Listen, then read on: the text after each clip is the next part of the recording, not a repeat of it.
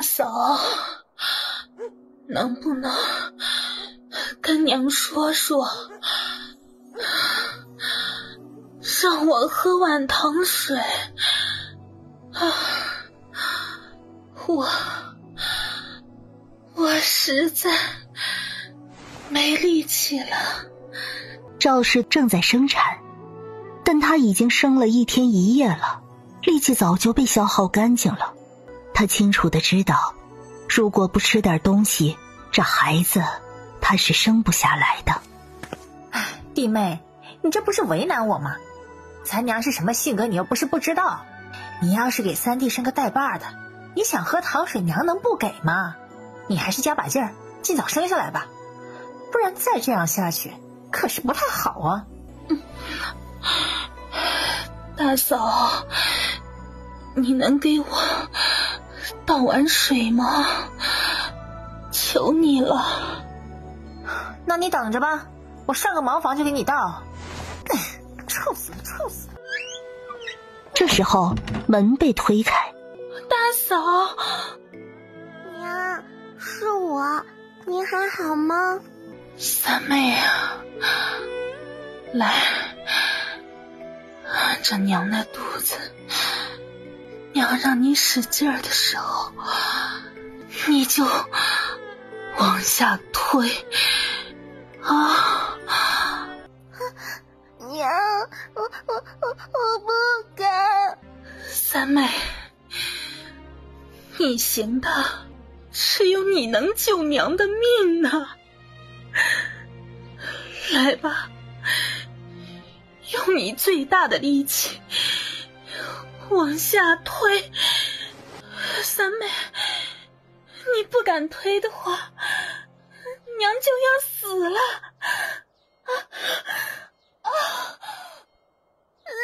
不要，我不要娘死，我要娘活着。娘。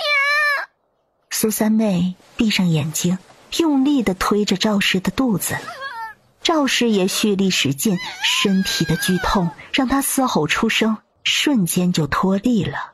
三妹呀，看看是姐儿还是哥？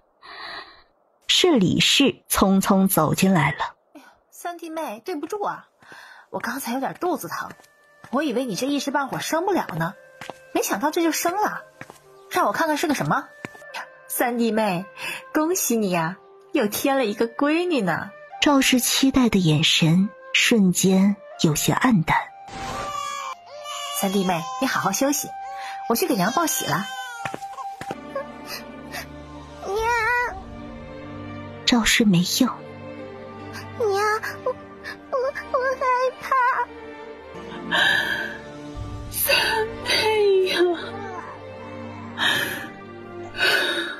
生了个女儿，他们一家就没有日子过。他这4个孩子，老大傻儿，老二发烧也傻了。2个女儿健康，可女儿在婆婆眼里无用啊。娘别哭，三妹会照顾好妹妹的。又生了一个赔钱货，真是没用的东西。我要是他呀，我都羞愧的恨不得一头撞死算了。哎，我老苏家怎么娶了这样一个灾星啊，专门下歪蛋的祸害。苏小璐望着流泪的赵氏，听着一个老婆子的骂声，心里也直呼我靠，她竟然成了个婴儿。她拍穿了。模模糊糊的，苏小璐觉得赵氏很不对劲儿，强烈的直觉告诉她赵氏有危险。可她现在是个婴儿，又说不了话。苏小璐的视线落在赵氏身边的小女孩身上，谁能救赵氏？恐怕只有她了。可她说不了话，怎样让这个三姐知道亲娘此时的危险呢？苏小璐想不到办法，所以她憋足气，张嘴就哭。苏小璐哭得撕心裂肺。四妹乖，别哭，别哭。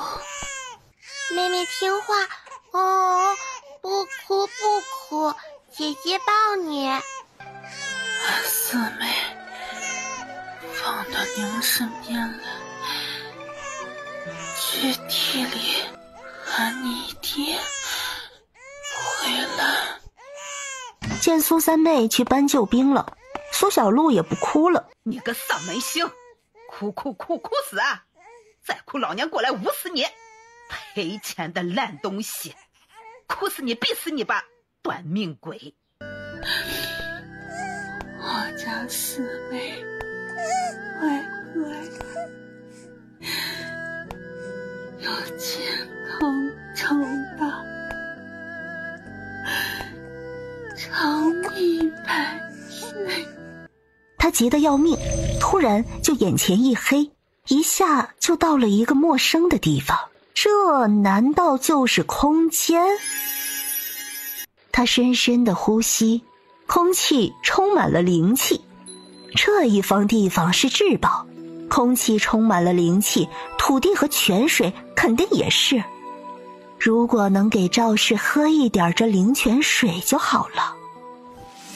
苏小璐默念出了灵泉水，感觉手指湿湿的，她自己含着拇指尝到了甘甜的泉水滋味。看着双目紧闭的赵氏，苏小璐艰难地把手伸向他嘴巴，感受到了嘴巴的湿润。赵氏舔了舔嘴唇，是水，她好想喝水啊，这水好甜好温暖。入口下腹，她只觉得一股暖洋洋的力量滋润着她，让精疲力尽的她渐渐有了力气。她睁开眼，发现小女儿的小手在她嘴边。赵氏吓了一跳，连忙把苏小璐的手推开了。四妹呀，对不起，娘是疯魔了，竟然饿得差点吃了你的手了。苏三妹跑到了地里，苏三郎和苏大郎、苏二郎三兄弟在地里收金玉棒子，苏老爷子带着几个儿子打头阵。除此之外，苏三郎的2个傻儿子也在帮忙干活。爹，您快回去看看，娘和小妹都很不舒服。你娘咋了？苏三郎背着大背篓从地里钻出来，苏老爷子也出来了，他阴沉着脸色。哎呀，有啥好看呀？又生了个赔钱丫头，老三不准去，好好干你的活。三妹，你娘还好吗？小妹好吗？不好，小妹一直哭，娘没有力气，娘也没有吃东西。苏三郎听得心口一疼。爹，我挑着这一挑就先回去了，冲哥和华哥留下顶我。咦，赵氏都生了那么多个了，有什么好看的？再看他也不是个带伴儿的。苏三郎装作听不见，和苏三妹一起往家赶。嘿呀，恭喜啊，三郎又当爹了。这闺女啊也没什么不好，闺女贴心呐。他何尝听不出这些人是挖苦他呢？二娘啊，娘，三妹，你回来了，你爹呢？我在呢，你辛苦了。苏三郎看见了他的小闺女正乖巧地睡着了，他心里一片柔软。三妹，去厨房烧点热水，咱们给你娘收拾一下。儿爹，是我没用，让你受苦了，这点小事儿就让我来吧，别的我也做不了啊。二娘，这血怎么止不住啊？不行，这得请大夫，我这就去求娘。正屋里，王氏依然在骂骂咧咧地骂着：娘，二娘还在一直流血啊，求您给她请个大夫看看吧。请什么大夫？他个专下歪蛋的烂货也配请大夫？你不好好的在地里干活跑回来，你是想吃白食是不是？你也不看看你身后那一串废物，你想让老娘白养着你们不成？娘，赵氏是我的妻子，是我孩子的娘，无论如何她都不能出事。娘如果不给她请大夫，赵氏死了，我几个孩子也活不成。那我也不想活了。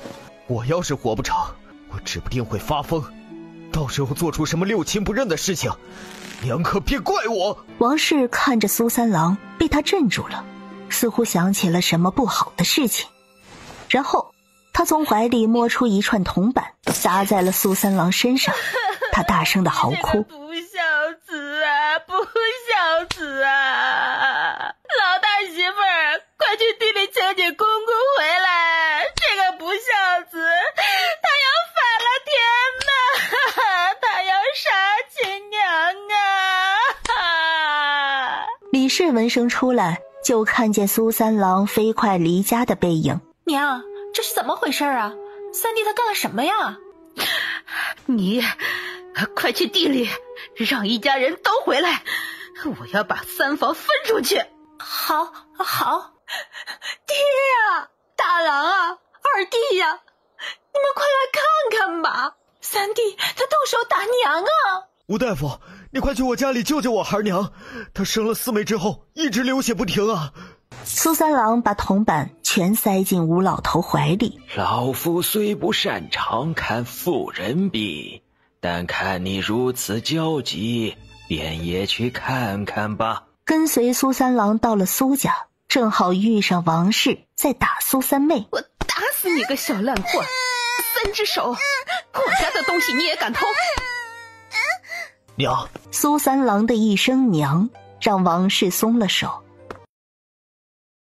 床上的赵氏昏睡着，吴老头给他把脉，是出血过多导致的羸弱，我先封针给他止血，但还得服用一些药才行。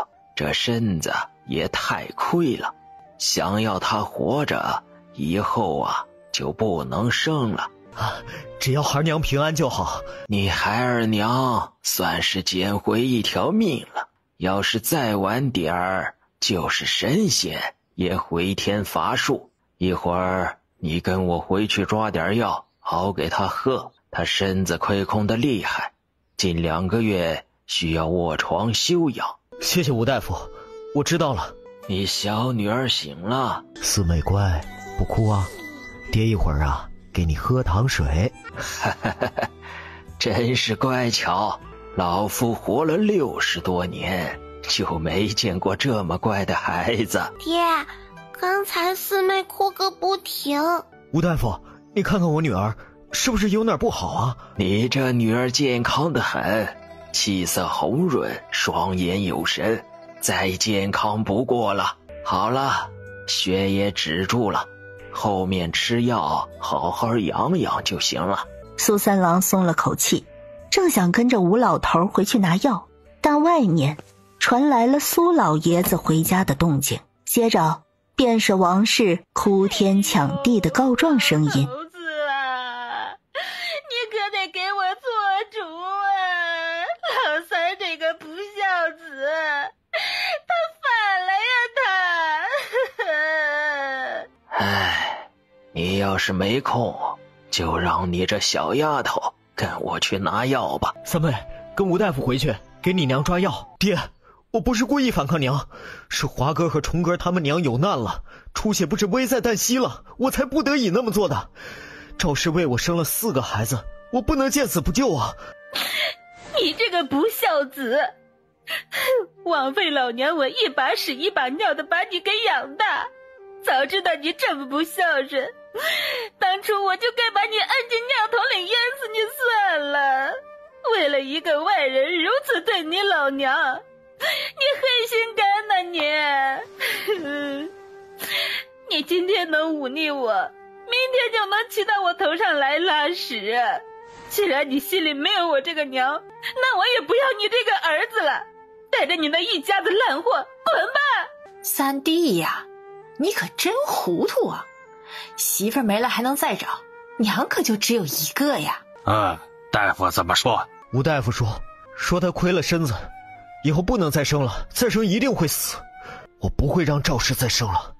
赵氏就是个扫把星，必须给我休了。那小赔钱货也是个灾星，一出生就克人，早点丢了好。你要是不同意，你们一家就都给我滚出去。三郎，你今日犯下大错，爹娘忍不得你。你娘说的你都听见了，你要是照做，你就还是我的三儿子；你要是不肯，那你就带着你一家出去过吧。好，那爹娘就把我们一家分出去过吧。苏三郎说完，就对着苏老爷子和王氏咚咚咚的磕头。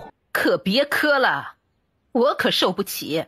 啊，分你200斤金玉棒子，50斤米，10斤腊肉，2只鸡。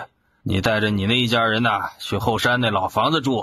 后山那4亩山地给你了。菜的话，家里那青菜挂30斤菜叶子给你家。那田呢？家里有好地10亩，好田10亩，爹娘却没想过分给他。你后继无人，你大哥二哥家人多，而且成哥和顺哥都要去读书。如果能出成绩啊，到时候赶考家里要卖田地。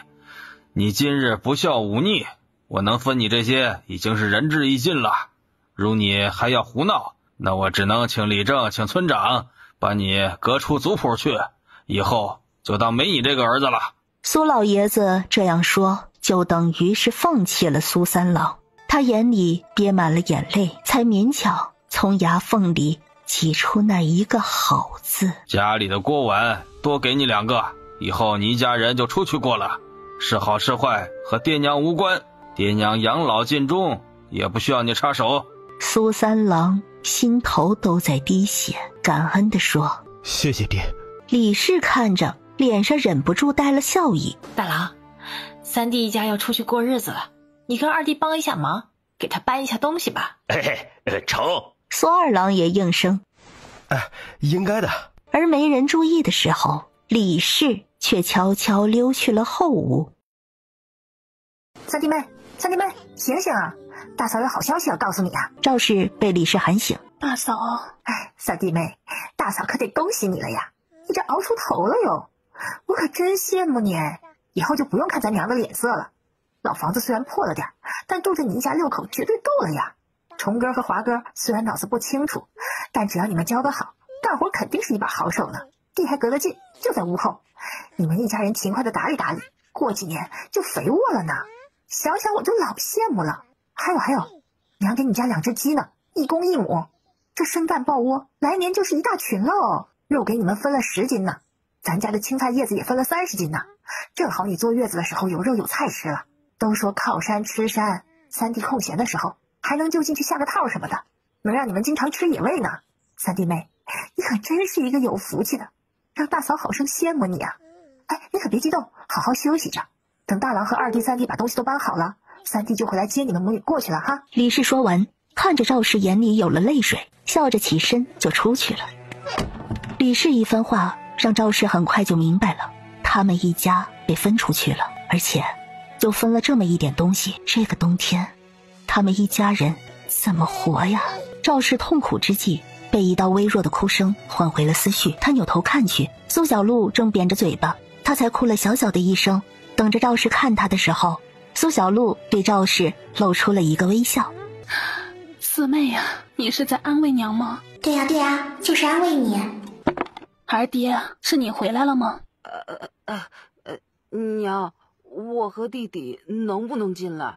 屋外，苏虫用2只无处安放的小手对虫虫，压低声音询问：娘，我也想看看妹妹。赵氏听到是2个傻儿子的声音。你们进来吧。小妹妹好可爱呀，眼睛像是葡萄，葡萄吃起来酸酸的。那小妹妹的眼睛呢？四妹的眼睛不能吃啊，她的眼睛是用来看你们的，要好好保护才行啊。吃了的话，她就看不见你们了。不吃。妹妹看我。不吃。不吃。这2个哥哥真的是脑子有问题，正常人根本问不出这样的话，也不知道每天吃灵泉水会不会有所改善，也不知道他们的傻还能不能治，这得等他长大给他们诊脉才知道。妹妹笑了，喜欢。屋外传来了说话声音，是李氏故意提高了嗓门。这就搬好了，三弟是回来接弟妹他们的吧？正好，我刚看见虫哥和华哥回家了呢。苏三郎没有和李氏搭话，而是看了他一眼。杵着等啥等？还不快点趁着天早带你一家人过去收拾，该分的都分给你们了，今晚家里可不会做你们家的饭。苏三郎看向王氏，亲娘眼神很冷漠，让他心口生疼。只是看了一眼，他就垂下眼眸，暗暗捏紧了袖下拳头，转身朝着后屋走去了。他以为赵氏还睡着，正想着怎么跟他解释，他看见自己的2个儿子已经在收拾东西了。二娘，二爹，什么也别说了，只要咱们一家人在一起，比啥都强。他发誓，他一定会养活一家人的。不够吃，大不了他进山去打猎去。接下来就是收拾一家人的东西。赵氏想起来帮忙收拾，被苏三郎阻止了。你别动，这些小事让我来。我带着虫哥和华哥先过去铺床，一会儿三妹回来了，叫她在你身边，我很快就过来接你们。苏三郎带着2个儿子搬了被褥一些过去，屋里就只剩下了赵氏和苏小璐。没多久，苏三妹拿着药包回来了。回到家里，看见家里空空的，她有些不安。三妹，过来，到娘这儿来。三妹啊，咱们要搬新家了，你爹爹和大哥二哥已经过去铺床了，一会儿啊就过来接咱们娘仨了。苏三妹听懂了。哇，娘，四妹好漂亮。是啊，还很乖呢，这么久没喝上奶也不哭。三妹啊，今天累了吧，上来睡会儿，一会儿爹和哥哥回来，娘再叫你。今天他们一家被赶出去了，可却也最难得清闲的一天。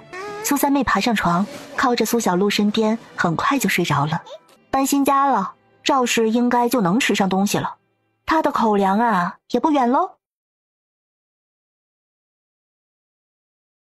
一家人从房门出来，李氏和王氏站在院子看着，看见苏三郎这么宝贝赵氏，王氏冷冷的讽刺：专下歪蛋的烂货，有什么好宝贝的？破灾星赔钱的东西，要是我早就按进尿桶里淹死算了。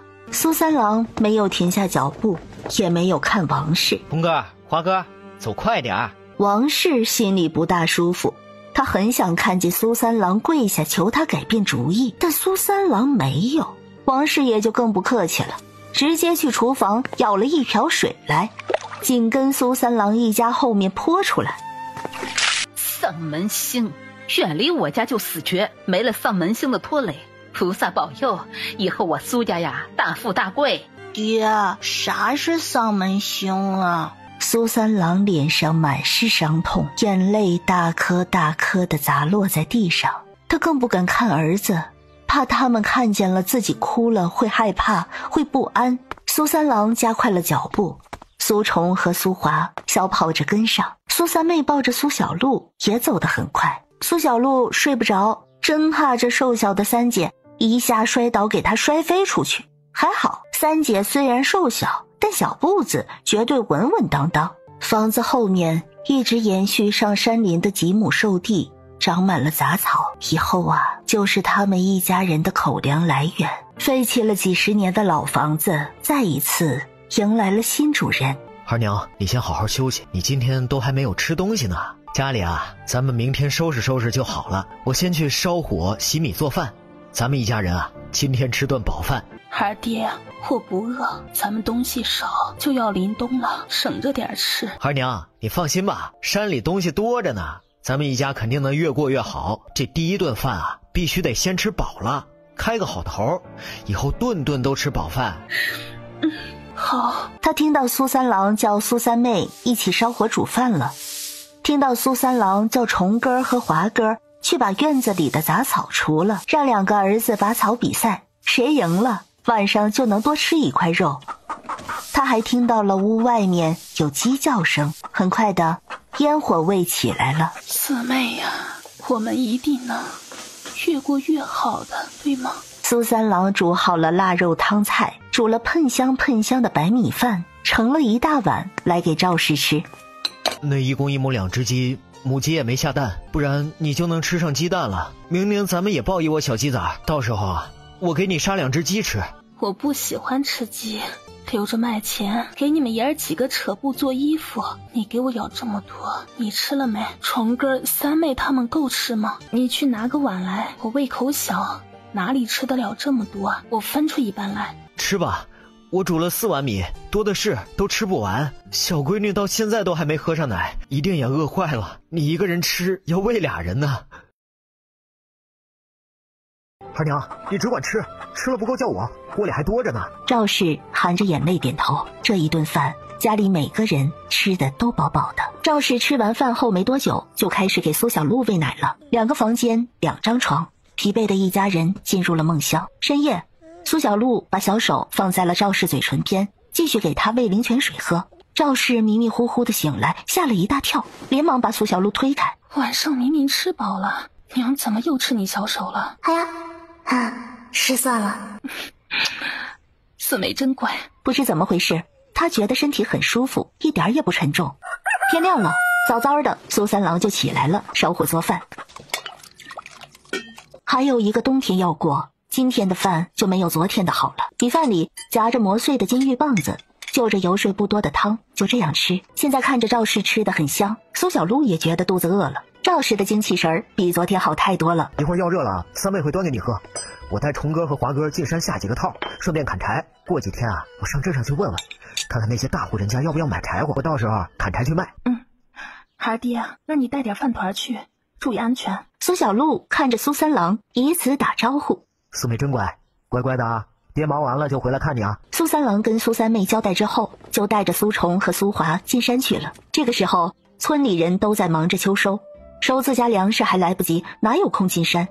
也就苏三郎被爹娘赶出去了，不用干农活，才有空进山去。苏三妹也没闲着，在院子里挖蚯蚓，喂给家里的2只鸡吃。中午的时候，又给赵氏热饭吃。有灵泉水的滋养，赵氏今天就能自行下床了。她想去收拾家里，但她要往外走，苏小璐就哭。赵氏身体弱，这时候怎么能干活？苏小璐哭得撕心裂肺，赵氏不得已只能回到床上安抚。四妹啊，你是不是害怕娘不在身边？别怕，娘在呢。身体都不好，干什么活呀？也不差这1个月吧。赵氏哄着苏小璐睡着了。三妹，你来和四妹一起睡觉，娘来收拾一下家里。苏三妹听话的替代赵氏躺下。赵氏起身准备出去，苏小璐扁了扁嘴巴。四妹，你别哭，你别哭，姐姐在呢，四妹乖啊。不听，王八念经。反正她哭就对了。嘹亮而撕心裂肺的哭声让赵氏心都快揪在一起了。她不得不放弃出去收拾的念头，连忙回到床上来。哎呀，做个婴儿真不容易呀。赵氏看着苏小璐停止了哭泣，叹了口气。这样几次，她渐渐的也明白过来，这个小闺女儿认人了。到了下午，苏三郎带着苏虫、苏华回来了，兜着好几斤野毛栗子。哎，三妹，快来，哥哥给你吃这个。苏三郎进了屋子。二娘，你说我运气好不好啊？我和虫哥、华哥进山就发现这棵野毛栗子树，隔着往年啊，肯定是打不着的。刚好现在都秋收，这棵树上的咱们家能全包了。我估摸着树上还能打10多斤呢。孩儿爹，你一定要小心，树高就算了，要注意安全。我知道，我明天去就全打了回来，留一些吃，一些拿去卖了。好，这个好消息让一家人都很开心。苏三郎看向睁大眼睛的苏小璐。四妹今天乖吗？苏小璐顿时扁嘴了，看着苏三郎就很委屈，委屈的哼几声，又看一眼赵氏，之后又看着苏三郎，他在无声的告状呢。苏三郎一个粗糙汉子，不知怎的突然就懂了，然后带着疑惑看向了赵氏。二娘，我怎么觉得四妹在跟我告状啊？赵氏有些惊讶，他也很诧异。别说苏三郎这么觉得，就连他也是这样觉得。这才出生还知道告状和委屈了。二娘，你是不是没有奶，让四妹饿着了？应该是吧，我给她喂喂，看她急不急。苏小璐摇头拒绝，她不饿。也不是饿呀。说着，她忽然好似想起了什么似的，一个猜测在脑海中成型。她惊讶出声：应该不会吧？什么不会吧？你今天干什么了？你是不是干活了？你才生了四妹，身子还弱，好不容易捡回一条命，你哪能干活啊？孩儿爹，我没有，是这样的，你听我说，今天我觉得精神好了很多，人也有力气了些，也不累，就想起来收拾一下家里。可奇怪的是，我这一要出去，四妹就哭了。现在想着，赵氏觉得很不可思议。或许这小闺女儿不是认人了，而是不想她去干活。赵氏看着苏小璐很灵动的眼睛，突然就心软了。我还让三妹进来照顾四妹，但就是这样，我要出去，四妹还是要哭。咱们四妹聪明，知道心疼娘，是个孝顺的孩子。啊，亲爹好黑哦。不过宽厚的臂弯，温暖柔和的眼神，好温柔，能有这样一个爹爹，无疑是很幸福的。想着，苏小璐对苏三郎笑了。四妹真乖，知道照顾娘了。孩娘，你这个月就得好好休养，前几次没能养好身子，这次就得好好养。没有人会说你什么，家里交给我就好了。吴大夫说了，你身体弱，一定要好好养才行。要是你身子垮了，咱们孩子怎么办呢？好，我听你的。这个月辛苦你了。什么辛苦啊？一点都不苦。你休息，我出去割草，趁着天好啊，把屋顶补一补。走到门外，看到正在一起玩的3个孩子。冲哥、华哥，三妹，到爹这儿来。爹！苏三郎挨个摸了摸他们的头。冲哥、华哥，爹爹啊，交给你们一个任务，把咱们家的那井的草扯干净，把那臭臭的淤泥捧到外面。做好了，爹晚上给你们烧栗子吃，好不好？好。苏虫和苏华听着有吃的，都不由得舔舔嘴角，多的听不懂，但他们知道好好干活有吃的，吃好吃的，肚子会非常开心。爹放心，我跟哥哥会好好干活的。6岁的他已经懂了很多，知道自己的2个哥哥有些不一样，别人都叫他们傻子，他也觉得2个哥哥笨笨的，很多时候听不懂话。可就算这样，2个哥哥会摘酸甜的野果子给他吃，他们对他很好，每一次对他笑，眼里都只有他，别人的哥哥再好都不是他的，他的哥哥再怎么不聪明，那也是对他很好的哥哥。看着3个听话的孩子，苏三郎很欣慰，也就放心的出门割草去了，背着坏了1根尖绳的背篓去割那些荒草。这老屋年久失修，他要不抓紧翻修一下屋顶，这个冬天很难过。想着妻子和孩子，苏三郎埋头苦干，很快就割了一大片。有不少埋头秋收的人看见，都不由得摇摇头。说起苏家这个事情，谁说起来不得说上一句苏老爷子心狠，王氏心毒啊！要他们真为苏三郎说话，那是不可能的。三哥，一道声音喊了苏三郎。苏三郎抬起头看去，虎子，家里那么忙，别来我这耽搁了。什么耽搁不耽搁的？我家里今天活都干完了，我帮你割2把草，能费个啥事儿啊？再说了，咱俩打小就好，这时候我不帮你，我这以后能睡得安稳。而且近来连续好几个大太阳了，指不定哪天就阴了，要下大雨。嫂子才生了孩子，哪能淋雨？什么都别说了，干活吧。陈虎从山下上来，气都没有歇一口，就开始割草了。苏三郎心里装满了感动，有些凝噎。谢了。随着夕阳西下，太阳落山了，这一片荒地的草都被割倒了一大片。三哥，你准备什么时候翻新？今晚要弄吗？我吃完饭了来帮你一起编草。今天天气好，晚上有月亮。苏三郎心里感激，他看着陈虎拒绝了。虎子，你的好意我心领了，但真的不用帮忙，我闲着自己就弄好了。你也不容易，顾好你自己家吧。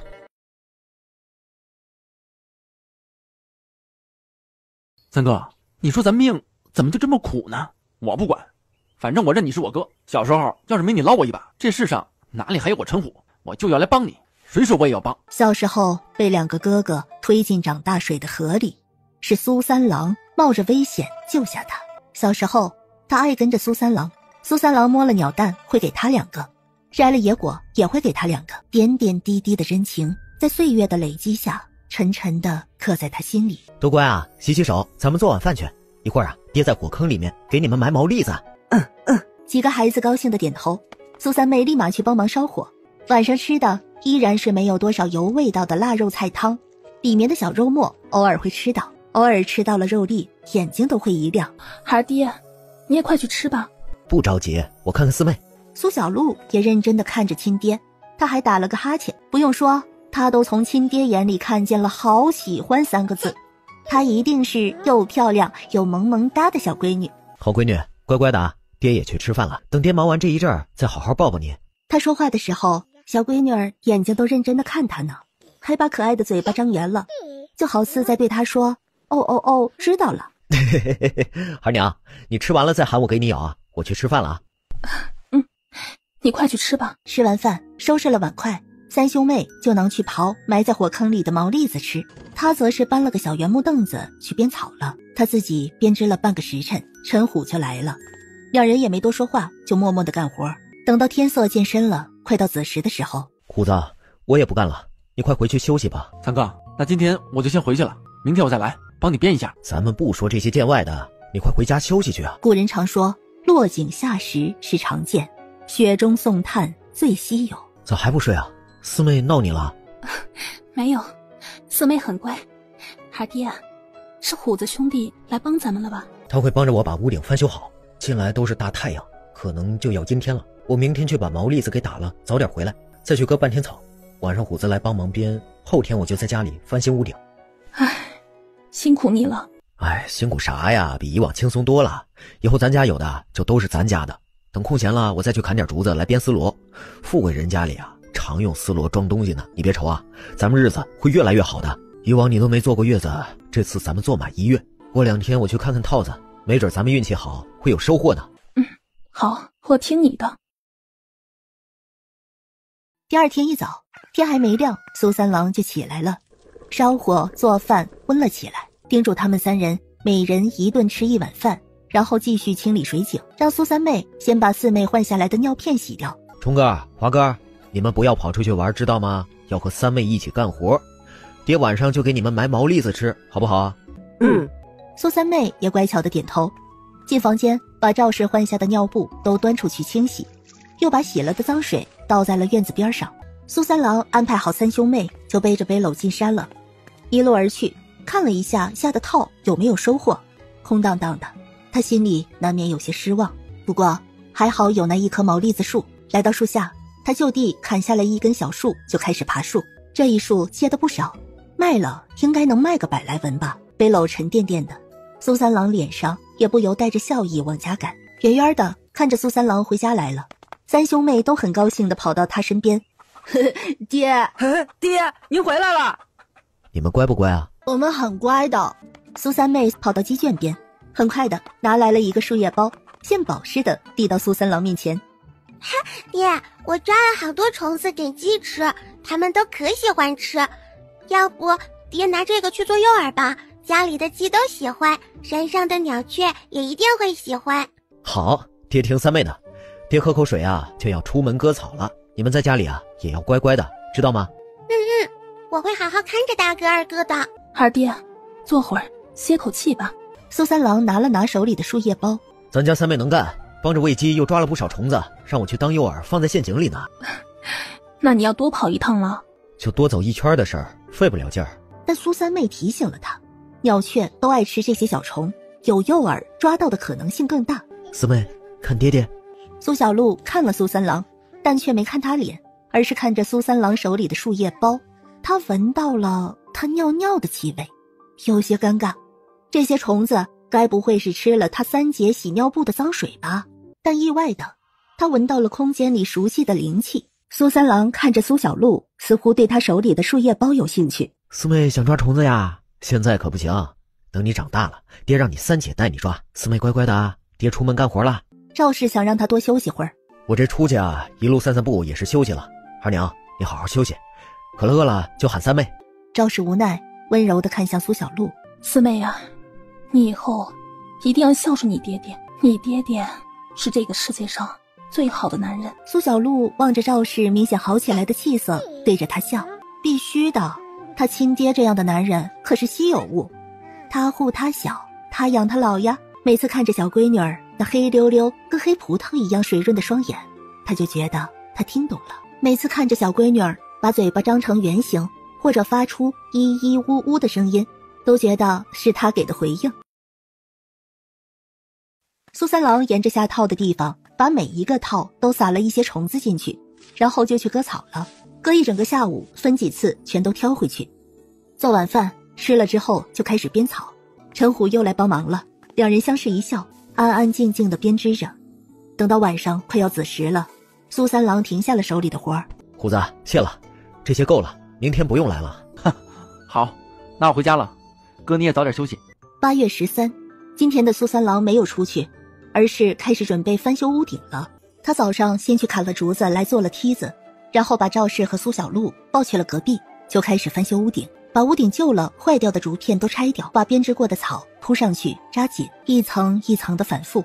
苏三郎叫了苏三妹递草，父女俩配合，等到天黑的时候，屋顶已经是另一个样子了。这下屋顶不透光了。苏小璐在心里悄悄地为这个好爹爹点个赞，动手能力太强了。看着这样的家，苏三郎也放松了，带着3个孩子去烧火做饭了。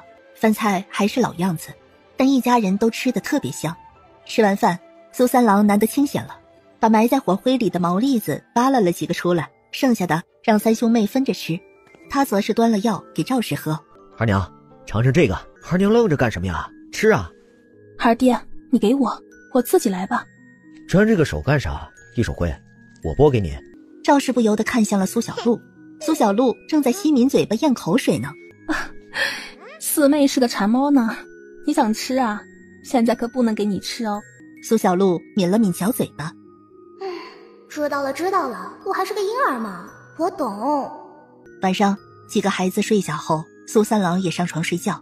这一晚是这几天睡得最安心的一晚，不用担心会下雨。8月14，苏三郎又准备去割一天的草，准备再给家里的屋顶加厚2层。他瞅准了一块荒地，去的时候路过了那个家里的地，看见了苏老爷子带着苏大郎、苏二郎一家在干活。领头的苏老爷子压低声音冷冷地说：我说都给我好好干，一个个慢吞吞的，别看那些有的没的。苏老爷子什么意思，一家人都清楚，所以谁也没有抬头喊苏三郎。苏三郎也不在意，倒是大哥家的小儿子顺哥突然发了脾气，甩了手里的割草刀，气鼓鼓地喊苏三郎：三叔，你咋不干活了？大哥二哥为什么也不干活啊？为什么他们可以玩，我却不能啊？苏大郎几步走过去，拍了小儿子苏顺一巴掌：你嚷个屁，赶紧给老子割，还想不想吃香喷喷的米饭了？苏三郎听到喊声停了一下，但很快他就头也不回地走了。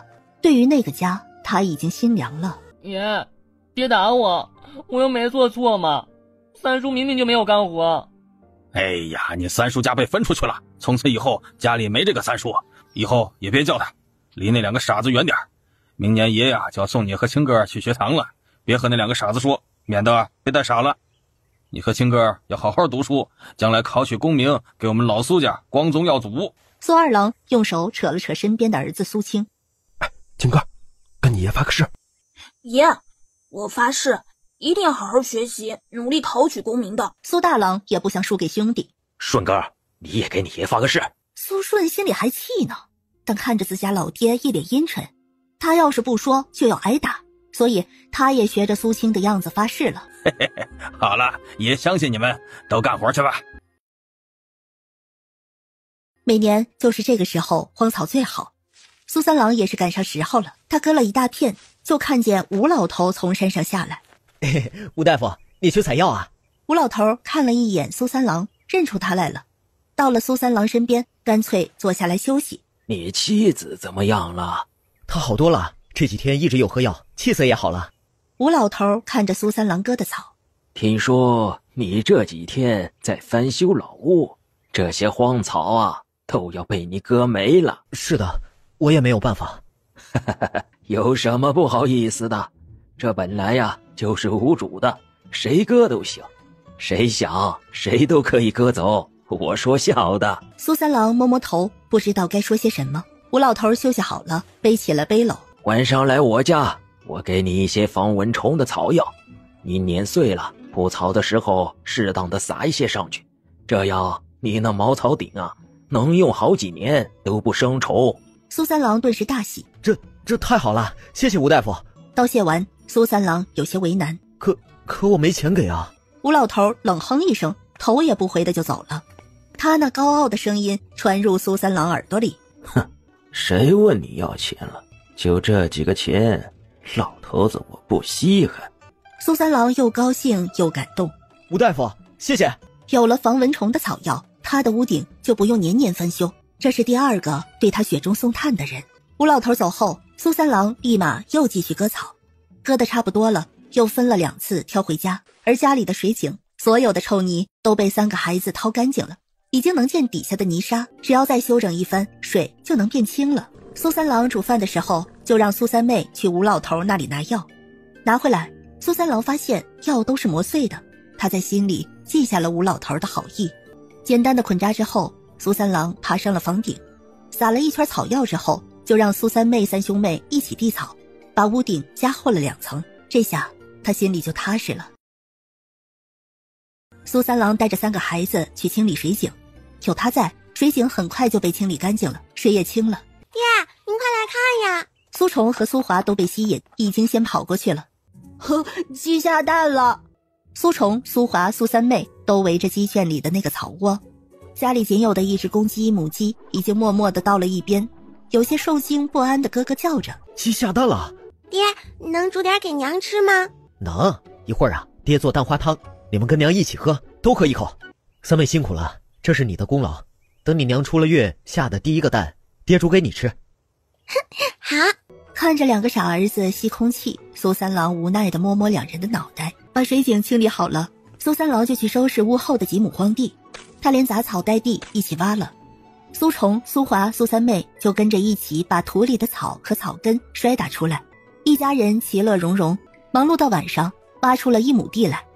现在这地是他一家人的口粮来源。晚上做饭，苏三郎把鸡蛋打成了蛋花汤，汤多了一些，让3个孩子都能喝到1小碗。他则是把剩下的端给了赵氏。赵氏有些惊讶：二爹，哪来的鸡蛋呢？你中午睡着了不知道，这鸡蛋是今天家里母鸡下的。这几天啊，三妹每天要挖很多虫去喂，所以这鸡啊都被养肥了，所以又开始下蛋了。快喝吧，可香了。二爹，你先喝2口。我喝这做什么呀？你才是真正的要喝。你要是不喝，那我就不喝了。苏三郎看着赵氏这么固执，便没办法，只好喝了2口。鸡蛋的味道很香很香，苏三郎不由得想，这是他吃过的最好吃的鸡蛋了吧。赵氏端着碗，小口小口地喝着，一旁醒着的苏小璐默默地动了动嘴巴。鸡蛋真的好香啊，不过也有熟悉的气味。想着苏三妹天天洗尿布，又抓虫子喂鸡，苏小璐就明白了，她喝灵泉水吸灵气，所以她的粪便非常的有营养。苏三妹天天泼水，那一块草应该好，草又养肥了虫子，虫子被鸡吃，然后鸡下蛋，蛋补人，世上的万物便是如此轮回。那他家以后养的鸡肯定好吃，哎，真想快点长大呀。赵氏吃饱了，苏小璐很快肚子也饱饱的。8月16是个阴天，似乎快要下雨了。苏三郎早早的起来做了饭，就准备出门砍柴了。这次他带上了苏虫和苏华，苏三妹在家里，家里的公鸡母鸡都能认识他了，看见他手里拿着东西都高兴地跑过来。娘，四妹好乖好听话。被夸奖的苏小璐心情非常好，对着苏三妹露出个微笑。四妹，姐姐好喜欢你。这雨来的太是时候了，凉快舒服。你也累了这么多天了，下雨了就休息休息吧。啊，正好前2天啊砍的竹子没用完，我一会儿划开收拾一下，编点咱们家用的簸箕什么的。辛苦你了。有什么辛苦的，我就坐那儿，就是动动手的事情。咱们啊会越来越好的。这毛栗子也干得差不多了，过几天等家里柴火够用了，我就到镇上去看看。苏三郎又摸了摸苏小璐的头，然后出了屋子。四妹，我们一家人一定会熬过去的，对吗？苏小璐看着赵氏，张圆了嘴巴，对赵氏露出个微笑。当然会越来越好的呀。下午的2、3个时辰，苏三郎都在编织箩筐子。雨停了。三妹，爹出去一趟，你在家里看着家，知道吗？爹你放心，我知道。花哥、虫哥，好好在家里，不要乱跑，要听妹妹的话。苏虫和苏华点点头，苏三郎微微笑了笑，转身就出门了。他想趁着天黑前去那几个陷阱看一看，或许会有收获呢。心里怀着期望，但他知道多半是走空的，山中物并不好抓，都精明着呢。快走到第1个陷阱的时候，苏三郎听到了拍翅膀的声音，他先是一顿，然后狂喜，飞奔似的跑过去。他的动静惊了陷阱里面的一只黑毛绿尾的野鸡，翅膀扑腾得更凶了，刚要飞起来，却被脚爪的绳子套得死死的。苏三郎一下扑到野鸡上面，死死地抱住了野鸡。感谢老天爷。而让苏三郎意想不到的还在后面。第2个陷阱里面有一只斑鸠，第3个陷阱是空的，但虫子已经被吃掉了，陷阱也被破坏了。第4个、第5个陷阱收获了1只野鸡和1只野兔。第6个、第7个陷阱空，诱饵也被吃掉，陷阱被破坏。第8个、第9个、第10个陷阱收获了2只野兔和1只斑鸠。看完了所有陷阱回去，他已经收获满满。苏三郎笑得合不拢嘴，感觉脚好似踩在云端上。孩儿娘，你快起来看看啊！苏三妹和苏虫、苏华已经听见声音跑出来了。哇，好多啊，好多啊，爹爹！孩儿娘，你看，我刚去看了陷阱，个个都有呢，抓着了3只野兔、2只野鸡，还有2个斑鸠，还都是活的。一会儿啊，我把这2个斑鸠拧了，给你炖汤喝。赵氏又惊又喜，很快反应过来。不用，你拿去卖掉，换成钱吧。银钱还能赚的，2只斑鸠也没什么肉，也不值钱，炖口汤给你补补身子，让三妹他们也跟着喝一口。明儿个我就去镇上，看看哪家人要用柴火。苏虫、苏华眼睛从进屋就落在野鸡、野兔上面，舔嘴巴咽口水。苏三妹咽了咽口水，抬头轻声说：爹，我不吃，我不馋。看着乖巧的女儿，苏三郎心里一阵酸涩，穷苦人家哪有不馋肉的呢？赵氏眼眸也有些心疼，他想到了没有分家的日子，吃饭的时候有肉也轮不到他们吃，苏三妹多看一眼肉都要被骂。想着这些，赵氏心口就发疼。孩儿爹，你说的对，多亏了三妹勤快，咱们今晚就吃斑鸠。孩儿爹，卖东西我也不懂，但以前我听大嫂和二嫂说过，买卖要货比三家什么的，你多走几处试试。二娘，你放心吧，我有数，我这就去了啊。你在家里有什么事情就叫三妹和冲哥、华哥，他们都听话的。赵氏看着苏三郎出门，轻轻地叹了口气，在心里默默地祈祷，祈祷老天眷顾他们家。苏小璐打了个哈欠，在心里默默地说：向爹爹发送好运。苏三郎背着背篓出村的时候，天才蒙蒙亮，他回头看了一眼家的方向，眼睛里有了许多情绪，但只是一眼，他就坚定地朝前走了。从村到镇上要走1个时辰，到了镇里进镇，苏三郎才知道进去要交1文钱，而没有钱的则是以物相抵，或者是赊账。苏三郎学着其他人的口气：官爷，我是乡下来卖点山里野货的，现在没有钱，能不能先记着，等我卖了这些出来的时候补上。你这是要卖什么？啊，野生的毛栗子和2只野鸡。成吧，在这儿按个手印就进去吧。城内街道分几条，路边摊贩对着过路的百姓吆喝着来吃面喽，香喷喷的大肉包之类的话语。苏三郎背着背篓左看看右看看，他并没有上前询问，而是决定先走一走。一圈下来，他心里也大概有数了，像是他一样从乡下而来卖东西的并不少，而他们都聚集在一条街，一路过去能看见野鸡、野兔和野果子，有不少穿着不错的妇人挽着篮子走过，看见了合心意的便会问一问价格。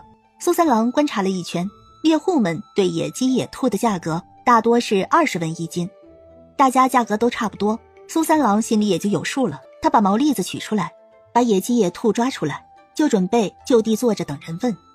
这时候远处小跑着来了一个人，苏三郎并不认识，但他边上的人们都已经提着野兔、野鸡站起来，纷纷笑着开口：孙管家，看看我这野鸡，今早才逮到的，皮都没破呢。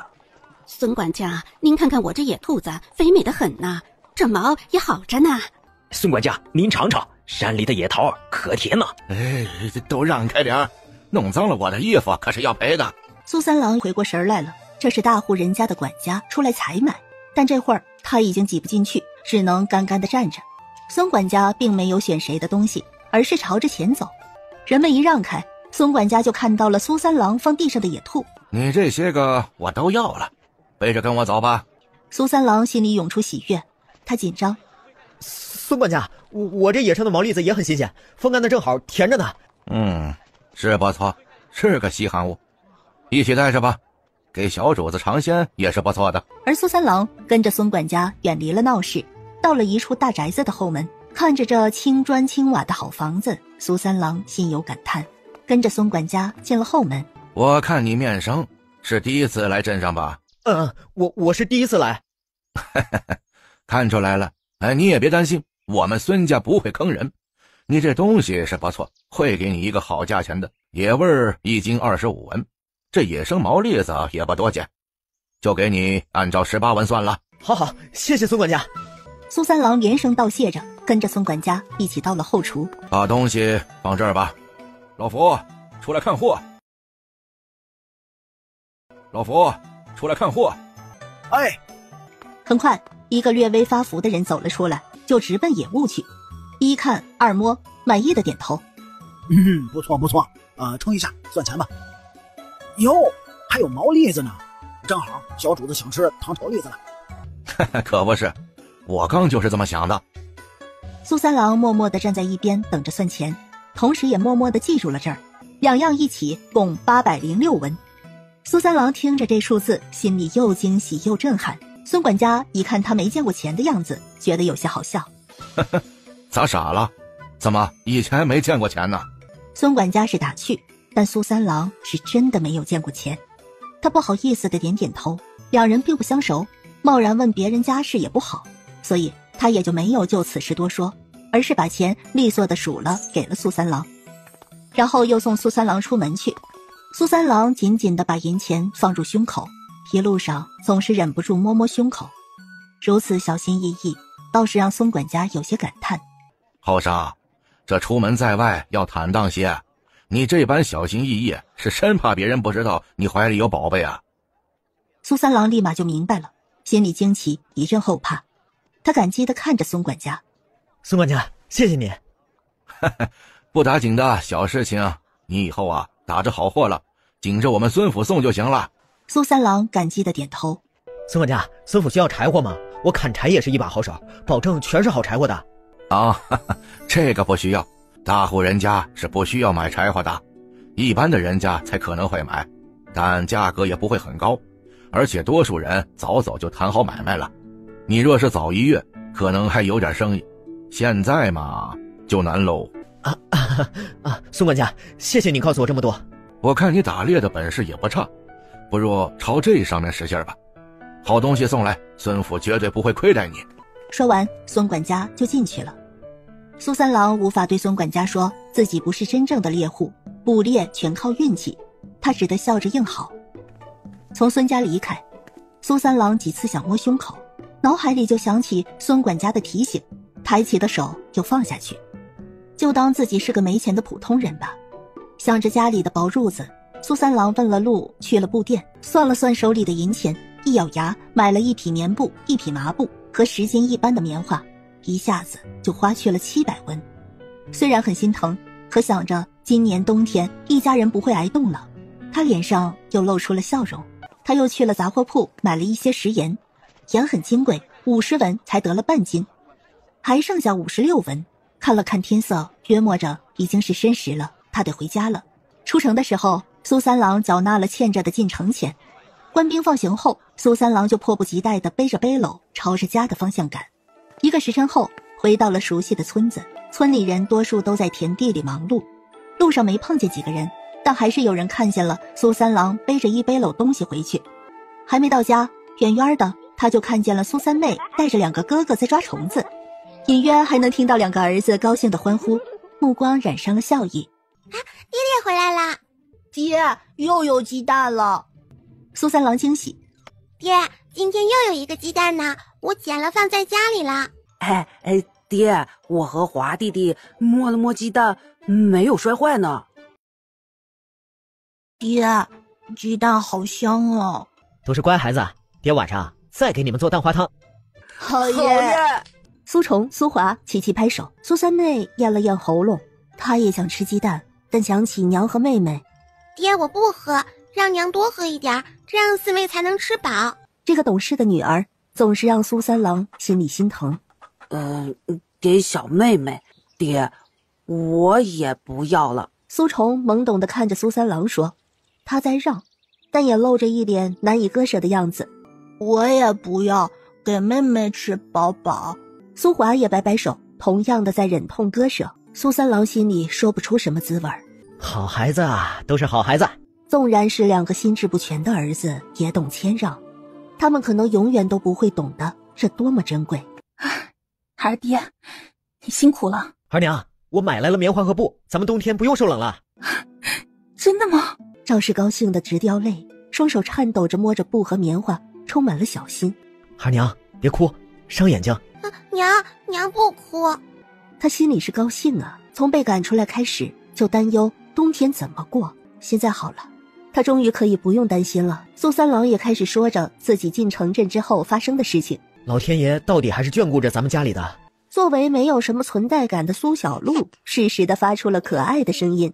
听完苏三郎跟赵氏的汇报后，他就放心了。原来野味还是值钱的呀，那悬在这个家里的刀就没有了，这个冬天不用担心会被冷死了。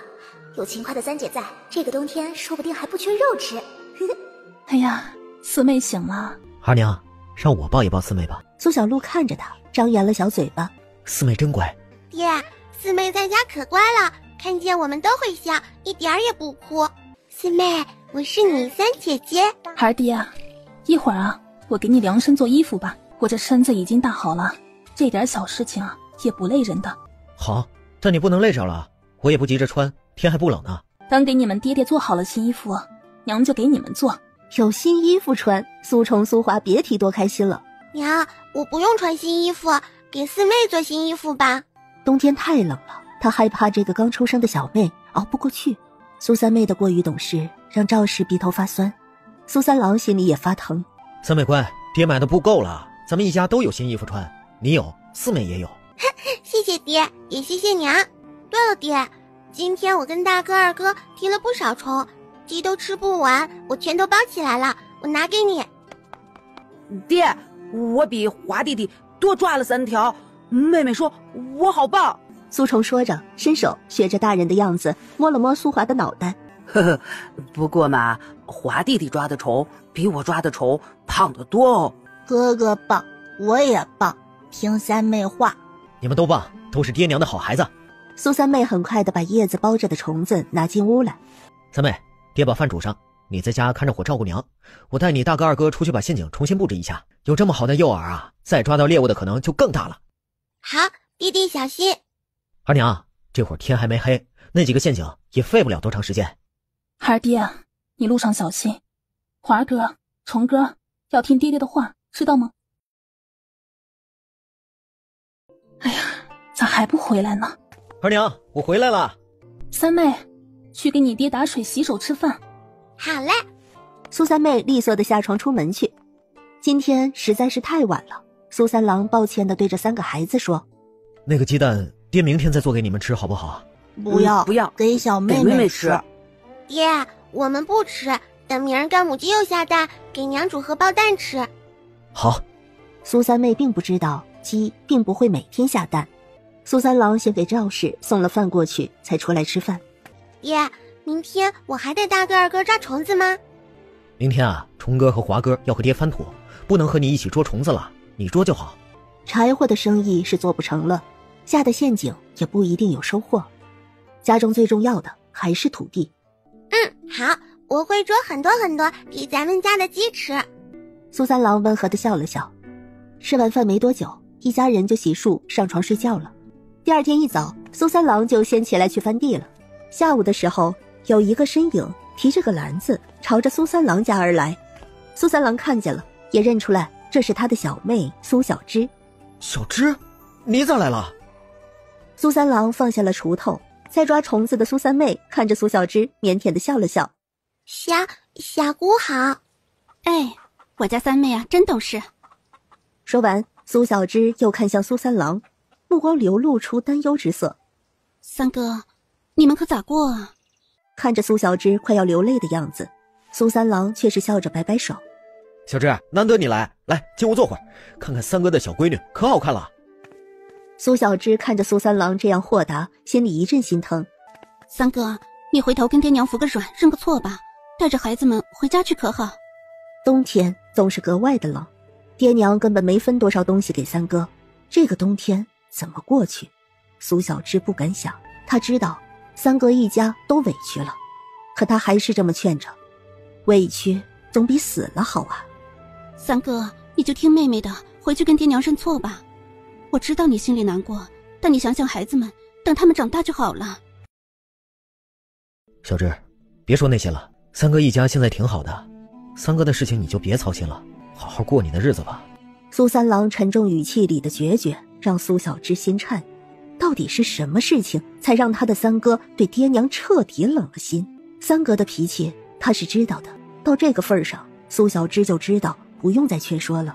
他跟着苏三郎进屋，把篮子放下，说道：三哥，这是我的一点心意，给三嫂补补身子。苏小芝带来了40个鸡蛋和100文钱。小芝，你拿回去。三哥，你要是不收，就是不想认我这个妹妹了。当年要不是你，我哪有现在的日子过啊？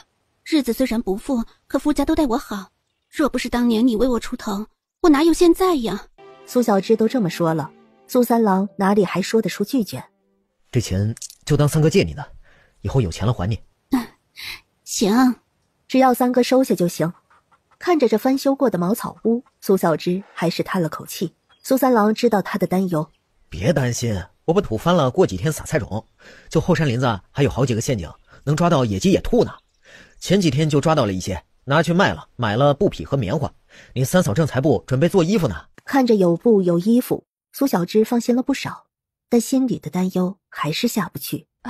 小芝来了，谢谢你来看我们。小芝，你坐着和你嫂子说会儿话，我去做饭。嫂子，到底发生了什么事情？你跟我说说，为什么就到这一步了呢？小芝，是我不争气，没给你三哥生个儿子。爹娘容不下四妹，说要么丢掉四妹，要么让我们一家人走。苏小芝惊愕地看着赵氏，不敢相信会是这样。苏小璐在床里侧早已醒来，不哭不闹，灵动的双眼好奇地看着苏小芝，似乎在打量她。而我也因为生四妹伤了根本，以后不能再生了。其实这才是根本。如果苏三郎愿意做个听话的儿子，苏老爷子和王氏也不是容不下他。只要他能够听话，丢掉女儿，让他这个不能生儿子的女人死掉就行了。是苏三郎狠不下心辜负他，所以他宁愿带着一家人出来过，哪怕他一家人都冷死饿死在这个冬天也无所谓。苏小芝心里有着说不出的情绪，她看着赵氏眼里有了泪，心里也隐隐的心疼。嫂子，你别想那么多了，这不是你的错，我三哥会这么做才是真正的男人，他不愧是我敬佩的三哥。苏三郎有情有义，所以他做不出抛妻弃女的事情，就如当年他会为了亲妹妹站出来一样。苏小芝从袖子里取下了一只银镯子，递给了赵氏。嫂子，我帮不了你们什么，这是我唯一能拿出来的，你不要拒绝，等家中实在困难的时候拿出来当了用，把今年熬过去了，一切都会好的。赵氏又惊又感动，想要拒绝，可拒绝的话到了嘴边却说不出来，只化作了眼泪流下。小芝，谢谢你，一定会熬过去的。赵氏重重的点头。好了，别哭了，你还在坐月子呢。苏小芝看向苏小璐，这才发现小丫头似乎一直在看她，小嘴巴一抿一抿的，双眼里含满了泪水，但她却没有哭出声来。四妹乖，给小姑抱一抱好不好？苏小璐眼泪哗啦啦的。她还想这个小姑可能是来找事情的，但她说算了，这个小姑是来雪中送炭的，这是多么的珍贵和不容易呀！苏小璐被感动，她也将这份感动记在了心中。苏小芝抱起了苏小璐，她还怕小丫头会哭出来呢，但让她没想到的是，她抱起来之后，苏小璐眼里的泪水渐渐没了，还张着小嘴巴对她露出一个微笑。四妹真乖，好像能听懂我们说话一样。四妹的确很乖，不哭不闹，带她一点也不累。那就好，那就好。下回呀，我再来看你们，四妹就要认人了。苏小芝叹了口气，她一年只回娘家一次，这次算着赵氏应该生了孩子来的，只是没想到只不到1年，却是翻天覆地的变化。既然回不去，那她从心底祝福这个正直善良的三哥哥能够和家人平安健康的过完这一生。是啊，下回你来，四妹说不定啊都能走了。我们四妹长大了一定很好看，她长得像三哥，但也跟你一样皮肤白白的。这么可爱的孩子，苏小芝难以接受，也想不通为什么他娘那么狠毒，容不下这个婴孩。苏小璐不一会儿就会笑一笑，苏小芝心都快化了。嫂子，你带着四妹休息着，我帮你缝衣服，我手脚快，帮你粗略打个底子。赵氏刚张口，苏小芝却已经去收拾棉花和布了。好，有劳了。苏三郎带着苏三妹在做饭，苏虫和苏华把苏三郎挖出来的草和草根都收拾好了。两人进了屋子，好奇地看着苏小芝。苏小芝眉目温和，虫哥、华哥，还记得小姑吗？去年过年的时候啊，小姑来看过你们。记得，小姑给我和华弟弟糖了。苏小芝笑着从身上摸出一个小纸包，递给两人。就剩下3块了，拿去分妹妹，一人1块，一起吃，知道吗？苏虫和苏华不知道该不该拿，苏小芝已经把糖包放在他们的手上了。听你小姑的，去外面分了三妹一起吃吧。苏虫和苏华眼睛都亮了。好，谢谢小姑。很快的，外屋就传来了苏三妹高兴的喊声：“谢谢小姑。”到外面去吃吧，这里爹来就够了。一会儿吃饭了，爹喊你们。糖，他从来没为3个孩子买过，也就只在苏小芝回娘家的时候吃到过。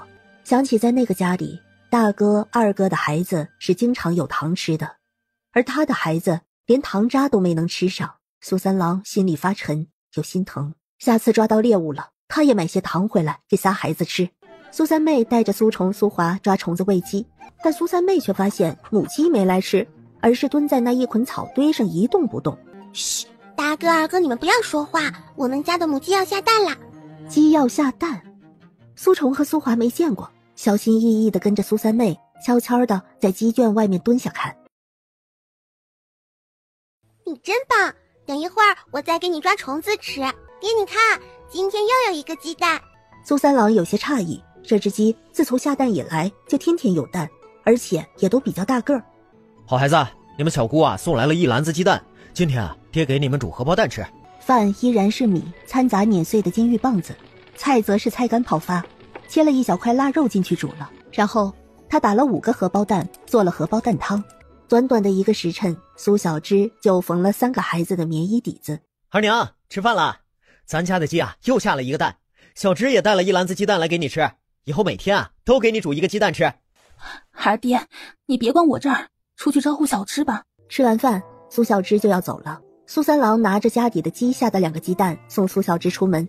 小芝啊，哥也没有什么回给你，这俩鸡蛋就是这家里鸡下的，不值钱，你拿回去当个好彩头吧。苏小芝没有拒绝，她接过鸡蛋。三哥，那我就回去了，明年我再来看你们。好，路上小心。送走了苏小芝，就带着苏虫、苏华继续去翻地了。而苏三妹在屋里照顾赵氏和苏小璐。苏小芝把鸡蛋小心地揣好，能抵3个一般的鸡蛋。想着她来的时候，看见苏三妹在抓虫子喂鸡，苏虫、苏华都在帮忙翻地除草，心里默念：老天一定要善待这一家人啊。回到苏家，发现苏家已经大门紧闭，似乎没有一个人在家里。苏小芝心里有些发凉，她上前敲门：爹娘，你们在家没有？没有人给她回应，但家里传出几个侄儿嬉闹的声音，让苏小芝明白家里有人在家，但却不欢迎她进屋。而这仅仅只是因为自己硬要去看三哥一家。去之前，王氏就说：你要是敢去，那你以后就别回来了。苏小芝没有当真，可这一刻看着紧闭不开的门，她知道王氏说的是真的。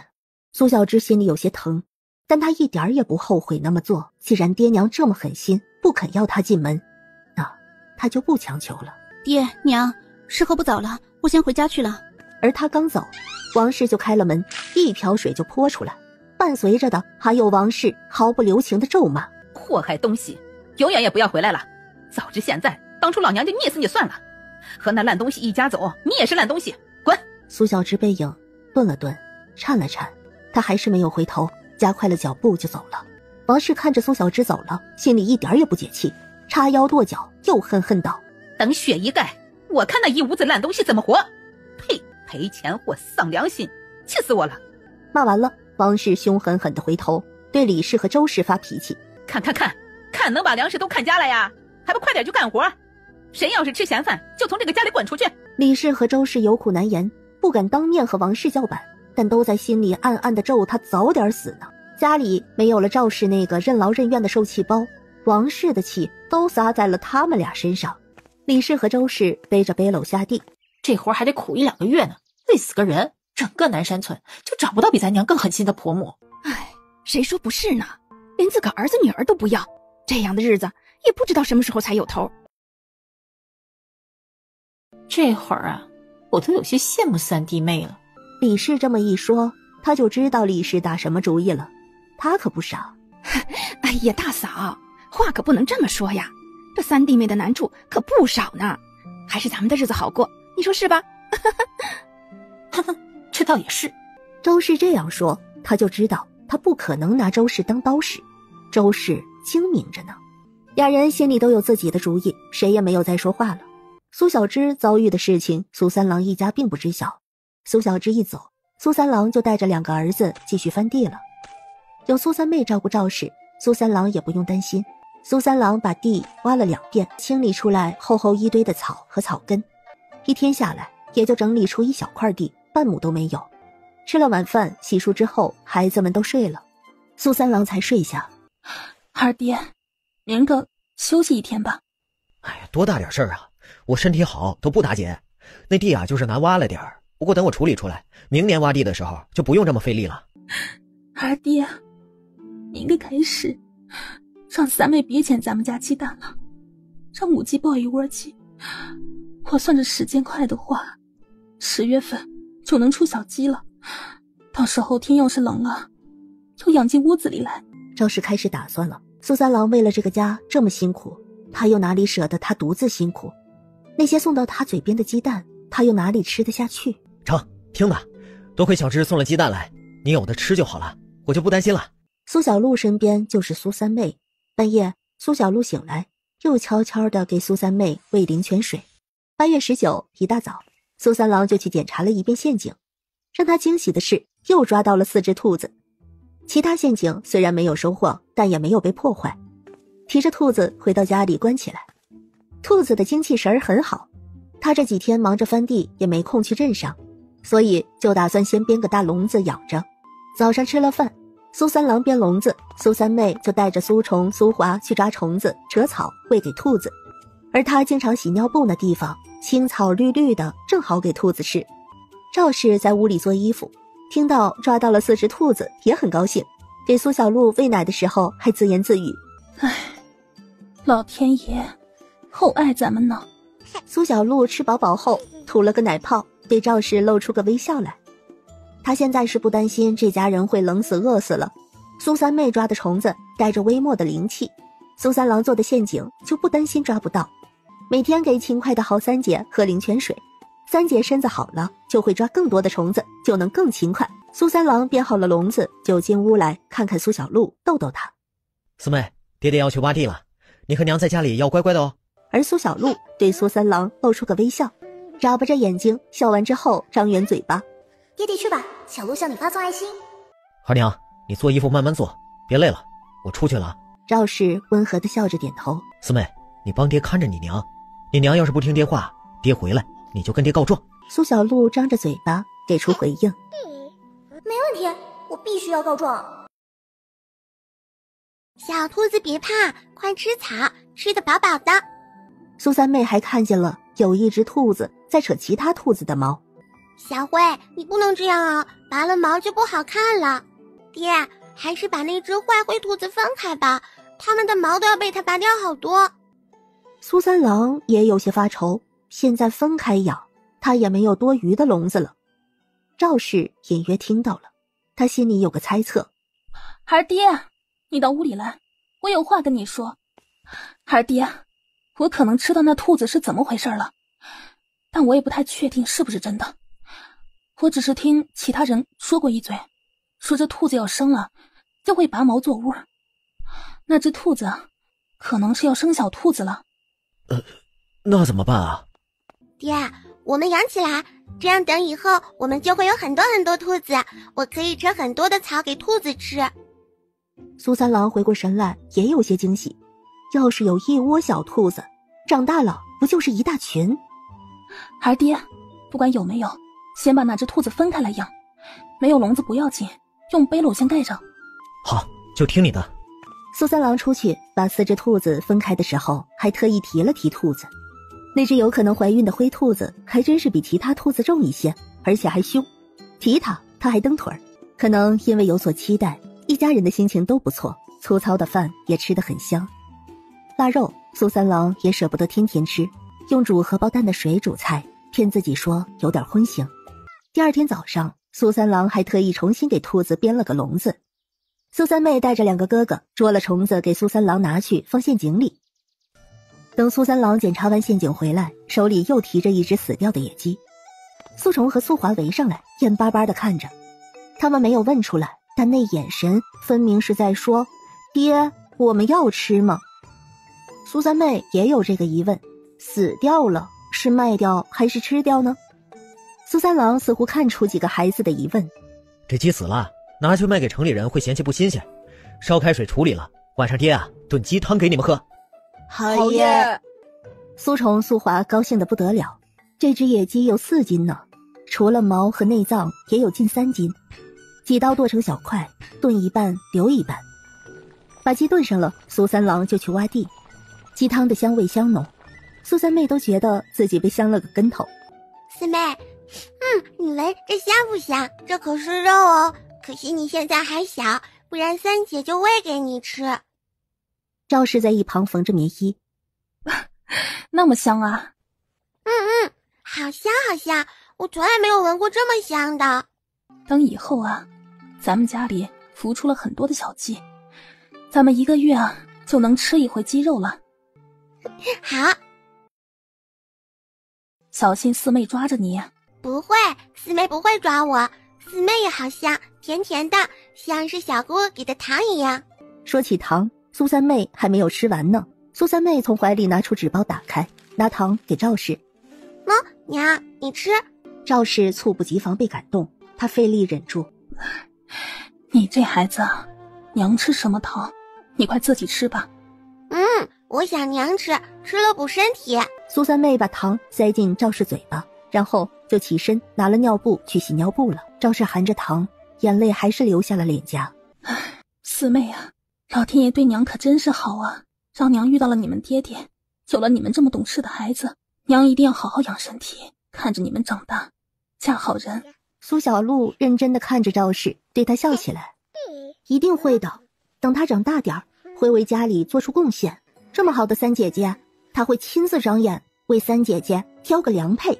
被赵氏包好，苏小璐就开始睡觉。现在还是个小婴儿的她，还是乖乖睡觉吧。四妹真乖，乖乖睡吧。娘给你爹爹、你哥哥姐姐做衣服。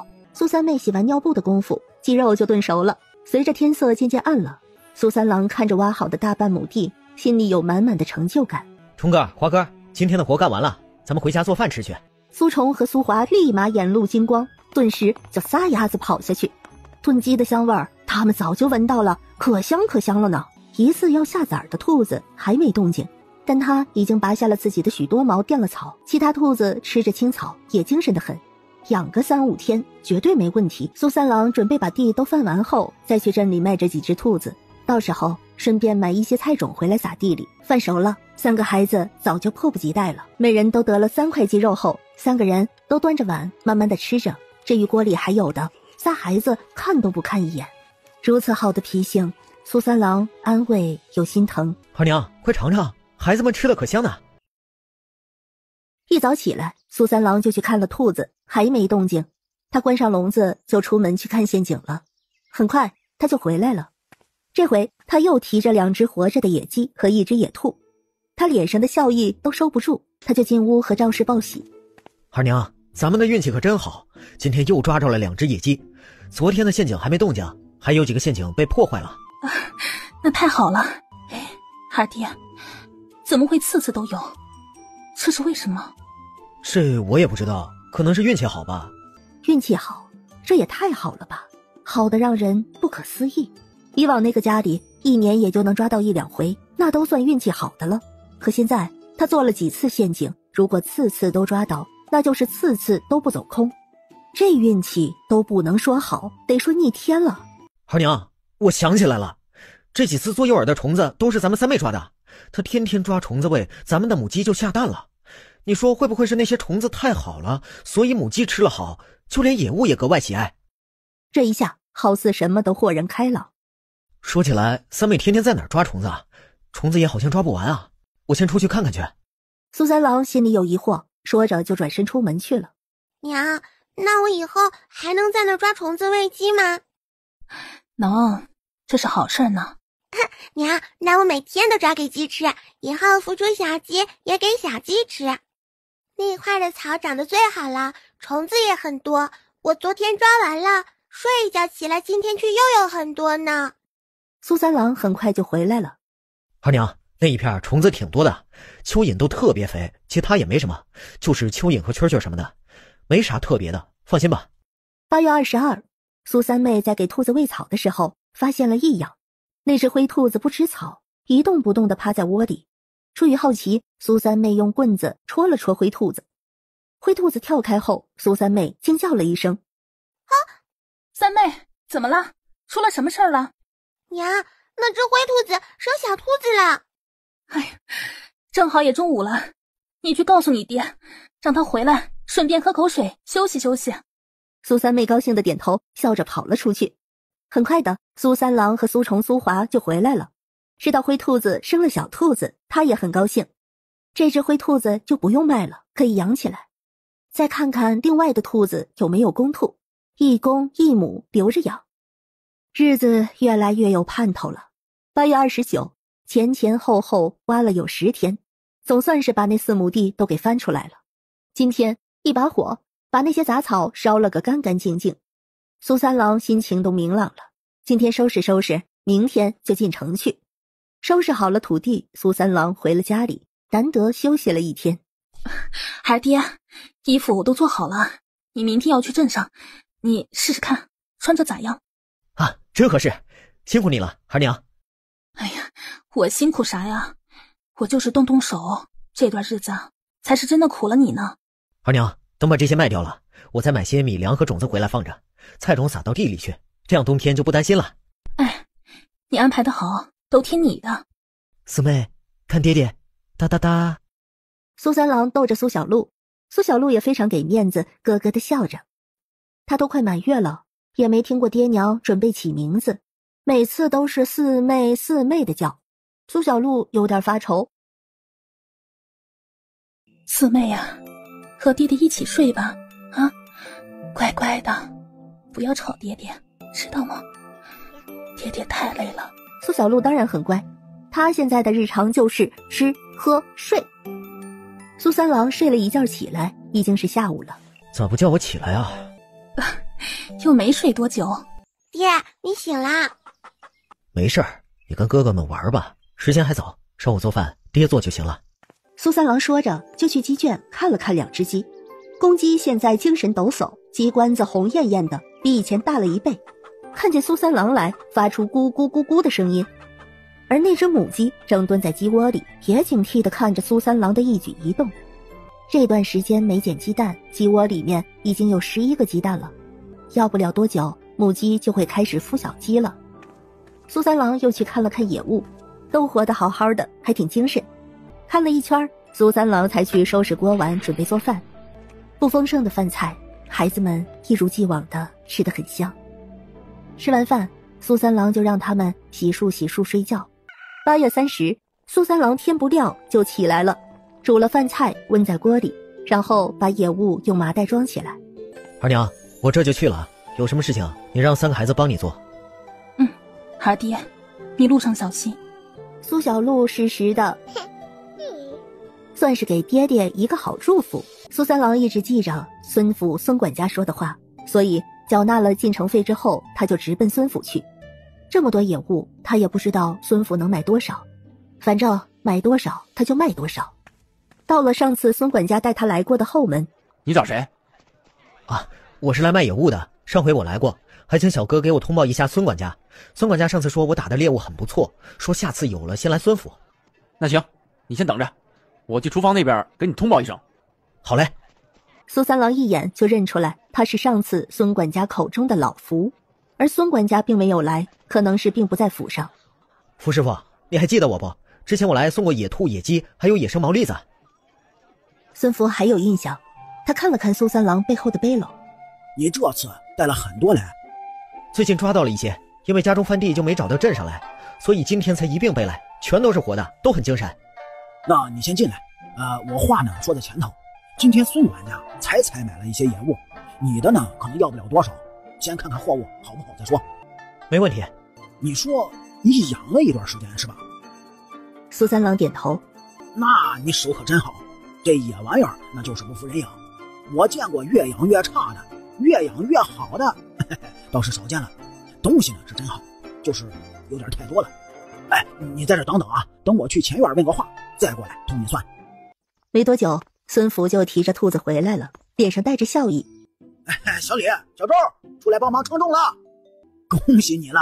哎，你这下我家主家发话了，全都要。以后逮着了，哎，也先送过来。不出意外的话呢，我们孙府都全收了。好。价格还是按照上次的成吧。这几只斑鸠呢，按一样的价格一起给你算，你看行不行啊？行，没问题。那兔子70斤，野鸡31斤，斑鸠3斤，一共是104斤，1斤25文，一共刚好就是2600文。孙福算完就开始数钱了，2两银子加600文到了苏三郎手里，沉甸甸的。他傻傻的笑着，好多钱呢，可以买很多米，还可以买很多布，不用挨饿受冻了。傅师傅，那我就先回去了，家里人还等着我呢。成，那你回去吧，我这儿也要忙了。孙福已经拿刀去抓兔子了，利落的一刀下去。他突然看向苏三郎说道：嗨，瞧我这记性，那个出府的路你能找到吧？我这儿也没空领你出去了。我找得到的。说完，他就转身离开，自行出府了。揣着沉甸甸的银钱，他想了想，拿出了20文出来。到后门的时候，他给了看门的小厮：小哥，这点小钱给你，还望你不要嫌少啊。小厮立马就换上了笑脸，恭敬地送了苏三郎出门去，也恭喜他好运气。苏三郎笑着和小厮道别，他这么做自然是为了讨好小厮，这样他下次来的时候也会顺利些。而苏三郎的大方也让小厮对他有了好感。看着苏三郎远走的背影，他心想，下回这个人再来，我就早点去通报。他卖了也不忘自己呢，总比别的猎户好多了。有点油水总比没有好，蚊子腿再小也是肉嘛。苏三郎去了米粮铺子。老板，我要买100斤粮食还有菜种，能不能给我便宜点啊？1斤最多给你便宜1文钱，你看你要不要？我要50斤白米，50斤金玉棒子粒和5斤白面。菜种的话，2两菜种就够了。伙计笑了笑，利落的拨动算盘。一共是1185文钱。客官，你自行算一算，看看可有错。苏三郎自己也在心里默默的算着，他算得很慢，伙计也不催他。苏三郎算了一遍，没有错。没错。说完就付了钱，3个大口袋就装满，放入了背篓里，2两菜种也在其中。而他身上的钱也还剩下1495文，背起背篓，准备再去买点糖，就回家了。客官慢走。苏三郎又花了10文买几块小糖，这才揣着剩下的钱回家去了。这次他回到村里的时候才是午时，这个时候多数人都在家中，看见了苏三郎还热心的打招呼。苏三郎心里很清楚，他们就是想知道他买粮食哪儿来的钱。苏三郎只是笑笑，并不接话。他不接话，问话的人也识趣不再问。路过苏家的时候，王氏脸色无比的难堪。你哪来的钱？你是不是偷了家里的钱？苏三郎心里一凉，冷冷的道：我搬家的时候，娘不是亲眼看着我有机会偷家里钱。苏三郎并不想和王氏多说，直接路过让他伤心的家门口朝前走。这已经不是他的家了，他的家在村的最后面。王氏看着苏三郎对他冷言冷语，心里很不是滋味，当即就跳着咒骂：杀千刀的，没良心的，有钱宁愿花去外面，也不肯到家里来买粮食。这么多年真的白养了，老天无眼，这样烂良心的都还不死绝。王氏恶毒的咒骂也没有让苏三郎停下来，苏三郎很快就消失在王氏视线里，无论他怎么骂都影响不了苏三郎。苏三郎回到了家里，3个孩子立马就围着他，帮忙扶着背篓，帮忙放粮食。温馨温暖的小家庭很快就拂去了苏三郎心里的难过。二娘，我跟你说啊，今天我一进城就去了孙府，还以为孙府买不完呢，结果孙府一口气全买了。我们运气可真好啊，我把粮食和菜种都买回来了，一会儿啊我就去把菜种撒了。那太好了。都过来，爹今天啊还买糖回来了。一听有糖，苏虫苏华就高兴地围上去，咽口水露出了馋样。苏三郎抓了2块放赵氏手里，就把剩下的递给了苏三妹。还有10块，你们3人1人3块，多出来的1块三妹吃。苏虫苏华没意见，他们从不贪心。二爹你也吃，我们1人1块，一起填。下午的时候，苏三郎就去把菜种撒在了地里，种好了菜种，苏三郎就去提水浇水。这点事情他就没让3个孩子帮忙了。苏虫、苏华和苏三妹3人就在周围扯草抓虫子，喂鸡喂兔子，或者是在院坝打石头玩。等到黄昏，村子里家家户户升起了炊烟，他也回家做饭了。9月12，赵氏出月子了。二爹，我已经大好了，你也说了家里没有什么活，我在家里给你们洗洗衣服做做饭也不累的。三郎拗不过他，只好顺了他。赵氏抱着苏小璐出门晒太阳，这也是苏小璐第一次出门。世界一片明朗，赵氏出门就把苏小璐塞苏三郎怀里。早就想出来看看了，母鸡抱窝也有段时间了，也不知道能出多少只。母鸡看见赵氏，警惕的伸手从母鸡翅膀下就去摸，他开始检查鸡蛋。二爹，这窝鸡蛋都不错，能出12、13只呢。现在你放心了吧？放心了。苏三妹和苏虫、苏华扯了草，抓了虫子来。娘，都是好孩子，长高了，也精神了。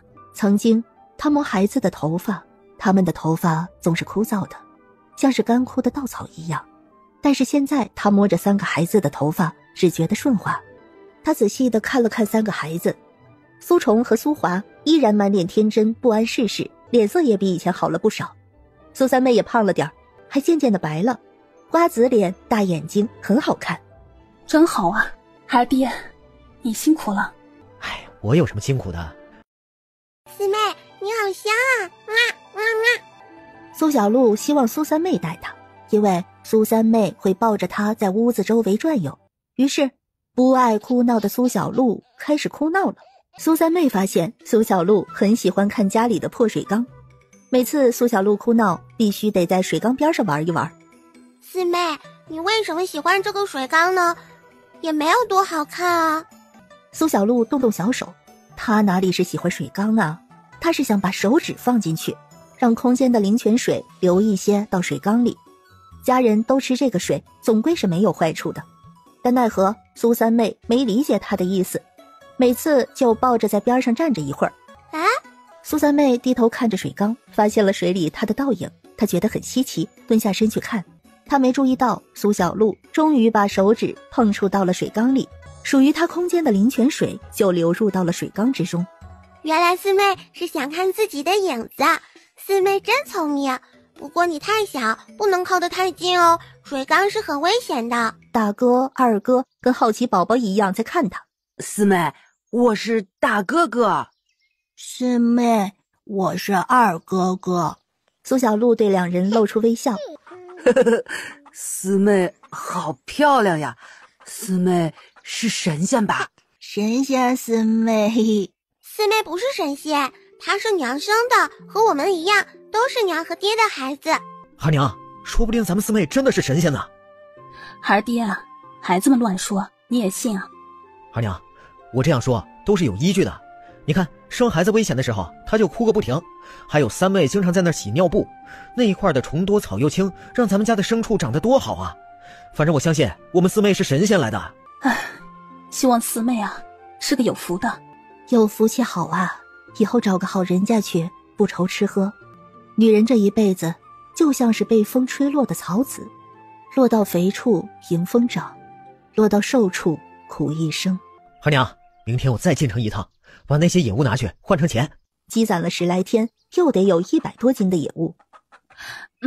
行。9月19，天不亮，苏三郎就起来了。赵氏也轻轻的起来帮忙收拾。二娘，卖了这次，以后打到了，咱们家里也留些。我买些盐回来，咱们腌了做成腊肉。明年啊，咱们也买一头小猪喂着。行，都听你的。说着，赵氏去拿了钱盒子，准备把存着的几百文都交给苏三郎。我不用钱，你好好放起来，等多存点，我想带崇哥和华哥去城里看看大夫。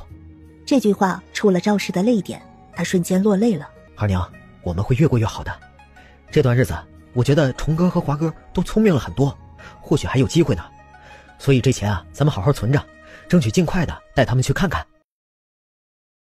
苏三郎背着沉重的背篓出门，赵氏含泪相送。等看不到苏三郎背影了，赵氏才进屋。苏三郎进了城，照常的直奔孙府。小厮一见他，熟络的打起招呼：“这位哥，可算把你盼来了，你打的东西可真好啊！我家主子都吃不惯别家的了。孙管家和老夫叔都上我这儿问你好几次了。”苏三郎可是整整20天没来了啊，家里忙，所以我就没进城。成，你快进府去吧。老夫叔都说了，你要是再来，不用通报，直接把东西送厨房那边去给他们长眼就行了。那成，小哥你先忙着，我先过去了。小厮笑着点头，心里美滋滋的。苏三郎直接来到厨房院子，厨房里忙得热火朝天的，时不时的传出来阵阵骂声。哎，那火再大一点，老子是怎么教你们的？哎呦喂，这菜味都快散了。那边切菜的速度快一点，这丝儿不丝儿块不块的，你还想不想吃饭了？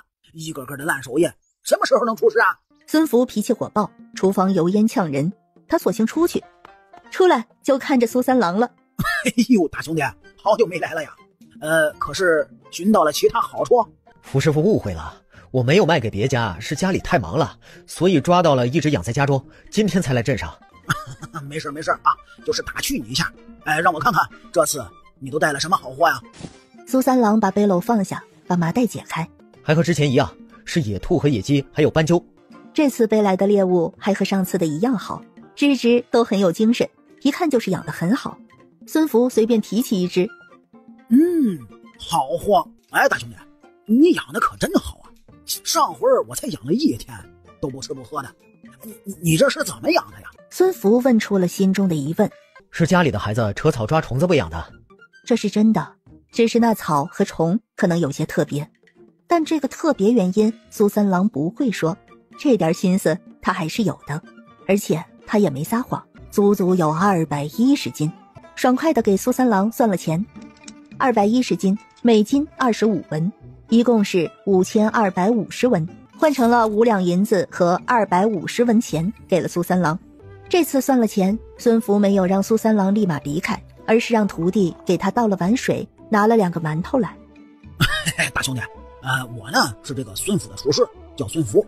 那个你叫什么名？家住哪儿啊？我看啊，你应该走了长路，喝口水，吃俩馒头垫垫肚子吧。大白馒头又香又软，被孙福徒弟塞手里，苏三郎根本不舍得吃。他的3个孩子和妻子还从没吃过这么好的馒头呢。孙福看他这样子，一眼就看明了。大兄弟，你只管吃，一会儿你回去呢，再带5个回家给娃吃。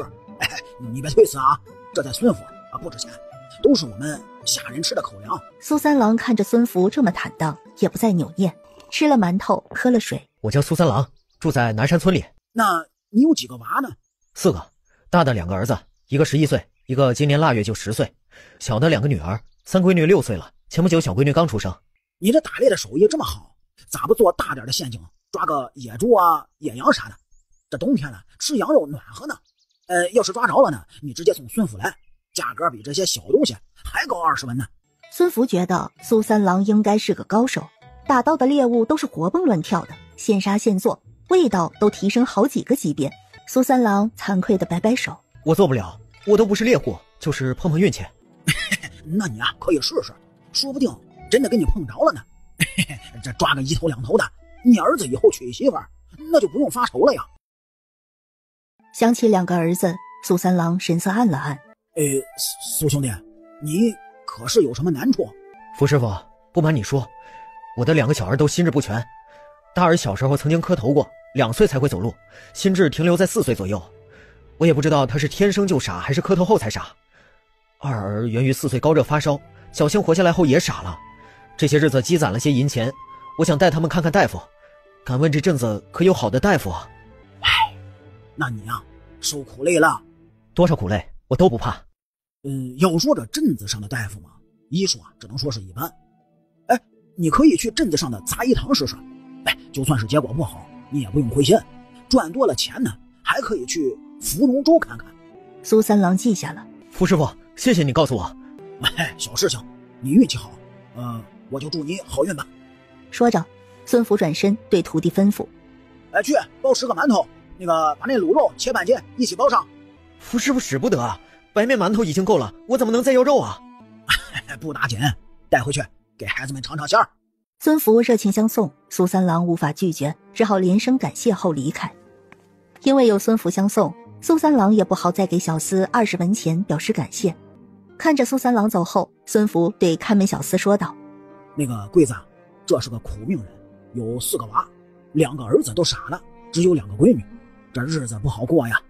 他能自作主的为娃儿寻医，这上头呢怕也是没爹娘护着了，可怜哟。哎，以后他的谢礼还是别收了。”那他命可真苦。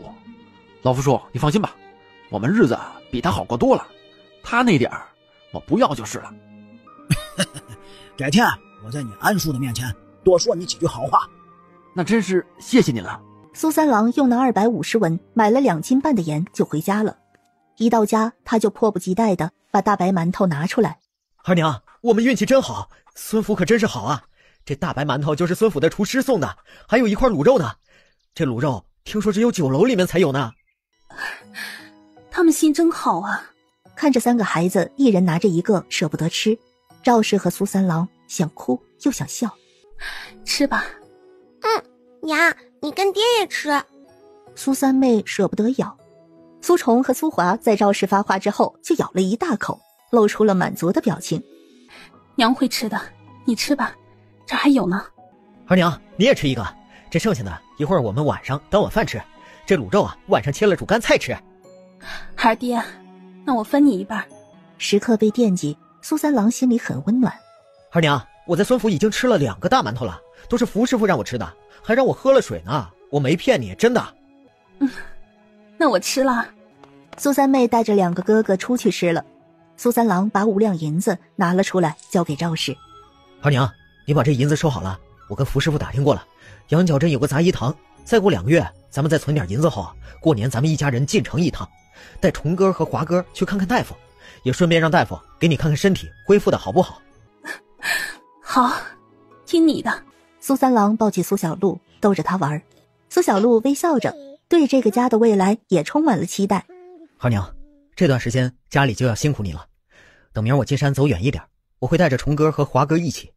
10月后地里基本就没活了，不过其他人也要砍柴翻地。等到11月大家空下来，也会想着进山抓些东西，我得趁着这个月多做些陷阱。你放心吧，家里一切都交给我就好。母鸡抱窝也有21、2天了吧？这几天小鸡也要出窝了，得辛苦你了。这算什么辛苦啊？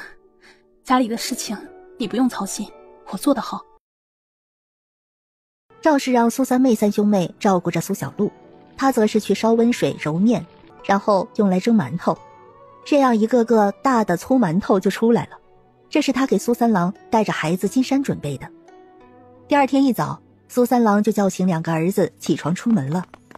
赵氏带着苏三妹和苏小璐在家，把家里收拾得井井有条，每天给地里浇水，确保土地湿润。中午的时候，苏三妹在捉虫子喂鸡，听到了小鸡的叫声，她小心翼翼地走进鸡圈去看，有一个毛茸茸的脑袋从母鸡翅膀里钻了出来。哇！三妹，怎么了？娘，我们的小鸡孵出来了。看着母鸡翅膀接二连三地冒出小鸡脑袋，发出细微叫声，苏三妹欢喜不已。哇，好可爱，和四妹一样可爱。四妹，走，娘带你看看小鸡去。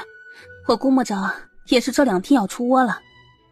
赵氏抱着苏小璐出来，就把苏小璐交给了苏三妹抱着，她则是把母鸡给提开了。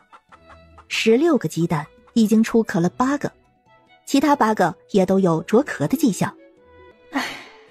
要是能出16只小鸡就好了。娘，小鸡好可爱，它们这么小，可以吃虫子吗？娘啊，早就给它们准备好了，刚出生只能吃点菜叶子或者是糠，不过咱们家没有糠，就给它吃点金玉棒子磨碎的粉就好了。还有小鸡也吃不了多少，等长大了就能吃虫子了。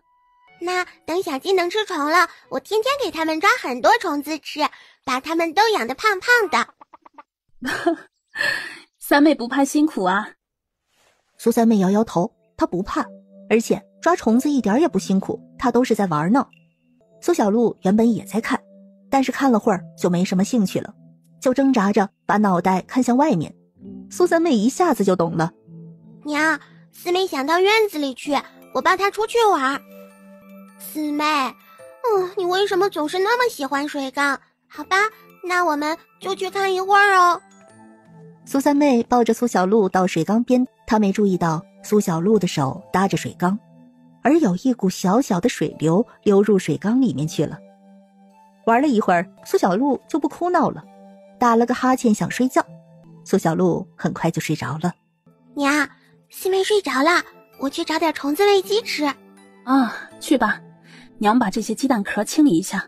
16只小鸡全都出壳了，挤满了鸡窝，叽叽喳喳地叫着。鸡的母鸡也在地上咕咕地叫着。赵氏低低地对着母鸡自言自语：一定要好好护着你的崽崽们呀。他把蛋壳撒进了菜地里，又去不远处荒地里割草喂家里养着的兔子。一家人各司其职，都忙得不亦乐乎。在全村人都在说苏三郎运气好，不知道挣了多少钱的时候，王氏因此气病了。王氏之所以会病，那也是他经常在院子里咒骂苏三郎的结果。因着知道苏三郎一家都过得不错，苏老爷子的脸色也阴沉沉的。而因为苏三郎一家搬走，苦活累活多了一半的苏大郎和苏二郎也不好过。李氏和周氏就更不用提了，他们曾经想象把三房一家踢出去后的好日子一点儿也没有，反倒是更苦更累。李氏才端饭进去伺候王氏。谁让你弄这么烫的粥？是不是想烫死我呀？我知道娘嫌弃我煮的粥不好吃，毕竟娘这10多年来都是三弟妹伺候过来的，我这半路上任的，哪能知道您的喜好啊？你个死烂货！李氏可不是赵氏，当下就往外跑了。那杀千刀的就是来克我苏家的，那没良心的东西呀！爹，娘这病都是三弟和三妹一家害的，反正现在三弟一家也不吃闲饭了，要不还是让他们回来吧。这瞅着天冷了就要下雪了，冷着虫哥和华哥可就不好了。这罪真不是一般人能受的，也就三弟妹能受得了。何况现在赵氏月子也做完了，又能干活了，她以后又不能生，回来也不是个坏事。有他在，王氏所有的怒火都在他身上。二弟妹，说来三弟家的四妹出生你还没看过一眼吧？你应该也想看看小侄女吧？周氏瞬间领会了李氏的意思，立马也笑着对苏老爷子说道：爹，这大嫂说的没错嘞，咱们怎么说也是一家人，打断了骨头还连着筋呢。这三弟出去这一回呀，尝到了苦头就足够了，还是让他们归家来吧。这虫哥和华哥虽然脑子不灵光，但到底还是咱们苏家的子孙，可不能到外面呢。周氏一番话也说得漂亮，他和李氏一样，想赵氏回来都是为了他们自己好。我说老大老二你们怎么想的？让老三回来，你们也愿意吗？爹，到底我手足兄弟，虫哥和华哥也是我们侄儿，天也冷了，还是让他们回来吧。嗨，是啊爹，我们都是一家人，到底还是血浓于水，还是让他们都回来吧。没了三房，大家都快累死了，还是让他们回来吧。你们说了呀，也都有道理。那这样吧，李氏和周氏去说一趟，就说让三郎回来低个头认个错，我就准他们进家门了，一家人过日子，一切照旧。行，那爹，我这就和二弟妹去一趟。周氏出门的时候还把三女儿苏玉芳拉去了，他可不想女儿在家里被王氏打。大嫂，你说这三弟妹能回来吗？我哪知道三弟一家愿不愿意回来呀？我只知道这是爹下的命令，我就是个传话筒。没多久，他们就到了苏三郎家下面。三弟妹在家不？三弟妹啊，快出来，我们来看你了。周氏不用想也知道，他们这一喊一定把赵氏吓一跳。赵氏在喂苏小璐，听到声音的确吓了一跳，苏小璐都吓得呛着了。李氏的声音她是一辈子都忘不了，还有一个陌生的声音，听着她叫娘三弟妹。苏小璐很快就清楚了，那应该就是还没有谋面的二伯娘了。这两人突然来访，指定是没什么好事。苏小璐对李氏的印象还停留在赵氏才生产，正处于伤心之中，告诉他们一家被扫地出门的消息。如此的刺激赵氏，是怕赵氏命太长。就冲着这一点，苏小璐永远都不会觉得李氏是个好人。苏三妹本来在鸡圈，也跑进了屋，怯怯地看着赵氏。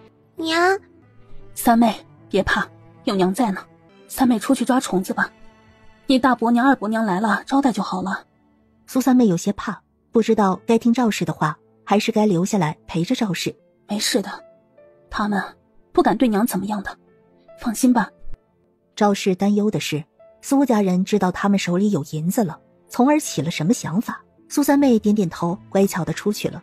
赵氏抱着苏小璐出去，刚出门来就看见李氏和周氏都在打量这个小院子，眼神里有种说不出的酸涩。李氏和周氏都觉得三房一家脱离了主家应该很难过，食不果腹，穿不暖。可现在这情况完全是颠倒的，这么多柴火怎么可能不暖？打猎还挣了钱，怎么可能吃不饱？就这小院儿还围起来了呢，茅草屋都是翻新的，一切有模有样的。赵氏一出来，他们更惊讶，这才2个多月不见，赵氏就跟换了个人似的，气色好了，人还长胖了。大嫂二嫂来了，有什么事情进屋说吧。行，二弟妹，咱们进屋，你让玉芳跟三妹一块玩会儿啊。大人说话他们听多了也不好是吧？苏三妹这2个多月那可真的是长水灵了，皮肤都白了，头发也好看了，看来三房一家是过得真好。再对比苏玉芳，谁看了能舒服呢？苏玉芳和苏三妹年纪差不多，她比苏三妹还大1岁，小丫头也懂事了，早就在心里恨上了苏三妹。现在看她比自己还好看，心里就更不高兴了。三妹妹，我们去玩吧。苏三妹并不想和苏玉芳玩，我要去抓虫子喂鸡。以前的时候，苏玉芳就会欺负她，苏三妹一直记着。苏三妹不理会苏玉芳，苏玉芳就跟着她。你知道我娘和大伯娘来做什么吗？是来叫你们回家干活的。等你们回家了，奶奶就只会骂你打你，不会说我喽。你们这里的一切都会拿到家里去，你的衣服得给我穿才行。才不会，我们才不会回去。赵氏把李氏和周氏带进了屋，李氏和周氏就看见了灶台上挂着的腊肉。三弟妹，村里人都说三弟进山从不走空，之前我还不信呢，现在我可相信了。大嫂二嫂，我们三房和苏家已经没有关系了，你们现在来是有什么事情吗？赵氏能感受到李氏周氏的不怀好意。三弟妹，说到底呀，咱们还是一家人，一笔也写不出2个苏字。之前呢，也是三弟先惹怒了爹娘，爹娘才让你们一家人出来冷静冷静的。是啊，现在也过去几个月了，爹娘也消气儿了，想着到底是苏家人，也不忍你们一家人流落在外呀。你回头和三弟说一声，让三弟明儿个回家就跟爹娘认个错，你们一家人也回家来吧。周氏说着就想伸手抱苏小璐，他手还没碰到苏小璐，苏小璐就爆发了响亮的哭声。这一哭像是雷暴雨，又急又猛又响，一下子就让李氏和周氏同时捂着耳朵。四妹乖，四妹不哭。苏小璐很快就不哭了。三弟妹，这事儿等三弟回来，你和三弟说说吧。不管怎么说，我们都是一家人呢，打断骨头都还连着筋呢。爹让我和二弟妹来给你传个话，你们也服个软儿，这事儿就过去了。话也带到了，那我们就先回去了。那三弟妹，二嫂等着你回家啊。三妹呀，大伯娘可想你呢，快点回家吧。哎呦，三妹，二伯娘啊也可想你和四妹呢。等回家了，我让你三姐姐帮你一起带你四妹哈。说着，周氏拉着苏玉芳就一起走了。走之前，苏玉芳还回头看了一眼苏三妹身上的新衣服，苏三妹不由得擦着眼泪。三妹，进屋来吧。苏三妹跟着进屋去，一进屋她就哭着问：娘，三姐姐说我们要回那个家里去，她还说回去了我新衣服就要给她穿，这是真的吗？没等赵氏开口回答，苏三妹就哽咽地说：娘，我不想回去，回去了很饿很冷，奶奶还打我，奶奶不喜欢四妹，我们别回去好不好？我们现在不是挺好的吗？苏三妹很懂事，可她到底不是大人，她不懂大人为何会为难，为何赵氏没有说不。苏三妹没有得到答案，也没有再问，她再也开心不起来。苏小璐也笑不出来，这要是回去了，她也没有好日子过呀。天快黑的时候，苏三郎带着2个儿子回来了，每天回来都有收获。今天提着2只野鸡，一只还是活的，一只断了脚。刚进屋，苏三郎就说道：二娘，烧开水，这只鸡脚断了不好养，一会儿杀了咱们吃了。好。妹妹，你怎么了？妹妹，你吃，可甜了呢，我还都洗干净了呢。他们和爹进山，总能遇见一些野果子什么的，每一次都会带回家分享给苏三妹吃。大哥二哥，他看着天真无邪的2个哥哥，不知道该怎么和他们说。爹，妹妹哭了，妹妹哭了。苏三郎还没来得及问赵氏，就听到儿子在喊，他正准备过去看看，赵氏叫住了苏三郎：二爹，今天大嫂和二嫂来过了。赵氏的眼睛闪着泪光，像是要对苏三郎诉说许多委屈。这一刻，苏三郎看着赵氏带泪水的眼睛，只觉得心脏好似被一只手捏住了，让他窒息和生疼。他们来干什么呀？打你了？苏三郎眼眸里染上了愤怒之色，他上前想要检查赵氏身上是不是有伤。赵氏感受到苏三郎的关心，泪水汹涌止不住。二爹，他们没有打我，他们是来让我们回去的，回到主家去，说是打断骨头连着筋，一笔写不出2个苏字。苏三郎也愣了，他不知道该怎么说他此刻的心情，只觉得可笑又可悲。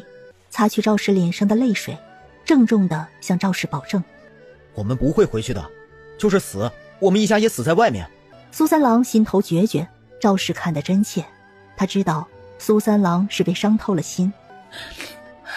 二爹，我也不想回去，我吃苦受累我都不怕，我怕的是纯哥、华哥、三妹、四妹吃不饱穿不暖，我想着我就心疼。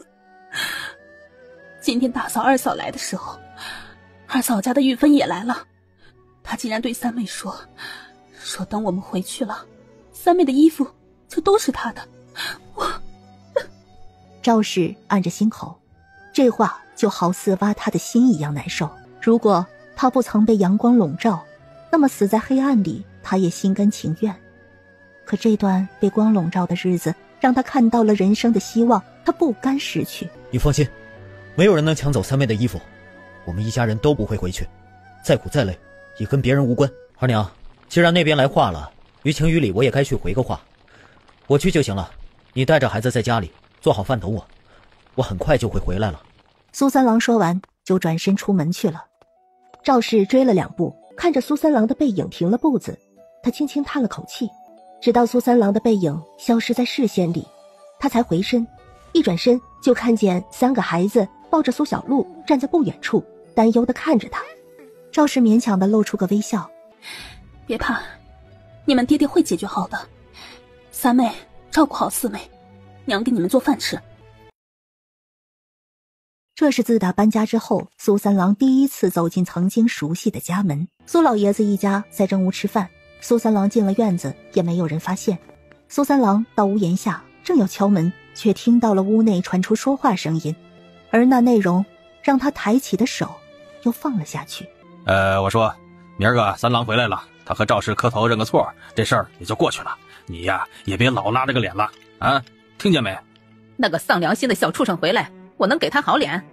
我这满嘴的燎炮都是他气的，我不打他就不错了。哎呀，再怎么样那也是我们儿子，他在外面几个月，知道错就行了。我想着就来气我，在山里弄了那么多的东西，他也不想着往家里送点，把那下歪蛋的烂母鸡喂得油光发亮的，还扯新衣给那赔钱货穿，这些钱留着给我大孙买笔纸多好啊！李氏和周氏回来，就把他们在苏三郎家里看见的添油加醋的说给了王氏听。王氏当即就气得牙根痒痒，想着李氏说那挂着的几十只腊肉，他就来气，这卖了得多少钱呢？苏顺从碗里抬起头，带着嘴巴的油光，笑着说道：奶奶，你给我买支笔，我一定好好读书，将来考个状元出来，给我们苏家光宗耀祖。好，不愧是我苏大郎的儿子。那我以后可就是状元郎的娘了。苏大郎和李氏听了直乐呵。周氏轻轻推了推身边的小儿子，苏青不情不愿地放下碗筷。哼，爷爷奶奶，我以后也要考状元，等我考上了，盖了大房子给你们住，买很多仆人给你们使唤。哈哈，那感情好啊，咱们老苏家出头之日是指日可待啊。爹，亲哥可有孝心呐。看着两个有宏图壮志的孙子，苏老爷子脸上也有了一丝笑意。哎呀，我估摸着三郎手里边也有了10来两银子了，等他回来充公了，爷爷啊就带你们去学堂报名去。我那些脏衣服你们就不用洗了，等赵氏回来洗。那死蹄子躺了几个月也够舒坦的了，回来我得治治他。老三一直都是孝顺的，一定是受了他的挑拨才让我们母子离心的，不治治他那烂蹄子，还不知道他会做出什么不要脸的事情来呢。不好好收拾他，让他把我们苏家的根都带坏了。王氏眯了眯眼眸，那阴毒的眼神让李氏和周氏看了都打了个寒战。王氏对赵氏的厌恶，那是从赵氏进门起就根深蒂固了。赵氏是有一年被一个货郎带来卖给苏家的，而且还只花了1两银子，反正是买来的，那是第一件可以糟蹋的。三弟也真是的，娶了媳妇忘了娘，三弟妹吹点枕边风，就把他吹得什么都不顾了，一点本事也没有，成了个窝囊废。呸！也怪我当初眼瞎，给老三挑了这么一个媳妇儿，生几个没用的东西害了老三。只要老三有本事，大不了赶走那没用的，再给老三重新找一个。王氏说了这话，苏老爷子在打算。苏大郎和苏二郎没话可说，李氏和周氏不可能这个时候说话，他们又不傻。就王氏对赵氏的这个怒火，只要赵氏回来了，他们的日子比以往还要好过呢。谁也不知道，在门外因为犹豫不知如何面对爹娘的苏三郎，把这些都听在了耳朵里。他狠狠地捏了捏拳头，狠狠地咬紧了牙关，他的心里又怒又心疼。他的眼神一片冰冷，抬起手敲了门。突如其来的敲门声把屋里人都吓了一跳。苏二郎问了一句：谁啊？是我。苏三郎的声音让屋里的人一愣，还是苏老爷子先回过神来。哎，二郎开门。苏二郎起身开门，露出笑脸。哈哈，三弟你回来了，我们正吃饭呢。哎，你吃了没？一起吃啊。他看向苏老爷子。我来是为了一件事情，说完了我就走。我来告诉你们，泼出去的水收不回来了。我苏三郎现在过得很好，我和我的妻子我的子女都不会回到这个家里碍着你们的眼睛。从此我苏三郎一家是死是活和你们毫无关系。你个狗杂种，你这是要丧尽天良啊！你是要被天打雷劈啊！苏三郎没有傻呆呆地站着让王氏砸，他侧身就避开。就算是要被天打雷劈，那也是劈我，和你们没有任何关系。苏三郎捏紧拳头，哪怕被王氏伤害了很多次，他也告诫自己不要在意，可心里仍然会觉得痛苦，会觉得痛不欲生。王氏到底是他的亲娘，是生育他的人。老三，如果你为了那个来历不明的女人要这样对你的爹娘，那可就别怪爹对你狠心了。苏三郎看向苏老爷子，他没有说话，就那样看着苏老爷子，决绝的双眼是无尽的冷漠。苏老爷子脸色铁青，他一拍桌子，怒吼着：哼，苏三郎，你以为你现在住的地方是谁的？啊，是老子的。你以为老子真的不敢把你们一家逐出去吗？你以为你有今天是你本事大吗？这古人常云，爹娘在不分家。你以为分家真的就是那么简单吗？你可知道爹娘在是被分出去的，那代表的什么？爹是说把我们一家赶出去只是为了惩罚我们吗？就是因为赵氏生了女儿，就是因为他花了几百文抓药吗？就是为了等到我一家人吃光了粮食，饱受天寒地冻的痛苦后来跪着求你们吗？苏三郎的讽刺让苏老爷子更加的怒不可遏，他以为自己这样大怒会镇压住苏三郎，苏三郎会下跪认错，但苏三郎没有，他不但没有，还讽刺过来。嘿，好啊，看来你是真的不想做我苏家的种啊，你是想断了你自己苏家这根种是吧？苏老爷子用出了最后的杀手锏，他是一定要治住这个忤逆他的逆子不可，如果治不了，那就彻底绝了他。在场的人谁都明白，但没有人站出来为苏三郎一家说句话。而苏三郎不但没有被镇住，他仰头笑了起来。原来我一直没得选择呀。一句话道尽了苍凉。苏三郎笑完，看着苏老爷子，他的眼神比起刚才还要决绝。他以为四女儿出生那一日就是人生中最伤心的时刻，但现在他知道不是，那一日远远没有这一日这么伤痛。苏三郎跪了下去，重重地磕了一个头，一个头磕完又磕第二个、第三个、第四个。看着他磕头，所有人都松了口气。三弟啊，你何必这样呢？现在认错了就好了，爹娘会原谅你的。大哥说的没错，你就是太犟了，这百善孝为先，你这样做那可是要吃牢饭呢。爹娘对你已经足够好了，你要懂得感恩。苏老爷子从震惊中回神，他神色也和缓了。刚才听苏三郎狂笑，他还以为苏三郎要反到底呢。看来呀，还是他想多了。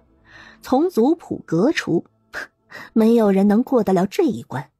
这一次压住了苏三郎，就是彻底的压住了他。看着苏三郎头上都磕出了血，苏老爷子觉得这教训也差不多了。不用磕了，这事情就此过了，你万万记着，再没有下次就行了。以后要好好帮父亲职，等你以后老了也有靠处。苏三郎磕完了9个头，额头的鲜血流下，他站起身来。爹娘，我选择被革除族谱。爹娘明日就去请李正和族亲来作证吧，到时候叫我就行了。我的天哪，你这个你。苏老爷子拟了半天说不出一句话来，他只觉得胸口好似堵着一块大石头一样，让他又气又不舒服。我对爹娘的安排从未有过怨言，大哥娶大嫂是经过层层礼数明媒正娶的，二哥娶二嫂同样也是如此。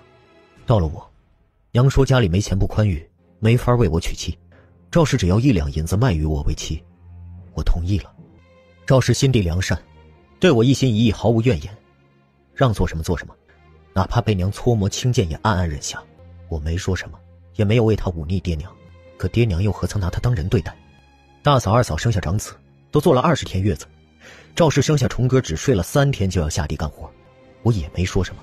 重哥的头是大嫂抱他的时候磕着了，那么大个包，爹娘只怪赵氏没有照顾好重哥，重哥成了傻子。华哥4岁那年也是高热，也是娘握着宫中不肯给华哥抓药，华哥也傻了。明明这些种种都不是赵氏的错，爹娘却只会怪罪赵氏。赵氏是我的妻子，爹娘如此轻贱，他心里何尝有我这个儿子？这些年我与赵氏勤勤恳恳，连喘个气儿的时间都不敢休息，可是在爹娘心中，我一家子却都是吃闲饭的。如今我不过是把日子过起来了，没有让爹娘看见想看见的而已。明明是想我一家给苏家当牛做马的被轻贱，却还要打着为我一家好的借口。这是我苏三郎这辈子听到过最荒唐的笑话，所以哪怕我一家居无定所，饿死冷死于山林之间，我也不会回到苏家来。这就是我要说的话。苏三郎说完，没有丝毫留恋，转身就走。他并没有声嘶力竭的吼，只是平平淡淡的说着，像是在说别人的故事，但任谁都听得出来他有多失望，他有多伤心，有多决绝。所以在苏三郎说话的时候，苏家人没有一个人说话，就连叫嚣的王氏都沉默着。苏老爷子沉着脸色看着苏三郎的背影，他骨头硬，那老子就要看看他骨头有多硬。老大老二，你们去李正家一趟，再去你们苏大公苏四公家里说一说，明天我要当着全村人的面把这个逆子从我们村里赶出去。看来这个逆子是对我们积怨已深呐，这个不孝子啊！老天爷为什么不睁眼？为什么不下一道雷，打死这个逆子？苏大郎和苏二郎完全没有想过会成这样，但苏老爷子发话了，他们就得去，反正要落难的又不是他们。李氏和周氏都吓得不行，这个时候连忙让自己孩子都回屋去，而他们则是勤快地把桌子碗筷收拾了。苏三郎从苏家离开，拖着沉重的脚步就回了家。到了家，苏三郎擦去了眼泪，他正犹豫着一会儿该怎么和赵氏说的时候，篱笆门边响起了赵氏温柔的声音：“孩儿爹，你回来了。”赵氏不知道在屋外站了多久，听到赵氏的声音，苏三郎心狠狠地疼了，而赵氏像是什么都知道了一样，没有问，而是语气温和地说：“孩儿爹，先回去吃饭吧，你肯定也饿了，孩子们都等着你呢。”他主动牵起苏三郎的手，带着坚定说道：“孩儿爹，不管怎样，是生是死，我都跟着你，你别怕，你不会是一个人的。”苏三郎冰冷的心暖了一下，他回握着赵氏的手，哽咽道：“二娘，委屈你了，是我无能，对不住你，他们要把我革除族谱了，对不起。”赵氏颤了一下，瞬间落泪了，艰难地露出一个微笑。孩儿爹，没事的，咱们先吃饭，我炖了鸡和兔子呢，可香了。孩儿爹，我不怕，你也别怕，因为我们做到这一步，我已经无以回报你了。如果你不嫌弃我，无论生死，我们一家人都随你，可好？好。他回了一个好字，这个字很轻却又很沉重。两人双手紧握，擦去泪水，笑着进屋去。爹娘，苏虫和苏华什么也不懂，但家里的氛围明显不一样了，两人都非常紧张和害怕。苏三郎只觉得自己的心口奇痛。三妹乖，坐着吧，娘给你们舀饭吃。苏三郎抱了抱两个儿子，感受到两人都在害怕的发抖。苏三郎心揪着疼。虫哥、花哥，别怕，爹和娘在呢。饿坏了吧？快吃饭吧。爹也吃，娘也吃，妹妹也吃，香香。苏三妹还怯怯的，她偷偷的看看爹娘，似乎想从他们的脸上看出什么来，可她到底还是个孩子，再怎么懂事也没法理解大人的伤痛。三妹，吃饭吧，多吃点儿，明天娘再给你们煮，咱们一家人啊都吃得饱饱的。苏三妹点点头。等洗漱之后，苏三妹和苏虫、苏华三个孩子都睡着了。二爹，等我们被革除族谱了，这些东西我们是不是都带不走？对这件事，赵氏已经接受了，他没有多少难过，只是想着孩子可能会和他们一起死在这个冬天，他的心里就疼。这房子和地都是祖上留下来的，现在啊都由爹做主，我被逐出族谱，这些都不属于我了。苏三郎睁着眼睛看着茅草屋顶，心好似不会再疼了，只是想着妻儿，他还是会有不甘。他暗暗地问老天爷，为什么要让他苏三郎如此饱受疾苦，给了希望又收回去。收回就收回吧，如果真的走不下去了，咱们一家人就一起走。同样没有睡的苏小璐也悠悠地叹了口气，听着爹娘的意思，真的过不下去，活不下去了，就买点毒药，全家一起死。苏小璐心里除了难过也毫无办法，她一个婴儿不能走不能说，她也没有选择。她倒是不怕死，只是觉得不公啊。后半夜的时候，赵氏突然对苏三郎开口：二爹，你把咱们后来买的那米和那面趁黑给虎子兄弟他们送去点，这么多粮食，他们一家总能吃上口好的，就当做是报答他们的恩情了。银子也送去10两吧。陈虎的帮助，赵氏一直记在心里，想着以后可能没有机会报了，他赶紧让苏三郎把粮食送过去。苏三郎点头，立马起身去扛了他后来买的米和面，趁夜摸黑去了陈虎家。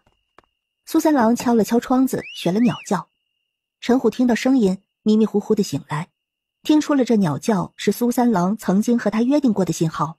三哥，是你吗？虎子，是我，我来不及和你解释了，你也别问我什么原因。我明天就要被我爹革除族谱，我们一家人可能会离开南山村，这辈子或许没机会再见面了。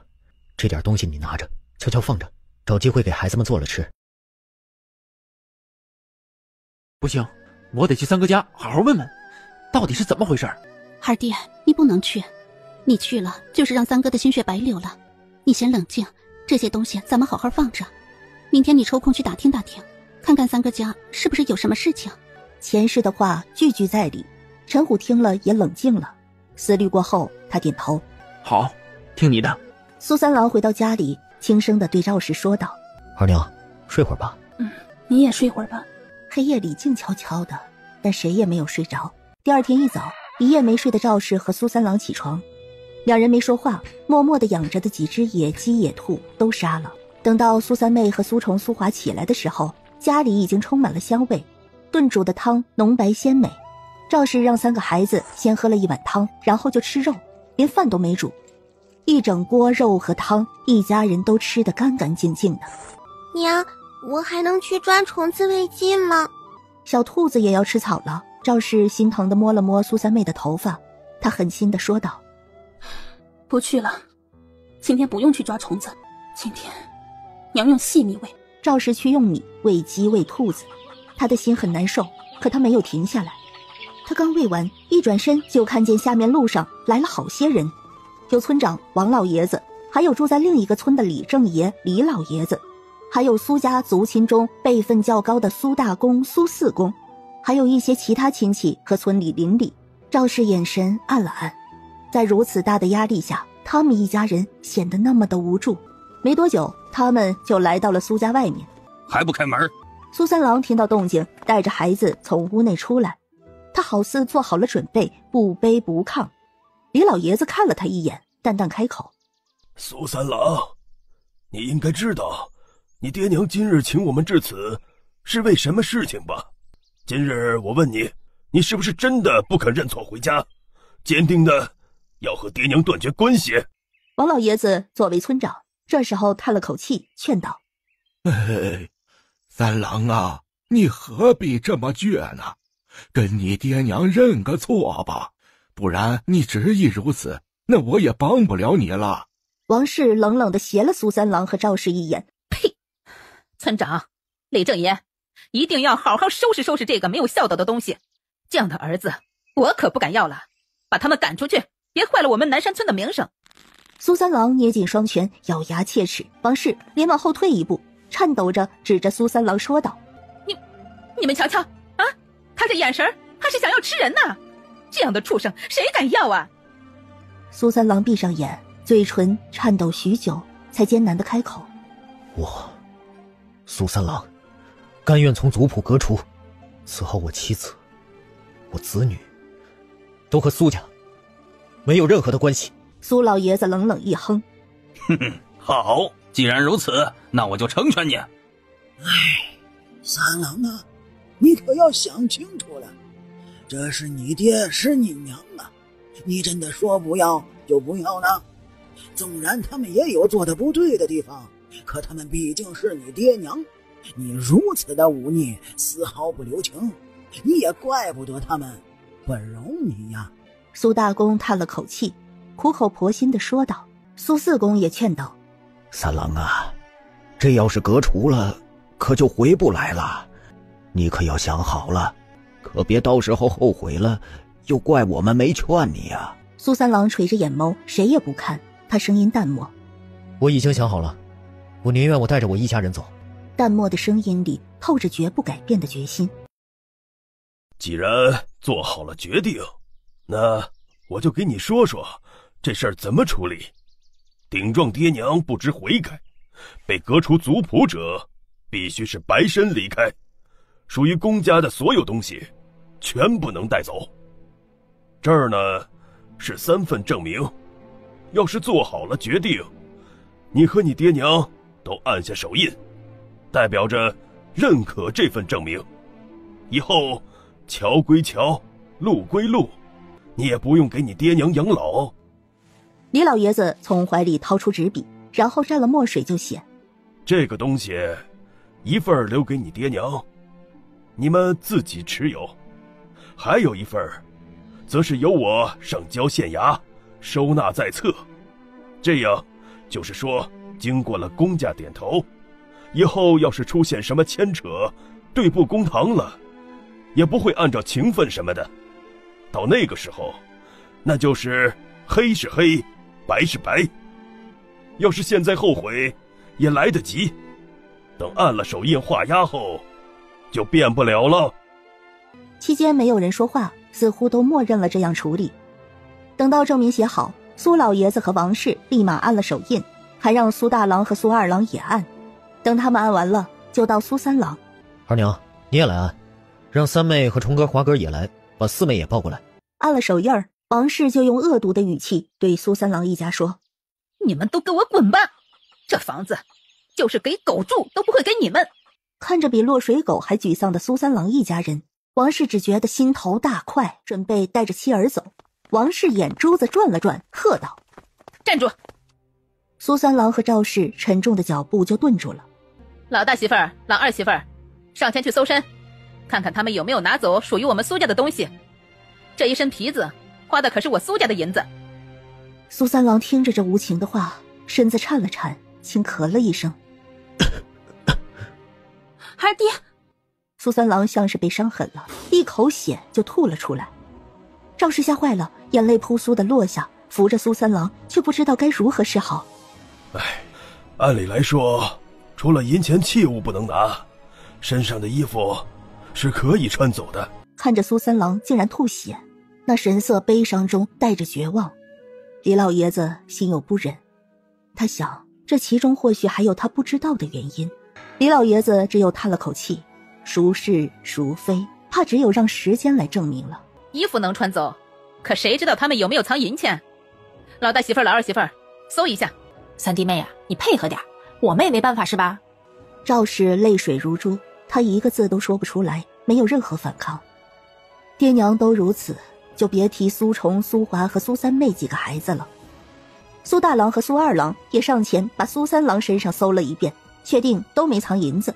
行了，让他们滚吧。二娘，走吧。赵氏擦去眼泪，点头。一家人慢慢的离开，谁也没有回头。翻新过的院坝和茅草屋和以前大不一样，后身那4亩地也都绿油油的长出了嫩菜。哎呀，真是造孽呀！随着苏三郎一家离开，看热闹的也都各自回了。既然这事儿已了，那我这就回了。苏老爷子笑着恭送。哎呀，有劳各位了啊，有劳了。李氏和周氏早就进了内屋，把屋子翻了个底朝天，总算找到了银子。李氏都还没打开，王氏就一个箭步过来抢走了。这死良心的东西，我就说藏了银子嘛，竟然藏了这么多。王氏打开，粗略的看了看，竟然有10多两，和他估算的差不多。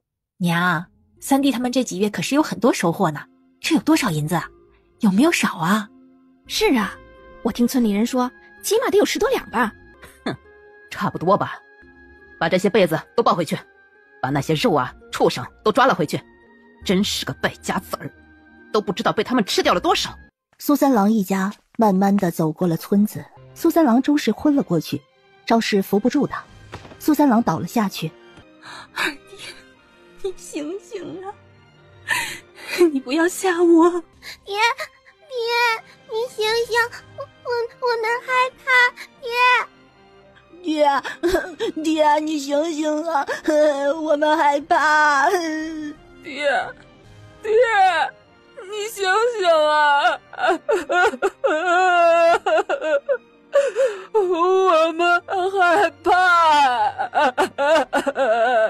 在孩子们眼里，爹就是他们的天，他像是一座山那样伟大。可现在，他们伟大的山倒在了他们面前，没有庇护后，未来是什么，他们都不知道。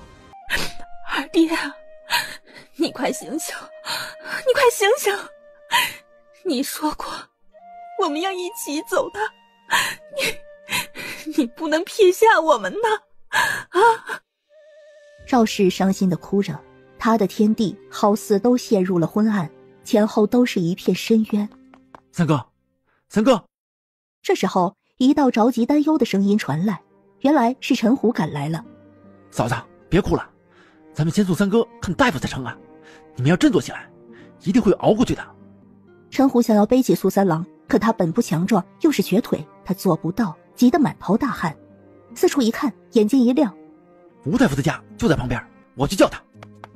说着，陈虎就跑去前面不远处吴老头的院子敲门。吴大夫，吴大夫，你快开门救命啊！吴老头听到声音从屋内出来。吵什么？吵死了！吴大夫，是我鲁莽了，但是现在救人要紧啊！吴老头开了门，就被陈虎一把拉着拽着走。吴大夫，你快救救他，他昏迷了。苏三妹看着吴大夫，突然一下跪了下去。吴大夫，求求你救救我爹！我苏三妹愿意卖身为奴，走你差遣，只求你能救救我爹。苏三妹知道大夫治病是要钱的，而他们家已经没有1文钱了。上回爹要救娘，他们一家人就被赶出去了。现在他没有银钱，除了卖身为奴，他没有丝毫底气。一个6岁的小丫头，眼神里是如此的坚毅。不，我这还有10两银子，三妹，你快起来，这应该够了吧？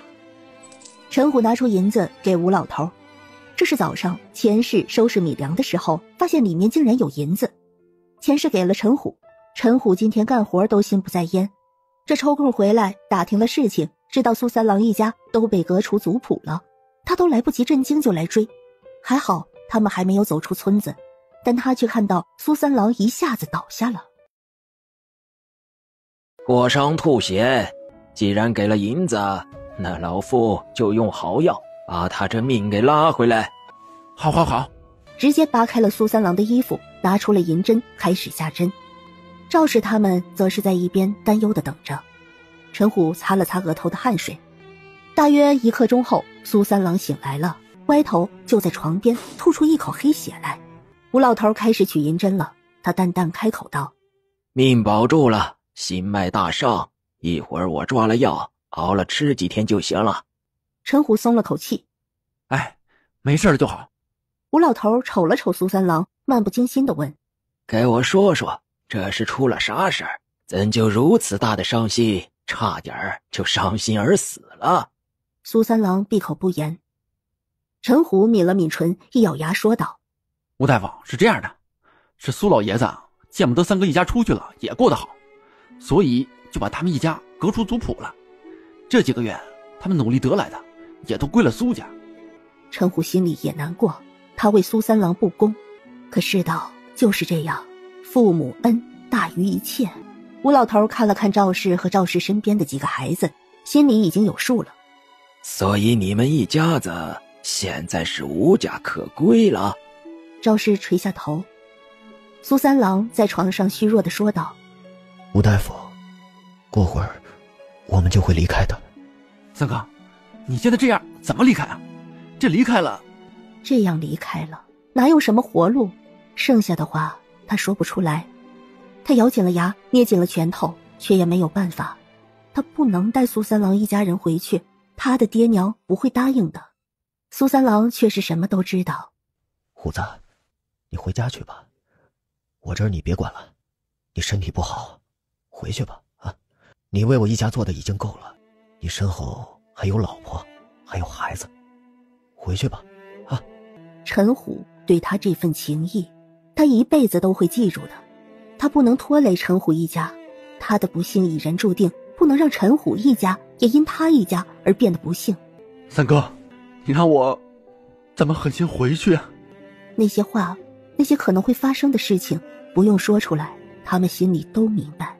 陈虎很痛苦，因为他难以接受，此一去就是永别了。苏三郎却是微微笑了笑：虎子兄弟啊，人生在世难如意，幸能结交你这样的兄弟，三哥也没有遗憾了。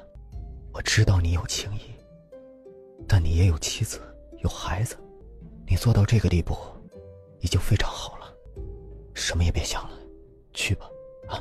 三哥好不容易捡回这条命，不会就这样倒下的。等我带你嫂子和侄子侄女们安顿好了，再书信与你联系。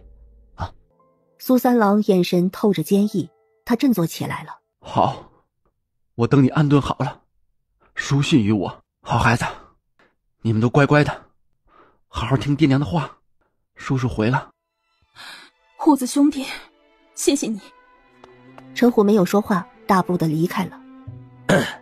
这银子抓完药也还能有余的，你这个新伤吧，暂且是不宜移动，最好是卧床休养几日。要是真没去处，就暂住我这儿吧。二爹，咱们先养好身体。能在吴老头这儿住下来，是苏三郎没有想到的。虽然有那银子在，可银子是买不来情分的。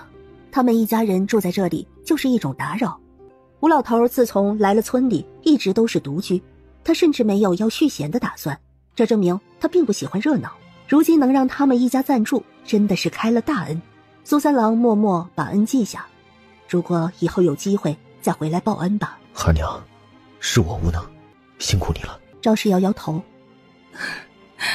二爹，我不辛苦，只要你活着，我什么都不怕。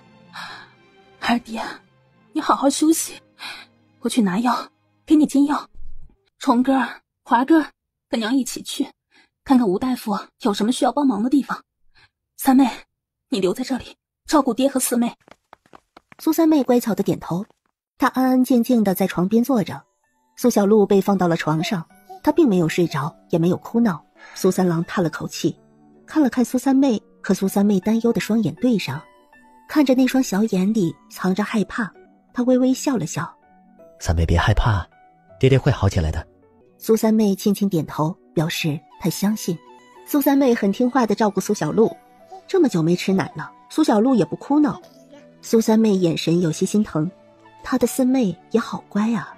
赵氏带着2个儿子去找了吴老头，看着吴老头院子里有木柴没劈，他就让苏虫、苏华去劈柴扫院子。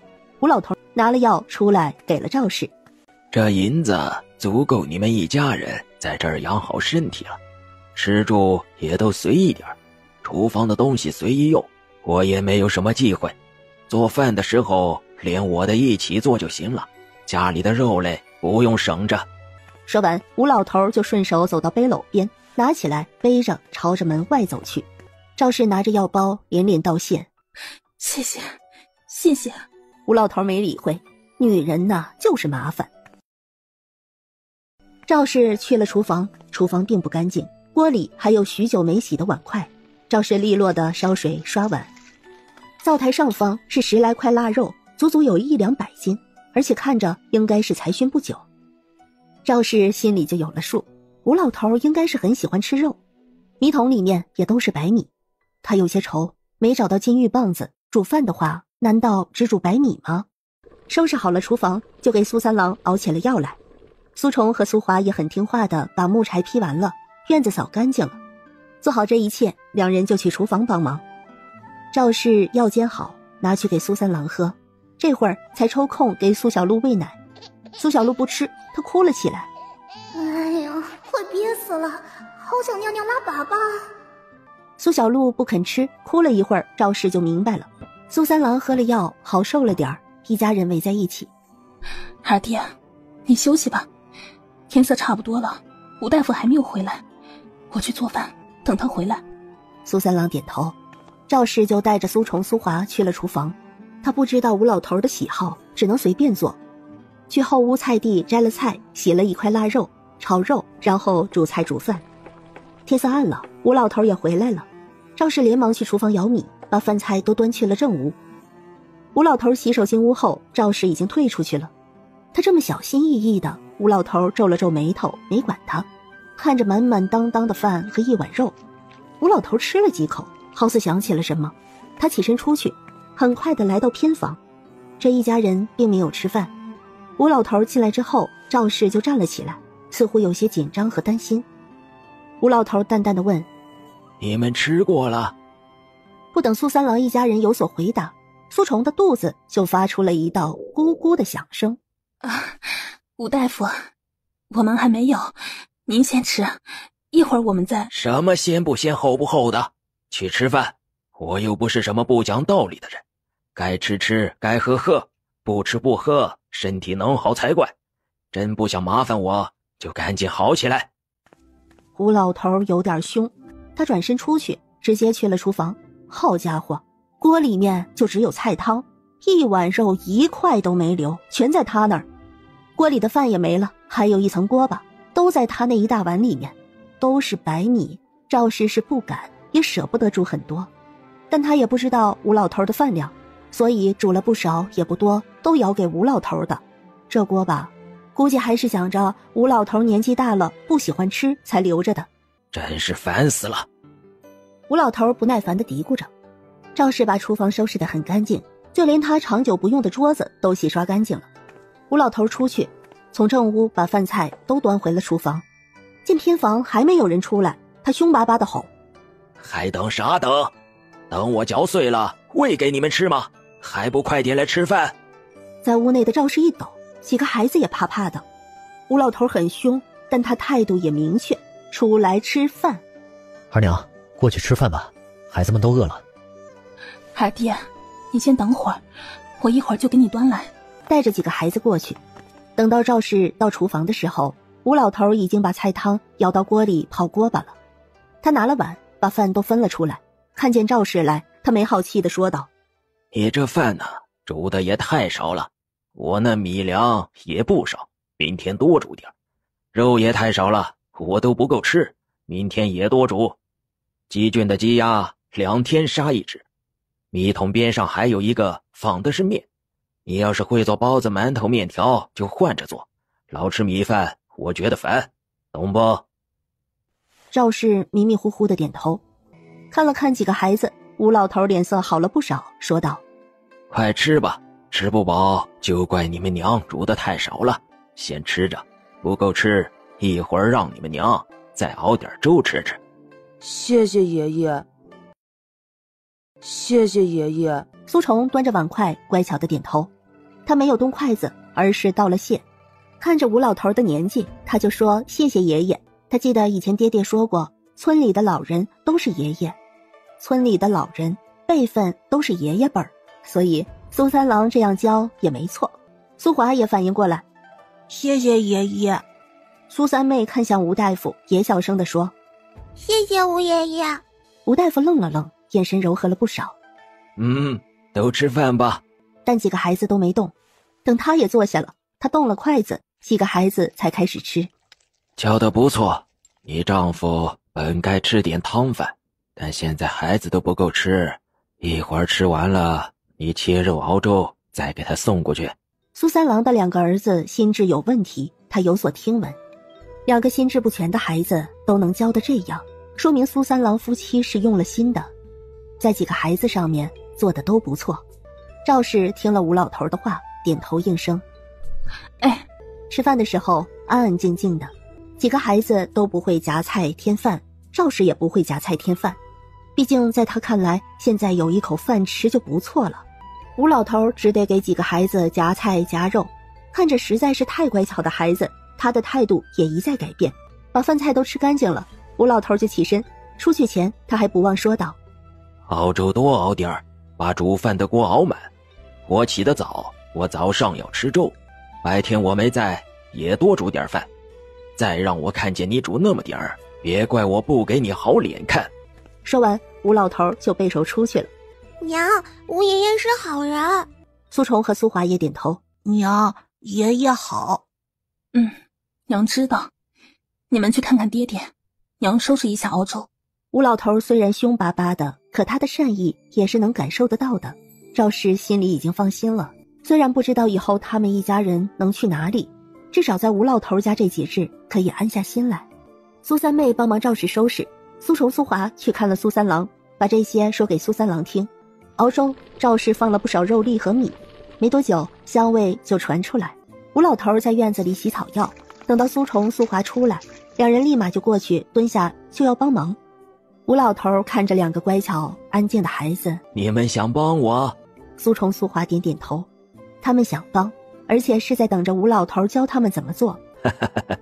你们倒是乖巧，脑子好使的人都不见得有你们这么有眼力。若不是这俩孩子眼神不机灵，吴老头都觉得两人是正常的孩子。只是再乖巧懵懂天真的眼神还是出卖了他们。行吧，我教你们洗。这金贵的草药清洗呀，是细致活儿，每一根须都是有大用的，得小心翼翼，不能弄断了，知道吗？苏虫和苏华点头，然后学着吴老头的样子小心翼翼地清洗。他们不缺耐心，吴老头看在眼里，心里对两个孩子也多了几分喜欢。把草药洗干净，赵氏熬的粥也好了。吴老头对着两人道：好了，刚才也还没有吃饱吧？正好你们娘把粥也熬好了，再去吃一碗去。说着，吴老头就端起放草药的篮子进正屋了。苏虫和苏华想了想，还是去了厨房。既然吴爷爷都这么说了，那就再吃点吧。你们慢慢吃，娘去照顾你们爹爹。两人点头。赵氏给苏三郎端去了粥。苏三妹看着两个哥哥满足地吃着肉粥，她看了看碗，端着出去了。苏三妹来到正屋外面，轻轻地敲门。吴爷爷，我给您端了一碗粥来，您吃点儿。苏三妹有些局促地站在门外面，家里的变故让她不得不更懂事。她知道一切都不一样了，她没有家了。吴老头独居在村里，无儿无女，如果能在这里住下来就好了。天气越来越冷了，无家可归，无处避寒，对于他们一家人就意味着死亡，而他还不想死啊。苏三妹站在门外没走，但也不敢再敲门。过了一会儿，吴老头才起来开门。门打开，看着门外一脸乖巧带着讨好的丫头，吴老头淡淡道：你吃吧，我年纪大了，晚上吃多了不消化，会积食，回吧。苏三妹这点小心思她不用看都明白，这其实是正常人都会有的心。要是能活着，谁会想死呢？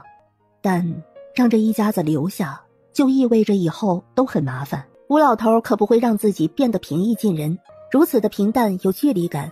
苏三妹只是乖巧的点点头，甜甜的对吴老头笑了笑。好，谢谢吴爷爷。说完，苏三妹就端着碗回厨房了。看着苏三妹如此乖巧，吴老头关上门回内屋，他露出抹笑意，叹气，喃喃自语：哎，聪明倒是聪明，讨喜倒也讨喜，可谁让老头子我是铁石心肠，无论怎么做，这该让你离开还是得离开。纵然吴老头并不热络，苏三郎一家还是在用行动表示感恩。苏三郎卧床休息，苏小璐也就放在苏三郎身边。赵氏带着3个小孩子把吴老头家里收拾得干干净净。苏虫和苏华还有苏三妹去喂鸡喂鸭，扯草抓虫，一天都不闲下来。知道吴老头每天都会早起出门，赵氏早早的就起来蒸包子蒸馒头。纵然吴老头不缺米粮，苏三郎一家也没有大吃大喝，家里没有因为住进一家人变得麻烦吵闹，而是变得干净又安静，自己的生活没有被打扰。赵氏厨艺也不错，那让他们多住几天也无妨。吴老头这样想着。今天吴老头回来的比较早，看见苏三妹3兄妹在喂鸡鸭，吴老头走了过去。吴爷爷，您回来啦！吴老头温和的点点头，看着苏虫和苏华，他不由浅浅笑了笑，摸了摸俩孩子的头，开口：好孩子。他看了看苏三妹，见小丫头好似有些局促。你们都是好孩子，你的2个哥哥被你照顾得很好，去叫你娘过来，抓着鸭子去杀了吃。这眼瞅着鸡鸭都被你们喂胖了一圈，你娘啊也不杀了吃，老头子我早就馋了。苏三妹一听，眼睛都好似亮了，她高兴地应声：好。说着，小丫头就欢快地跑去偏房了。吴老头看了看苏虫和苏华，两兄弟也明显的非常高兴。这一家子都是手脚勤快的，就连这几个孩子都懂事的让人没法不喜欢。那老苏家当家做主的苏老爷子怕是老糊涂了，所以苏三郎一家落到如此境地。看着鸡圈里面肥美的鸡鸭，他不由自主的点点头，几天就胖一圈，味道应该也是不差的。吴大夫，您看抓哪一只？选最肥的，别抠抠搜搜的，一锅炖了。这一只鸭子怎么也有7、8斤的样子。说一锅炖，赵氏是真的狠狠的肉疼了，哪怕这不是自己的。好。吴老头看着他就来气，这女人就是麻烦，抠抠搜搜的，怕是他一走，他没准逮着只最小的抓。你去抓，我告诉你抓哪一只。吴老头觉得他还是得亲眼看着，这样才能吃上大肥鸭子。虫哥华哥，一会儿吴爷爷让你们吃大鸭腿，高不高兴啊？高兴，谢谢吴爷爷。高兴，谢谢吴爷爷。走，帮吴爷爷磨药去。说着，吴老头就带着苏虫、苏华去了前院。赵氏看着，眼神里是有些心疼，同时他也起了一个不该有的念头。他抓了鸭子去厨房，苏三郎也来帮忙了。苏三妹则是带着苏小璐玩。二爹，吴大夫对虫哥和华哥都挺好的。吴大夫是个好人。二爹，等你好了，咱们问问吴大夫愿不愿意收留孩子们吧。三妹会洗衣服做饭，虫哥和华哥听话，干活也勤快。苏三郎垂着头，藏下了他眼眶里的红。他怕赵氏看见自己这样，眼泪就忍不住的流出来。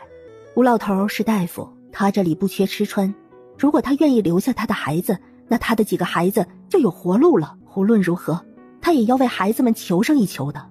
炖鸭子和炖鸡一样，吴老头家里什么也不缺，先炒后炖，放一些干菌子，锅里汤水开了，香味儿就阵阵的飘出来。随着天色渐渐暗了，饭菜都好了，苏三郎摆饭，赵氏就出去叫他们吃饭。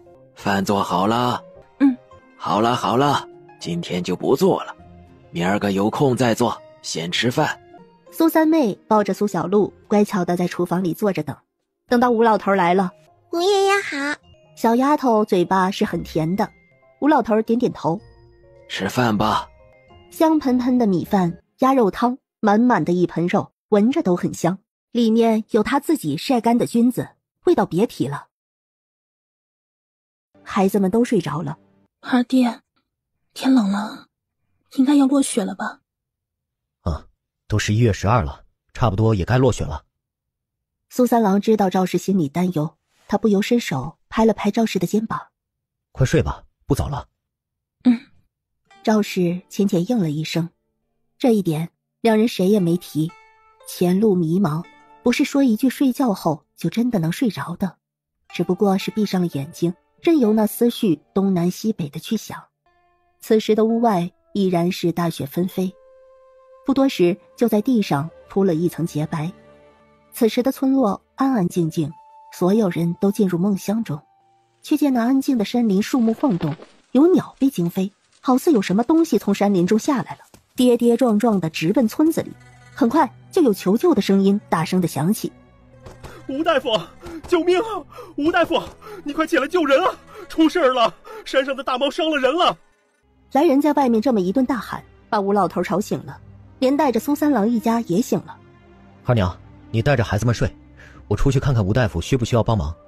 你放心吧，我身子已经大好了。说着，苏三郎就翻身下床了，而吴老头也是很快的起来了。他背着医药箱出门来，脸色沉着，看着苏三郎也没好脸。吵死了！来人是村里人，姓周，叫周全，年纪和苏三郎差不多大。苏三郎认识他。吴大夫，你快跟我家去吧，有两人被大猫伤了，这会儿等着你救命呢。走吧，前面带路，苏三郎帮我背箱子。周全救人心切，也没工夫和苏三郎说话，牵头带路走得飞快。他还怕吴老头跟不上，但每次回头看，吴老头都紧紧跟着，脸不红，气不错。倒是苏三郎喘着气小跑的跟着。到了周全家，就听得到里面传来人的痛呼声音，还有妇人手足无措的询问。二叔，那我能咋办呢？周全心急如焚的高喊：你个狗屁不懂，可万万不能乱来，快去烧水，我把吴大夫请来了。说着，周全转头对吴老头客客气气地说：吴大夫，我这两个亲戚是猎户，这次猎虎被抓伤了，还请你一定要救活他们呀。一定，我可不敢保证，只能说尽力而为。如果你要一定救活人，那还是另请高明吧。吴大夫，你别生气，你说的我们都知道，尽力救人，尽力救人，死活都是天意，和吴大夫无关的。周全说了声抱歉，吴老头也没和他计较，进屋就直接去看伤者。苏三郎紧随其后，进屋后就闻到一股浓重的血腥味儿。伤势太重了，止血保命，一切就听天由命吧。断手可见，但以后等同无用。吴老头一边说，一边打开医药箱，拿了银针下针。能从虎口下逃生，可以说是幸运了，但现在这样，多半也是废了。不过，能捡回一条命就不错了。等吴老头把2个伤者的伤口都处理好，天也已经大亮了。周全的媳妇儿端来了鸡汤，帮着喂给2个亲戚喝了。2人脸上苍白，感激地对着吴老头道谢。吴大夫，谢谢你救了我们。吴老头神色平淡，没有说话，只是摆了摆手。到底是老了，几十年打猎，此次却是差点丢了命。爹，都是怪我，是我不争气。当时要不是他反应太迟钝，老虎也不至于挣脱了，也不至于弄成这样。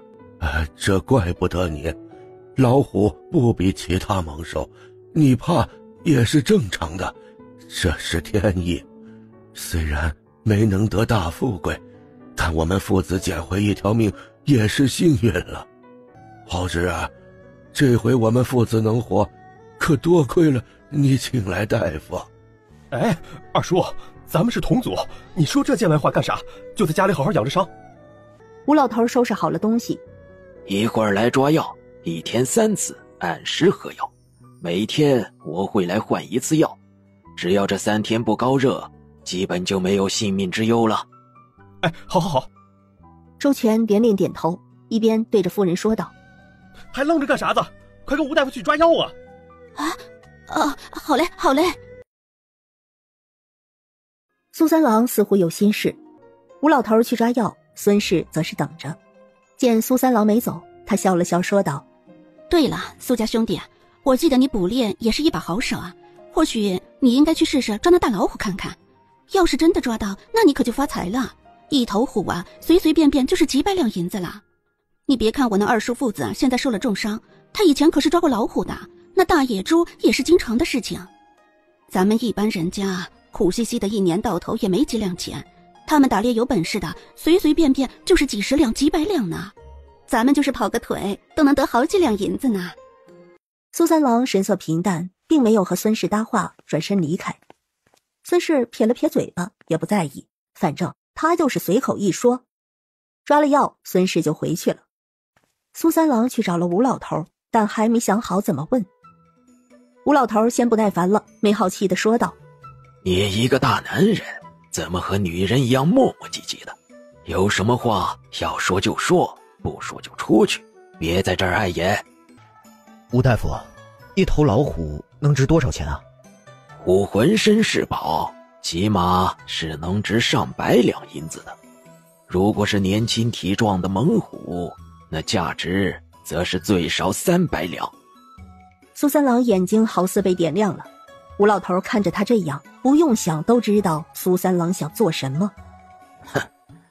你想去打虎，我看你是去送餐还差不多。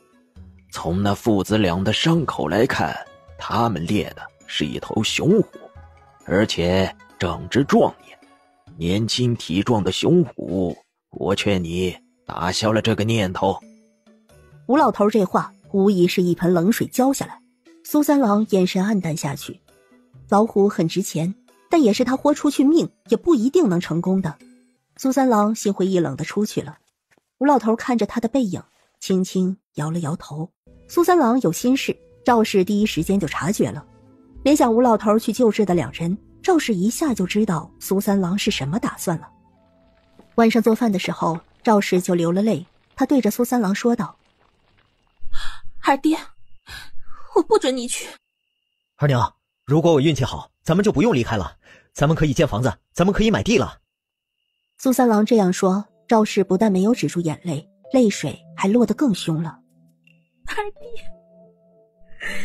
那可是老虎，不是鸡兔。得是多好的运气，才能换来一家人安定。连猎户都做不到的事情，他们怎么做得到？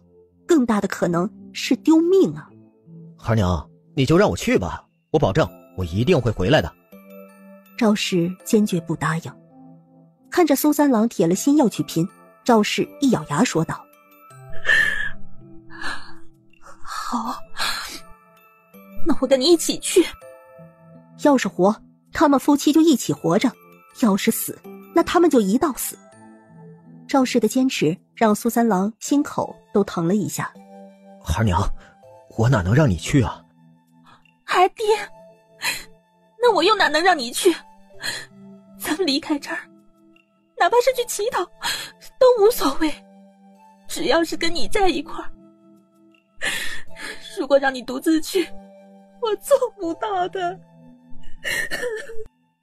反正已经没有活路了，哪怕是去送死，他也要陪着苏三郎一起。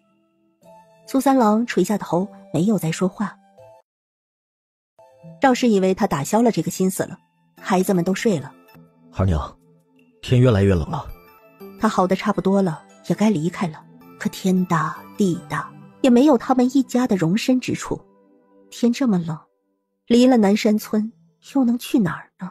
二爹，你去哪儿我就去哪儿，这一辈子认定你也跟定你了，你别想抛下我。苏三郎叹了一口沉重的气，两夫妻紧紧拥抱着。苏三郎希望这样赵氏能暖和点儿，而赵氏靠着苏三郎，他就心安。他害怕苏三郎会悄悄地进山，所以他不敢松开。晚上下雪了，第二天起来，地面厚厚的一层雪。几个孩子都搓手哈气，冷了但还是勤快地干活。苏三妹为了积压后回来帮忙带苏小璐，抹着泪对苏小璐说：四妹，我好害怕没有爹和娘，我们该怎么办呀？苏小璐还说不了什么话，她什么忙也帮不上，只有经常用哭让苏三妹抱她去水缸边玩，趁机把灵泉水注入水缸。现在家不成家，她也不知道能怎么办。苏崇和苏华还是帮着吴老头干活。吴老头没工夫去管苏三郎一家子，对于他来说，苏三郎一家走不走无所谓，要他出口相留那是不可能的，所以苏三郎一家人走不走看他们自己了。走，吴老头不留；不走，吴老头也不会赶。真要赶，那也会是过了这个冬天后。他以为苏三郎知道老虎不好打，应该就没念头了。但意外就发生在11月19这天。这天一早，吴老头起来，看见厨房只有苏三妹在忙，把那小小的丫头放在灶台凳子上，一边抹泪一边干活。吴老头不由得问道：丫头，你哭啥？你爹娘呢？你大哥二哥还没起来？吴爷爷，爹娘和哥哥进山打老虎，只留下我跟四妹。苏三妹眼泪不停地流，吴老头却是狠狠地震惊了。可真是不怕死的，我又没有赶你们走。吴老头气呼呼的，但看了看抹着眼泪的苏三妹，他没好气的道：你也别哭了，带好这小丫头，我出门一趟，看看能不能把你爹娘找回来。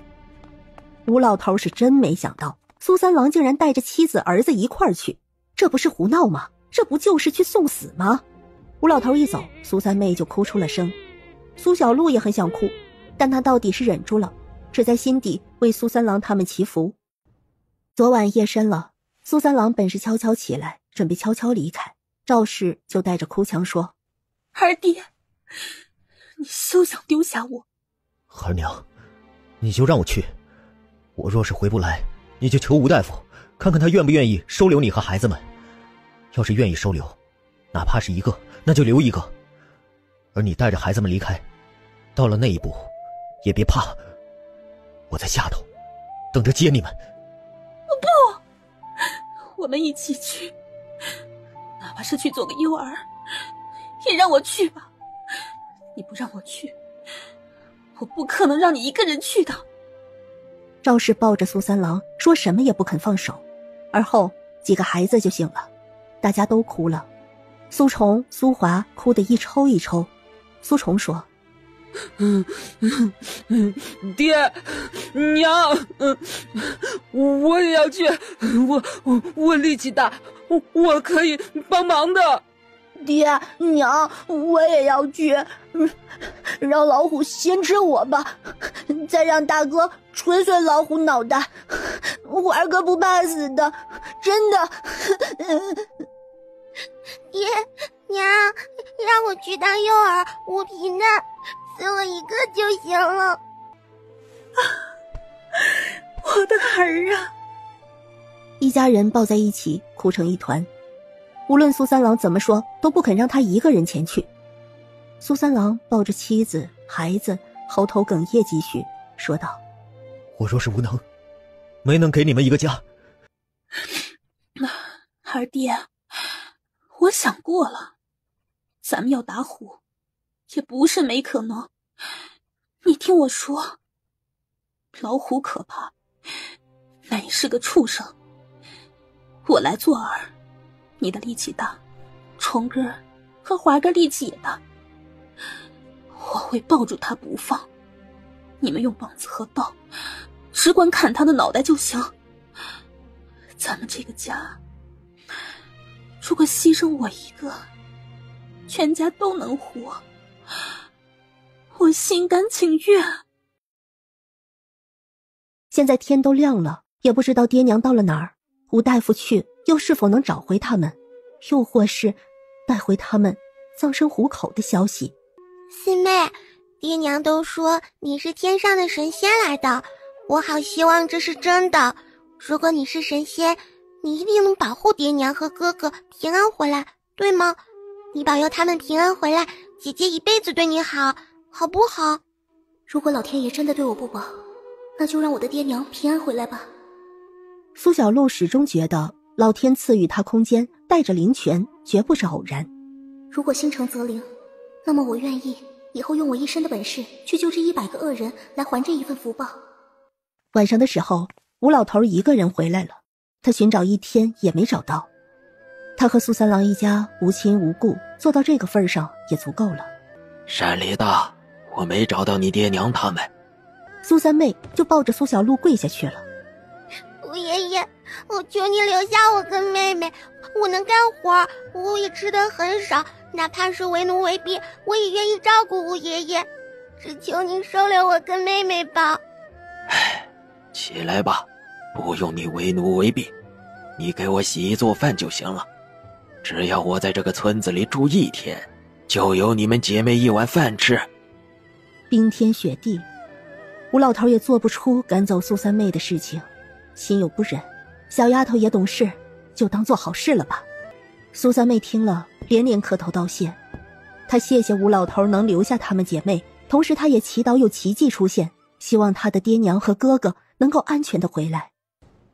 苏三郎带着赵氏和2个儿子翻山越岭，四处寻找，终于在第3天找到了老虎的足迹。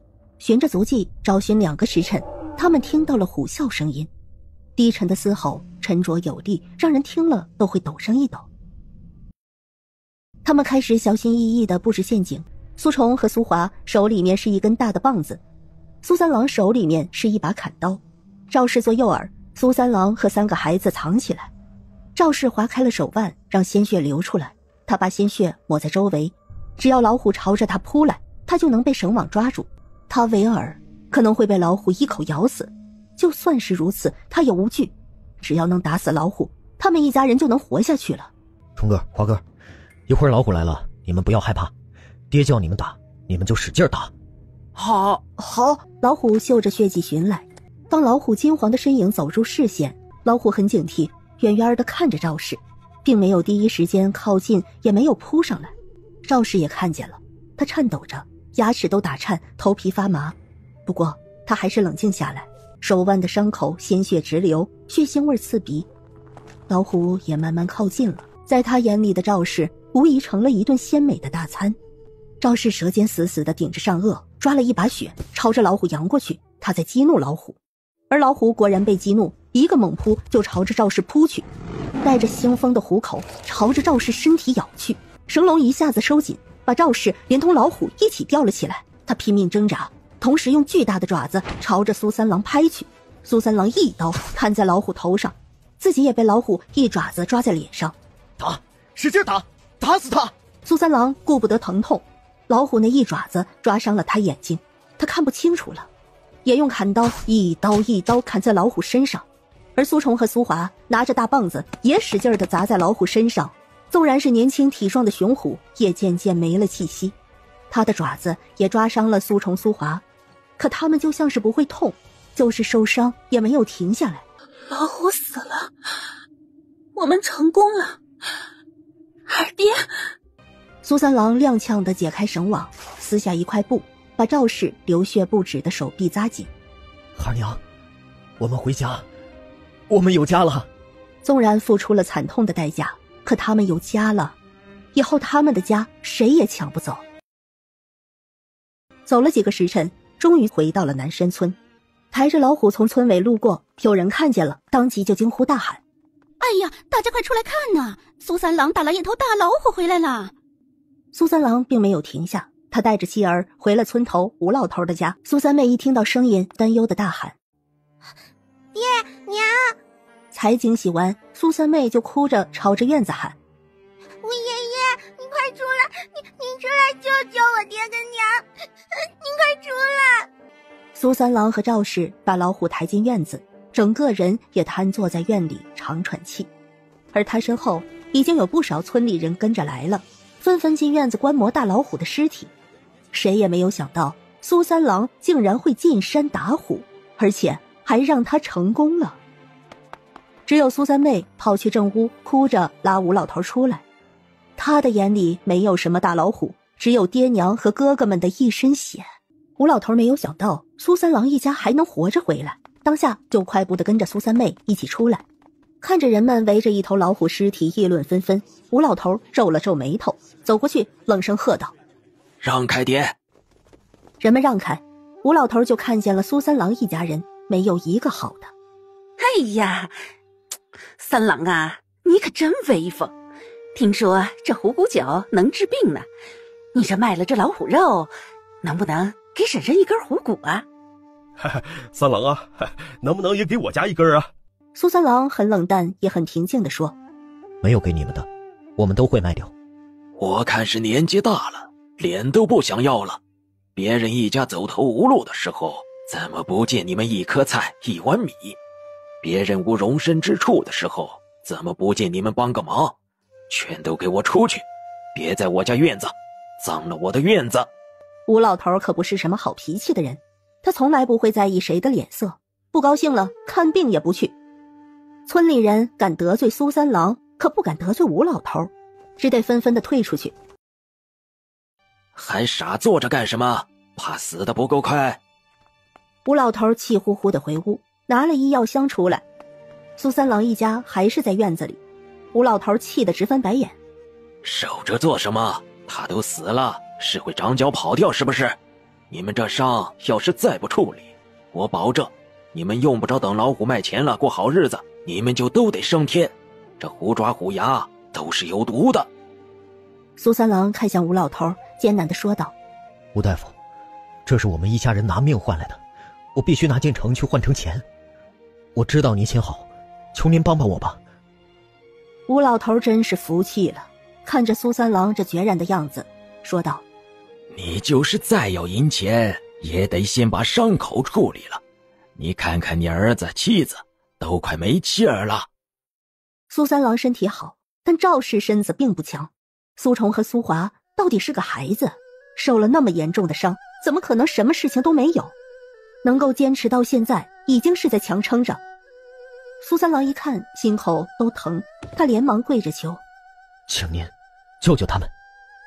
吴老头翻了个白眼，他要是不救，早就让苏三郎一家抬着这东西滚蛋了，还能让这一家人进屋？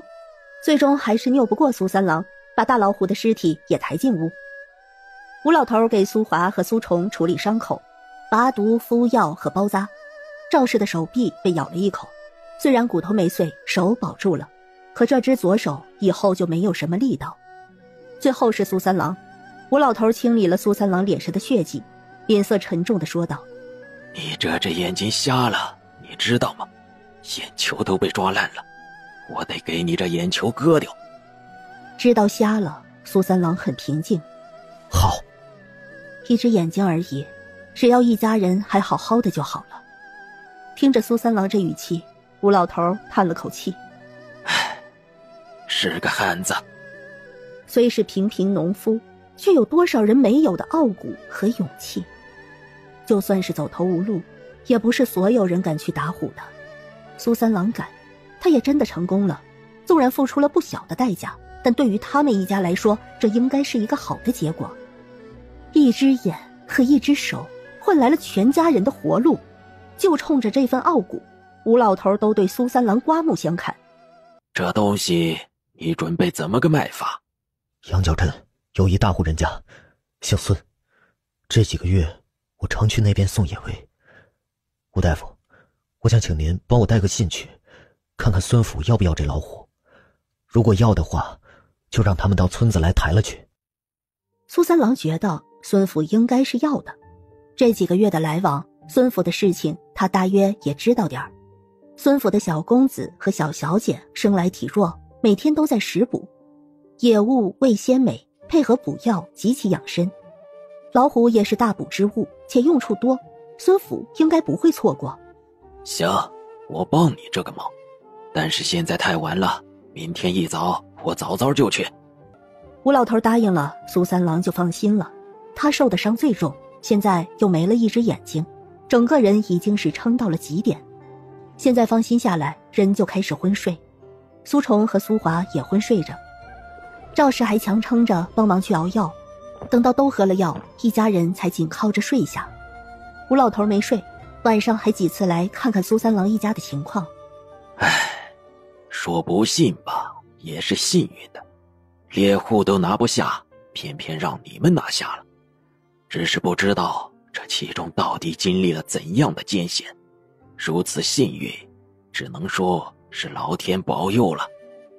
吴老头嘀咕着，挨个的给苏三郎一家探了体温，都没有高热，算是走大运了。命如杂草，却又顽强，竟然一个都没高热，吴老头都觉得稀奇。不过不高热是好事。小丫头，你咋还不睡？吴老头发现苏小璐没睡着，苏小璐动了动，她睡意浅，容易惊醒。吴老头一开门，他就知道，在知道没危险之后，他就安安静静的。假如有谁想趁着晚上来偷老虎，那他一定会大哭的。真是乖巧，你爹娘有了你呀，也算是他们的福气。过了这个坎儿，以后就有好日子过了。快睡吧，你爹娘啊，我都看着呢。一夜大雪，第二天早早的，苏三妹和赵氏就起来了。吴老头正准备出门，药还温着，记得都喝了。要是有人来，什么也别答应，我会尽快带人来的。财帛动人心，这么大一只老虎，避免不了被人打主意。要是这个时候被人抢去了，这一家人那就没活路。嘱咐完，吴老头就出门去了。赵氏只有一只手可动，他带着苏三妹去熬粥，等到苏三郎醒来的时候就能喝粥了。喝完粥又喝药。天大亮后，就有人来敲门了。来的不是别人，正是王氏。他奋力的拍门，很不客气的大声喊着：苏三郎，你个杀千刀的，赶快给老娘开门！王氏喊了一会儿，见门不开，只得换了一种语气再喊。他能对苏三郎一家不客气，却不敢对吴老头不敬。吴大夫，吴大夫开门呐，请你过去救命啊！王氏为什么来，苏三郎太清楚了。二弟，怎么办？我的东西谁都拿不走，不用理，他和我们已经没有关系了。他们不开门，外面的王氏也没有第一时间走。他心急如焚，那可是一头大老虎啊，能值好几百两呢。这个逆子，这个逆子！王氏气得直跺脚，就连苏老爷子脸色也沉着。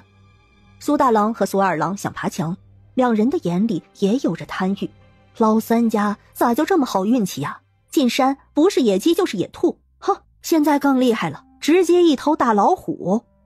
前几日周安定父子被老虎咬伤，全村都知道，他们打猎一辈子都没讨到好处，苏三郎却是打到了老虎，一下子就是几百两，怎么叫他们不眼红？但奈何吴老头把院墙垒得高，他们踮着脚也看不见。爹娘，三弟这是对咱们有气呢，所以不肯见我们。李氏眼珠子转了转，给王氏和苏老爷子上眼药。周氏也机灵，当即就对着门大喊道：三弟妹，你们开门吧，让我来照顾你们哈。哎呀，咱们可都是一家人，到底还是血亲好啊。苏三郎能打回来一头老虎，这是谁也没有想到的。面对着这泼天的富贵，他们不可能坐得住。昨夜一合计，还是得把苏三郎一家认回来才行。所以早早的一家人就来了。有着一头大老虎，他们一家人的日子就要飞黄腾达了，可以去镇上买房子做生意了，过滋润的好日子，就不用受着面朝黄土背朝天的苦，孩子们也能读书。这个时候不管是打感情牌还是怎么的，只要把老虎抬走就行。但苏三郎一家明明在里面，却不肯开门。我说三郎，说到底咱们都是苏家人，你也受伤了，养身体啊需要时间，爹啊也愿意让你回来，等卖了钱，过几年给崇哥华哥买个媳妇儿，到时候生几个儿子就行了。咱们到底是脑子坏了，总是需要堂兄弟们帮衬着点的，这些你可要想明白啊。苏老爷子觉得他把话都说到这个份上了，苏三郎应该能想明白，现在就等着苏三郎开门了。而门内的苏三郎一家坐在床上，赵氏又忍不住落了泪，他的心头有太多的担心和恐惧了，思绪完全，最终只在心里默默地问了老天一句：为何他的命如此多难多苦？苏三郎双手紧握，都在发抖。苏崇和苏华一脸无措，看看爹又看看娘，不知道该怎么办。苏三妹也哭了：娘，我怕。孩爹，你说咋办？二娘，我们和他们一家已经无关联了，随他们喊吧。真要硬闯来，就说老虎已经卖给吴大夫了。无论如何，谁都不配来分一杯羹。这老虎是赵氏用命换来的，是他们一家用命换来的，他绝不允许谁来分走，谁都不可以。好，都听你的。等卖了老虎，咱们就去买地建屋，再买些田地，去镇上给崇哥华哥看病。好，赵氏点头回应。对于屋外的一家人，无论他们怎么喊叫，门也不可能开。爹娘，三弟是铁了心不开门，咋办呢？爹娘，我看三弟是吃了秤砣铁了心要和咱们断绝关系了，要我说也别和他费口水了，直接破门抢了。再怎么样他也欠着爹娘的生身之恩呢，他用这老虎来还也是应该的。老二说的没错，踹门。好嘞。一得了话，苏大郎和苏二郎立马就开始踹门。苏三郎打了一头大老虎，昨晚就传遍了村子，而今天苏老爷子带着一大家人浩浩荡荡的来，村里人也都看着了，所以有不少好事的人跟着来看热闹。那踹门声音砰砰的，吓了苏三郎一家人一跳。苏三郎心里很伤，却也心寒。二娘，去拿刀子来。苏崇和苏华都被吓得不知所措。崇哥，华哥，不要害怕，跟爹一起来守护咱们的家，就像是我们打虎时候那样。苏崇和苏华想不了那么多事情，他们只会听话。听了苏三郎的话，他们的眼里有着异于常人的坚定。两个孩子去院子里拿了大棒子，就连苏三妹也去拿了棒子。赵氏和苏三郎拿着镰刀，一家人做好了准备。苏小妹只能躺在床上祈祷着吴老头赶快回来呀，这一个难关快一点渡过去。一声巨响，院子的大门应声而倒，苏大郎和苏二郎立马就朝着里面冲，刚进院子就停了下来，因为苏三郎一家都在院子里手里拿着刀棒。苏大郎指着苏三郎怒骂：苏三郎，你要干什么？你是要杀亲生父母吗？苏二郎也指着苏三郎骂：好你个苏三郎啊，你可真的是没良心啊！你就不怕天打雷劈吗？我苏三郎早就跟你们没有任何的关系，我和族中也没有任何关系。自此，我苏三郎自立一族。你们今天来想抢东西，那就别怪我拼死一战了。我们一家人没有活路，那就都别活了。今日谁敢参与，我把你们都记下了。来日我苏三郎必定杀你满门。敢来你就试试，看我能不能做得出来。苏三郎仅有的一只眼睛阴冷地扫过进了院子的每一个人，他眼睛好似有血，这股子狠劲儿吓得人们都头皮一麻，连往后退些，生怕被苏三郎惦记上。三郎啊，你误会啦，我们可不敢抢你东西啊，你可别乱来啊，婶婶就是看个热闹。苏三郎的决绝是真的吓人，东西在苏三郎手里，他们是不敢想了。毕竟苏三郎可是连老虎都敢打，他可是个不要命的人，不要命的疯子，谁敢惹？什么没关系？你难道不是我生的？要没有我把你生下来，你现在算个什么东西？王氏叉着腰怒骂，他眼睛左看右看，没看着老虎，老虎一定是被藏起来了。这个不孝子，老天爷可真是不长眼。王氏看向苏三郎，眼神像是一条毒蛇。苏三郎，我现在要你还生身之恩。你生时是6斤4两，这6斤4两，要么你割肉来还，要么就用那头老虎来还。此后你是死是活和我们毫无关系。哼，我又没让你把我生下来，凭什么你说要我还我就还？我苏三郎自断离族中那一天开始，我就无父无母。你要是不服，就去请村长李正来理论理论。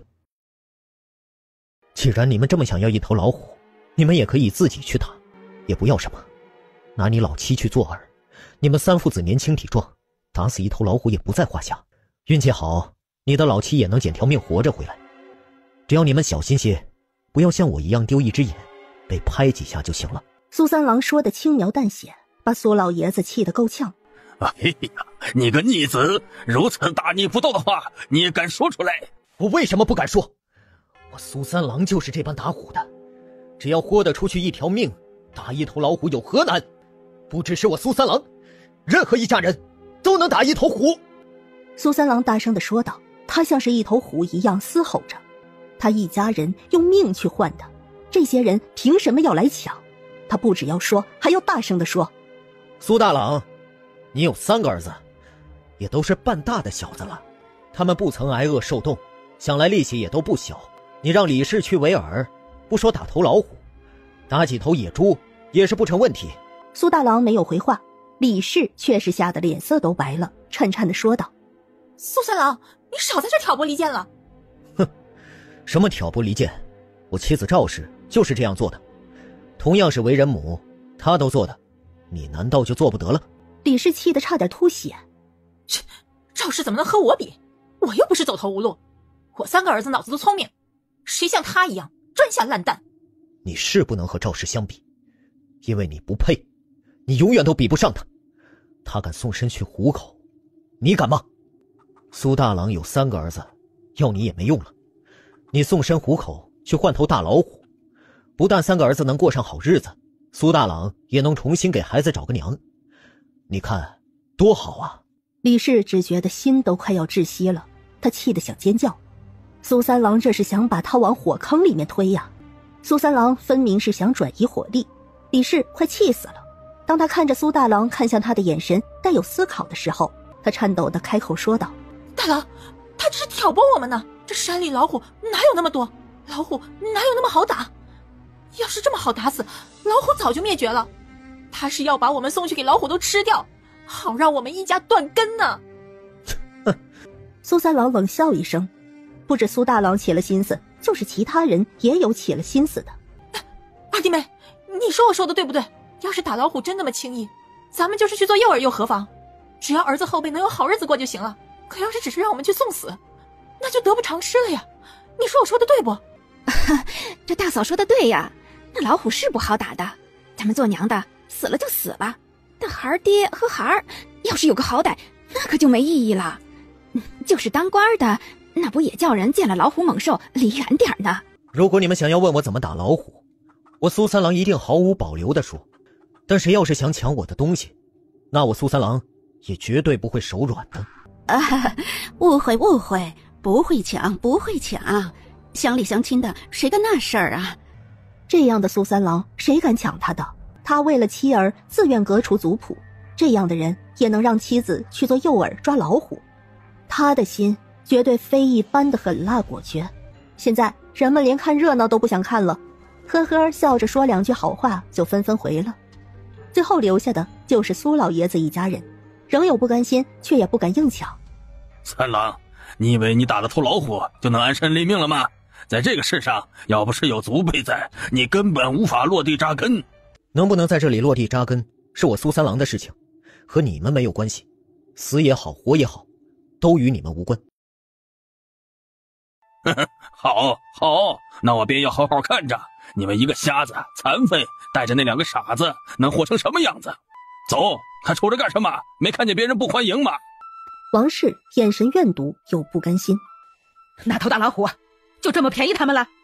苏老爷子心头沤着火气，当下就扯了王氏一把，骂道：切，没眼见的东西，若非你生这么个畜生，我也不用受着气。王氏都这把年纪了，还要被打，还是在子孙面前，他真的是老脸都火辣辣的，顿时哀嚎大哭。哎呦，你个天杀的呀！老天也无言呐！这样的不孝子还留着干什么？怎么不下来打死他呀？苏老爷子都走了，苏大郎和苏二郎不甘心地瞪了苏三郎一眼。李氏和周氏看了看赵氏，神色复杂地跟着离开。看着苏家人离去，苏三郎踉跄地去关上门。赵氏像是脱力一样，靠着苏三郎哽咽道：二爹呀！话没出口，泪水先落。好了，都过去了。属于他的，他护住了。或许以后日子也不好过，可只要他们一家人在一起，什么苦难都不怕了。午时的时候，有一辆马车就来了南山村。苏兄弟，你打的老虎在哪儿？快领我们看看去。孙管家一下马车就连忙上前敲门，一边敲门一边喊。孙管家脸上笑意不断，他想，他可真没看走眼呢，这苏三郎还真的是一把好手，这好些日子没去卖野物的，居然是在憋大招。还好他和孙府有来往，所以这大老虎首先就是孙府得。苏三郎听到声音，立马过来开门。门一开，孙管家的笑意就僵住了，看着苏三郎这一身伤，他笑不出来了。三郎兄弟，你这打虎伤的，不说这些，老虎就在屋里，你们进来吧。苏三郎勉强笑了笑，领着孙管家进屋去。吴老头冷哼一声，背着手自个儿回了正屋。苏三郎连忙道谢：吴大夫，谢谢您了。孙管家带着导丝进院，他还是第一次来到苏三郎的家乡，他以为这就是苏三郎的家，但看着苏三郎称呼那老先生为吴大夫，孙管家当下就明白了，这儿不是苏三郎的家。孙管家跟着苏三郎进去偏房，看见了屋子里的大老虎，也看见了苏虫、苏华2个孩子都有伤。孙管家，你看看这老虎值多少钱？孙管家蹲下身摸了摸老虎，入手皮毛光滑，他就知道这是一头健壮健康的老虎。非常的好，苏兄弟，这老虎很好，而且非常的值钱。你要是愿意，我们孙府就出500两向你买了它。我也实话跟你说，这老虎的价值如果在芙蓉州可以达到800甚至1000两或者更多，但是在羊角镇或者周边的镇子，最多就是500两了。好，500两，我卖给孙府。苏三郎也不傻，南山村离芙蓉州有几百里路，这其中存在的变数太多了，他就是想要钱，那也要有命用，卖给孙府是最好的选择，何况孙府也没有让他吃亏。孙管家看苏三郎连犹豫都没有，暗道这是个汉子，利落地拿出钱袋里的银票给了苏三郎，一边让小厮把老虎搬马车上去。苏兄弟，那今天我们就先走了，这么大一头老虎，还得赶紧带回去了。以后你要是还得了什么好的，也只管给孙府去信。孩儿娘，我们住在吴大夫这里，打扰他够久了，现在有银钱了，你去请村长来，就说我们要买田地，要建屋子。好，孩儿爹，你好好休息，我这就去。苏三郎也的确太累了，很快就睡着了。虫哥、华哥，你们好好的在家，累了就和爹爹妹妹一起睡觉好吗？苏虫和苏华乖巧的点头。苏三妹懂事的对赵氏说道：娘，你放心去，我会照顾好爹和哥哥。赵氏温柔地对苏三妹笑了笑，摸了摸她的头发，起身出去了。苏三妹去熬药熬粥了。苏小璐总是很乖，苏三妹很放心。苏三妹一走，苏小璐就睁开了眼。她已经有3个多月了，身体也结实，爬对于她来说也是可以做到的，只是爬起来很吃力就是了。她爬出了汗水，才到苏三郎身边，把小手放到苏三郎嘴边，喂苏三郎喝灵泉水。她就趴在苏三郎的肩膀边，看着苏三郎进血的左眼，苏小璐的视线就模糊了。爹爹，当时一定很疼吧？哥哥、娘，当时一定也很疼吧？我能做的也只有这些了，希望你们能快点好起来。为了苏三郎喝，苏小璐又给睡着的2个哥哥喝了一些。她轻轻地亲了亲苏虫和苏华的脸颊，用脸贴在他们的脸上。好哥哥，就算你们一辈子都傻傻的，我也会照顾你们一辈子的。苏三妹熬了粥，先给吴老头端去了一碗。吴爷爷，您快吃吧，虽然我做的没有我娘做的好吃，可是也很好吃的。苏三妹很感激吴老头，哪怕现在的吴老头摆着臭脸，苏三妹也笑着。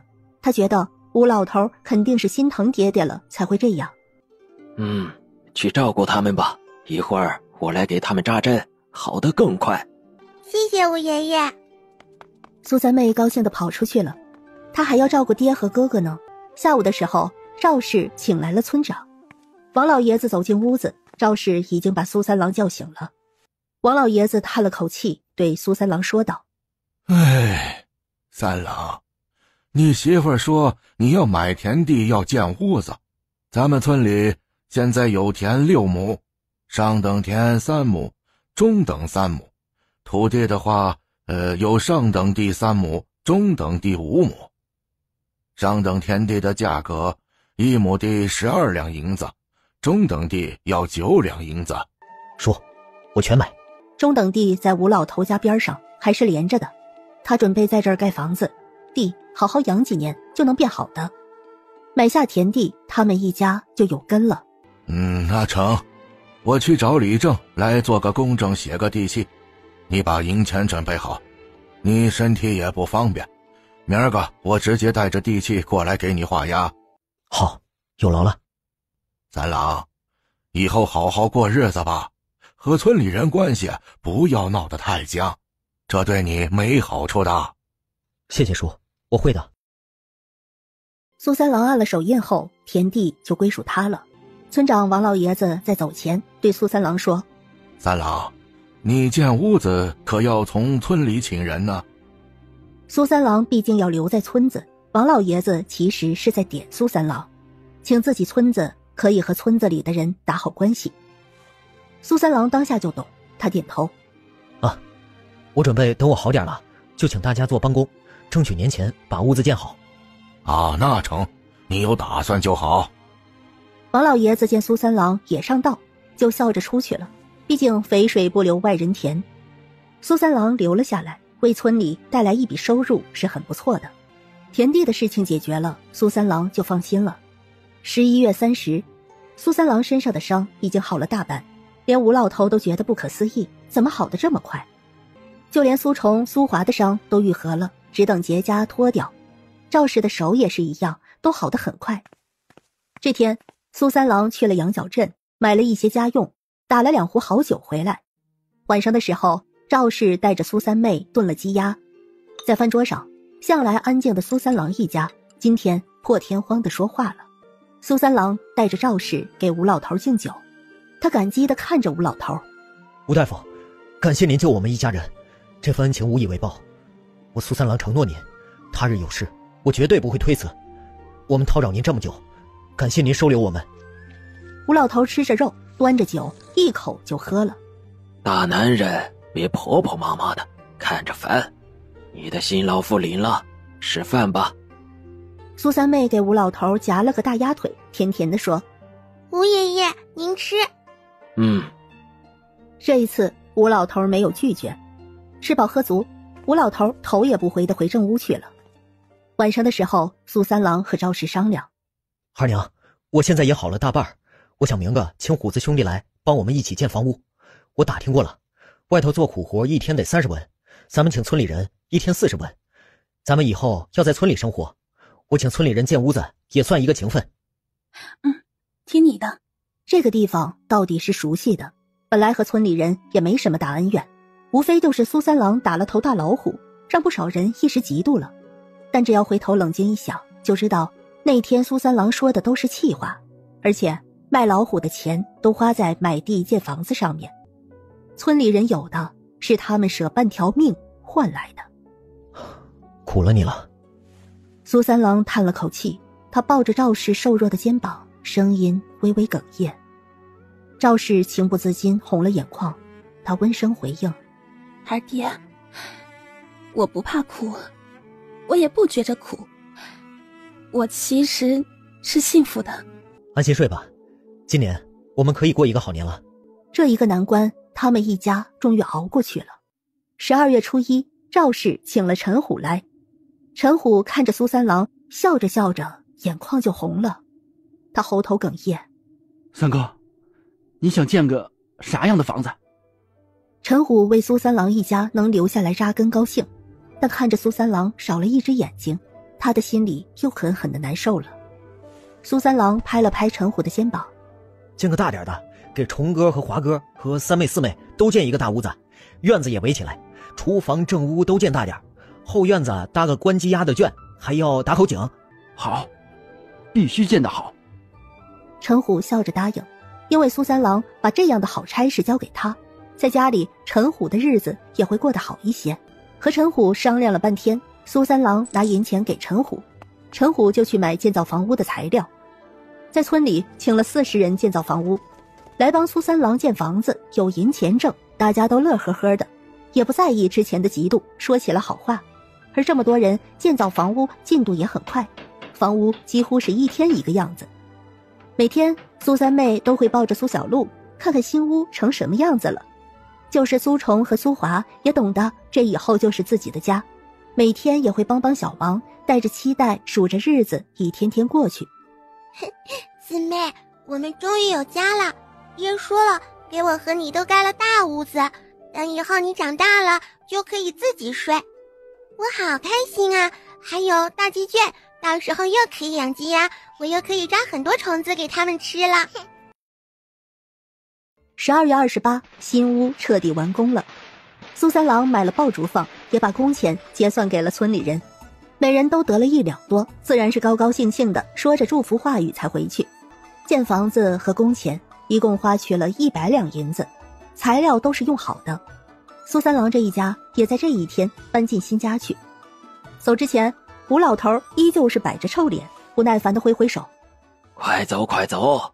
苏三郎带着家人感激地对吴老头鞠躬道谢：“吴大夫，谢谢您这段时间收留我们，若是您不嫌弃的话，以后我天天让虫哥、华哥来帮您打扫院子，让三妹帮你洗衣服。”“大可不必，我救你们，你们也付了银子，这段日子你们并不是没有付出。我不喜欢太热闹，既然做了邻居，那以后相安无事就行了。”苏三郎想要感恩他，而且还是滴水之恩，想涌泉相报，但他不需要这么多的报答，所以大家各过各的就行。回家去吧。苏三郎点头，带着家人出了吴老头的家，进了隔壁属于他们的家。虽然每天都看着这个新家一点点建起来，但现在正式入住，一家人还是难言喜悦。院子铺了青石路，搭着3脚叉的衣杆，用来晒衣服或者晾干菜。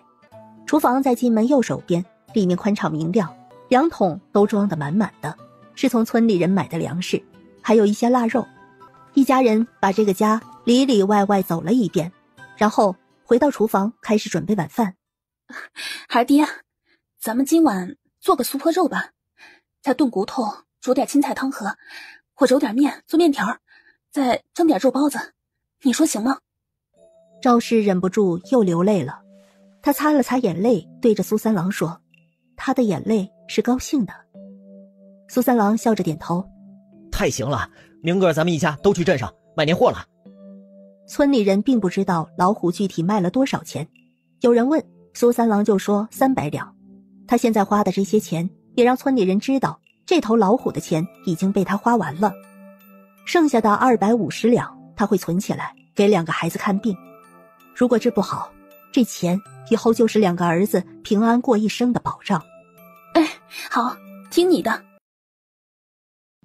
夫妻俩开始洗锅做饭做菜，至于4个孩子都让他们在院子里玩去了，冷了又回到家里灶台前来烤火。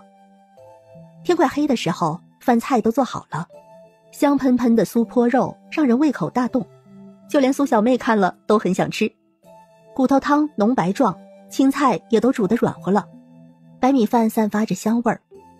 赵氏说道，孩儿爹，你去请吴大夫过来一起吃吧。苏三郎点头，他出门去，但很快他就失落地回来了。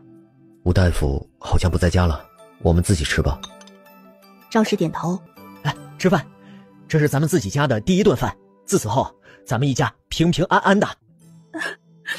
好，都平安。冲哥、华哥还有三妹都健康长大。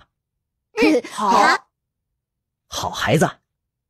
苏三郎温和地看着3个孩子，视线最后落在赵氏抱着的苏小璐身上。看着苏小璐盯着肉咽口水，苏三郎心头一暖。孩娘，你看，咱们四妹也想吃荤了呢。四妹啊，也快4个月了，说来也该吃点荤腥。孩儿爹，要不今天就给四妹吃点荤吧。苏小璐眼睛都亮了，高兴地扭动身体，冲着苏三郎甜甜的微笑。一家人都乐了。好，给四妹吃点肥的，饭也能吃几粒。四妹，好不好吃啊？苏小璐咂巴着嘴巴，对着苏三妹微笑。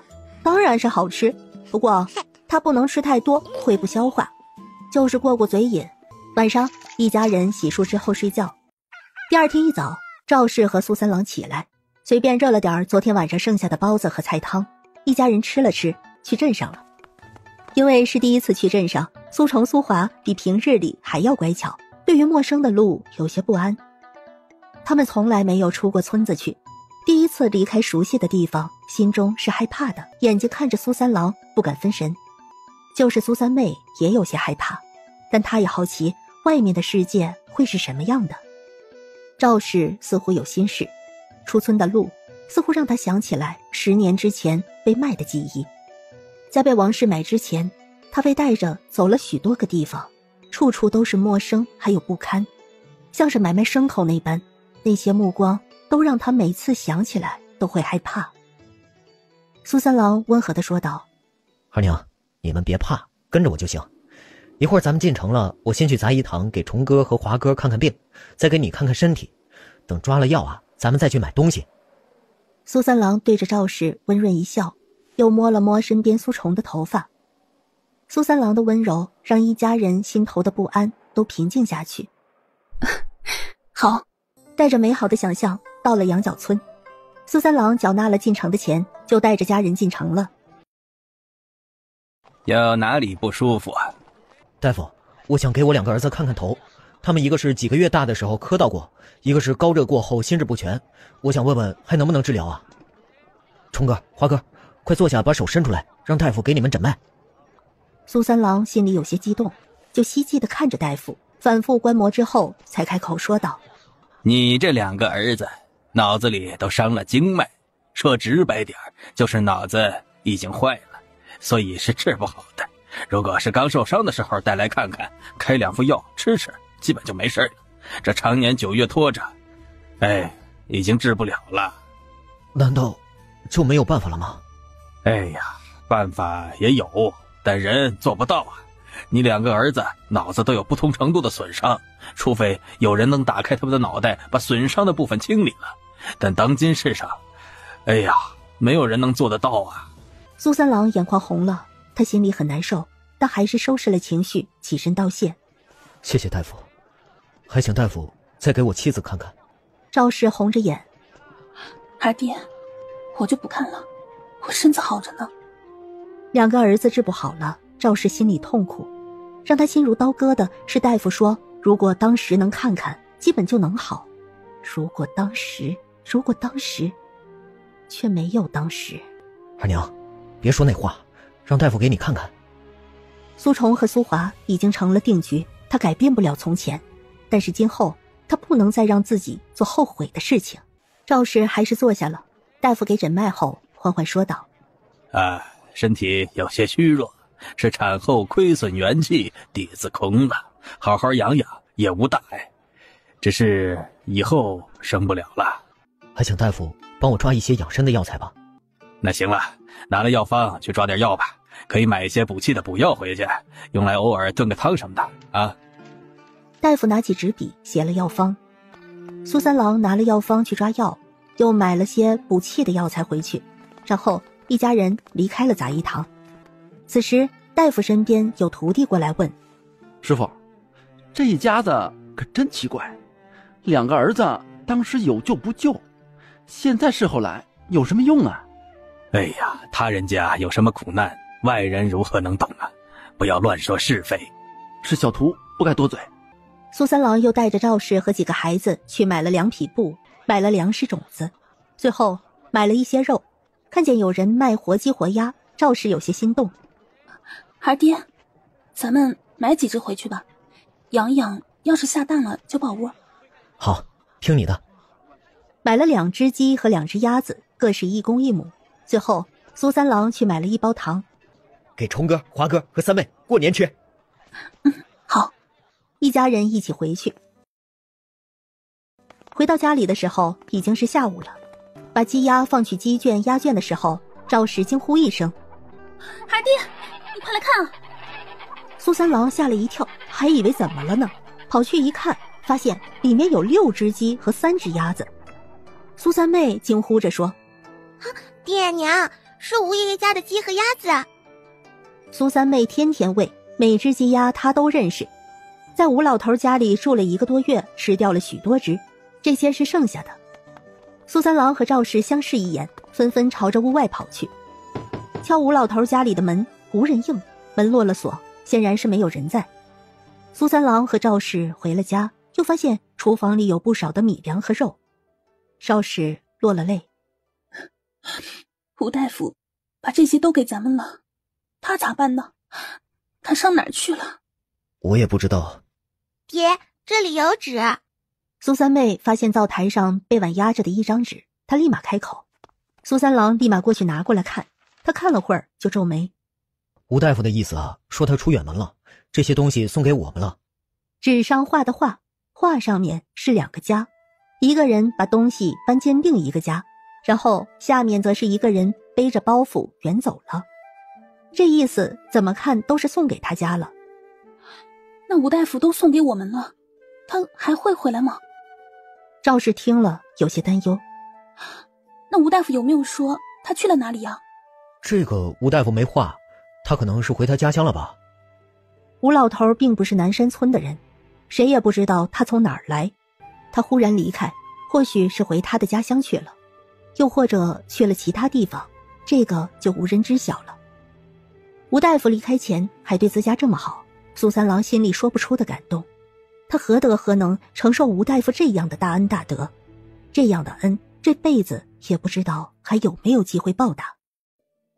苏三郎心里有些惆怅，坚定地说道：二娘，吴大夫这些东西咱们不能白拿，咱们就暂时保管，数一数多少肉和多少粮食，咱们经常用新的换着，等到吴大夫哪天回来了，这些东西啊如数归还给他用。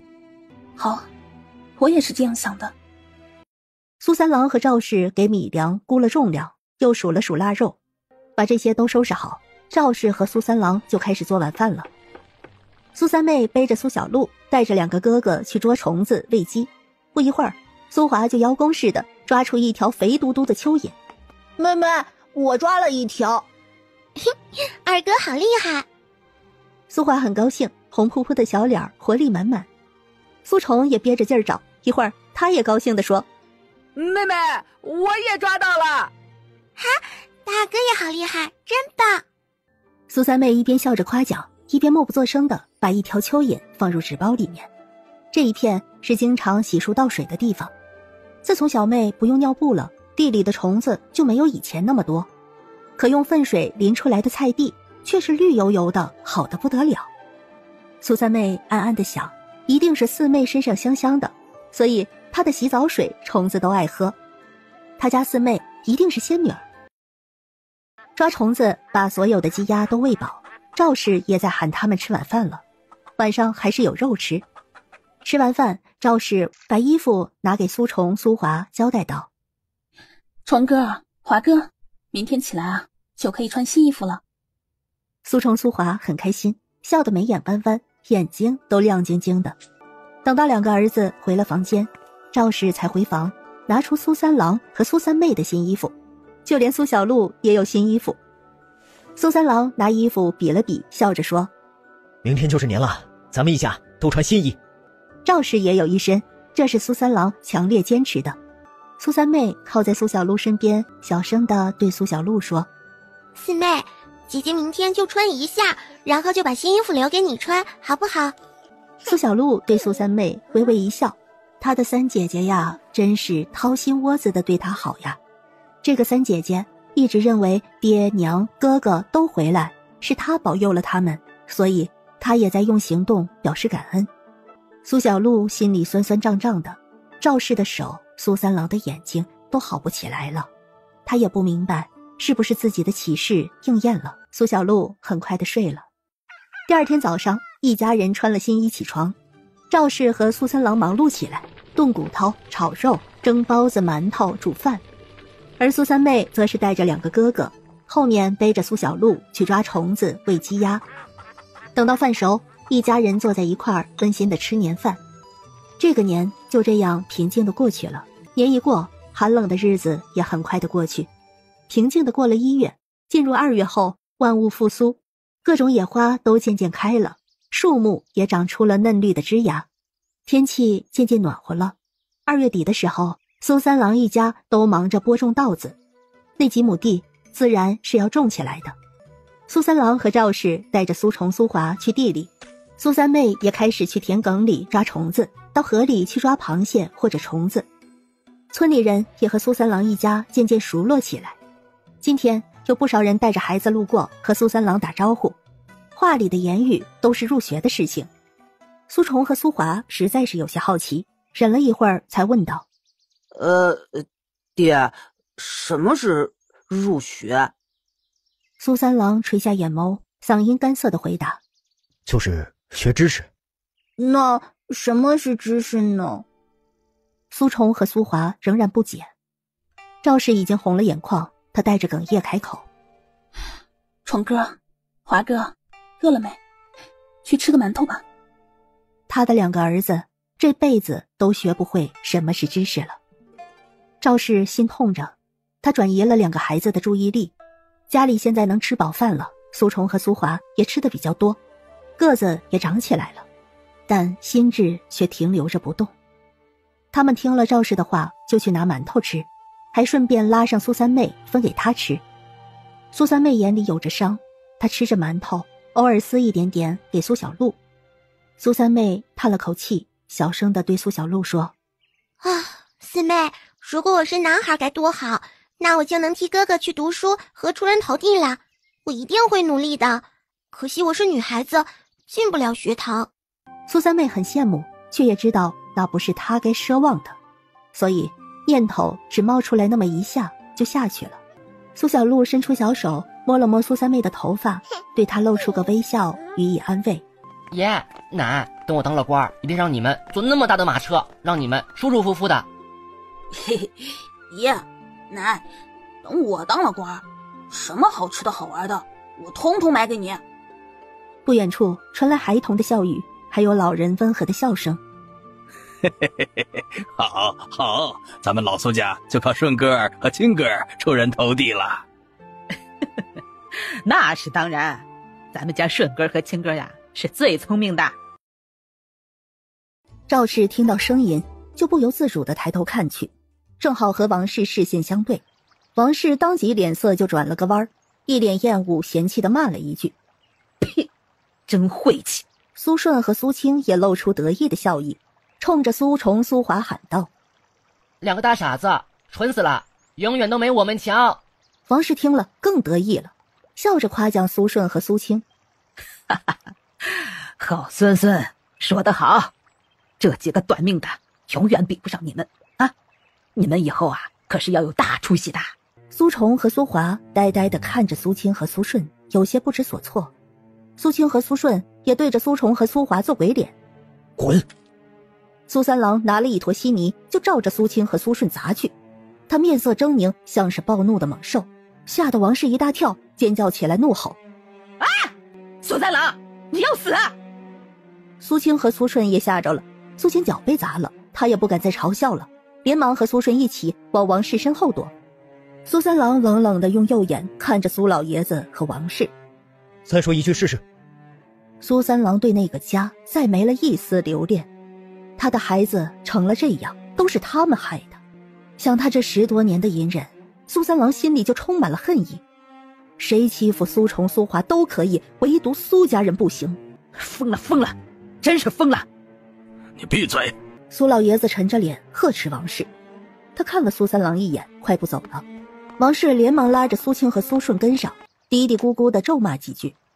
他们走后，赵氏才小声地喊了苏三郎一声：“二爹。”苏三郎垂下头，嗓音干涩地说：“二娘，你带孩子们回去吧，我做完这点活就回来了。”赵氏点头，出了田里，带着孩子们回去了。一路上，赵氏落了泪。苏崇、苏华和苏三妹还有苏小璐都是安安静静的。苏小璐看着两个傻哥哥，她决定给他们把脉看看。回到家里，赵氏也没闲着，苏三妹去喂鸡鸭，苏小璐则是被放在了一个木筐里。苏崇和苏华看着她，苏小璐伸出手朝着苏崇手抓去，她对苏崇微笑。苏崇看着苏小璐，也对她笑了起来。苏崇要伸手抱苏小璐，苏小璐就扁嘴巴。苏崇顿时就不敢动了，笨拙地用右手去摸摸苏小璐的头发，哄着她说：“妹妹不哭，乖乖哦。”上辈子他当了26年中医，从小就学中医，在这上面可以说是有天赋。此后胎穿到这里，又有了一个空间，灵泉水一直养身，他的天赋比上辈子还要好。一探脉，他就想起了年前在杂医堂那大夫说的话，他的感知好似被无限放大了，他能彻底切除病因。苏崇的脑子里有累积的淤血，淤堵让经络不通，他的脑部发育很迟缓。如果能让淤血化开，再配以名贵药材温养滋补，修复身体，苏崇就能够继续长大。等我再长大点儿，就能给苏崇施针，让他的脑内淤血先化开。苏小璐又抓了苏华的手，伸手抱住了他的二哥哥。苏华一动也不敢动，不知道该怎么办。妹妹还小小的，刚会坐，还是软软的香香的，他怕自己一动，妹妹就会摔，就会哭。苏崇正松了口气，看着苏小璐又抱住了弟弟，他立马紧张地说：“华弟弟，不要动哦，我去叫妹妹来。”说着，苏崇就朝着后院跑去。苏华当然不会动，苏小璐安心地切脉。苏华的心智停滞不前，主要是因为高热把脑内的经络烧坏了，坏死的经络淤堵不通，苏华的大脑就停止了发育，同样是要入针疏通和药用修复才行。看来还要再等几年，这几年也只能日日让家人都使用灵泉水了。苏三妹和苏崇一起出来，苏小璐已经松开苏华，乖乖坐好了。大哥二哥不用怕，四妹是喜欢你们才抱你们的。四妹，你说是不是啊？当然是啊。苏小璐回给苏三妹微笑。四妹可真好看。苏小璐1岁的时候就会说简单的字了，她也会走路了，虽然走得还不算稳。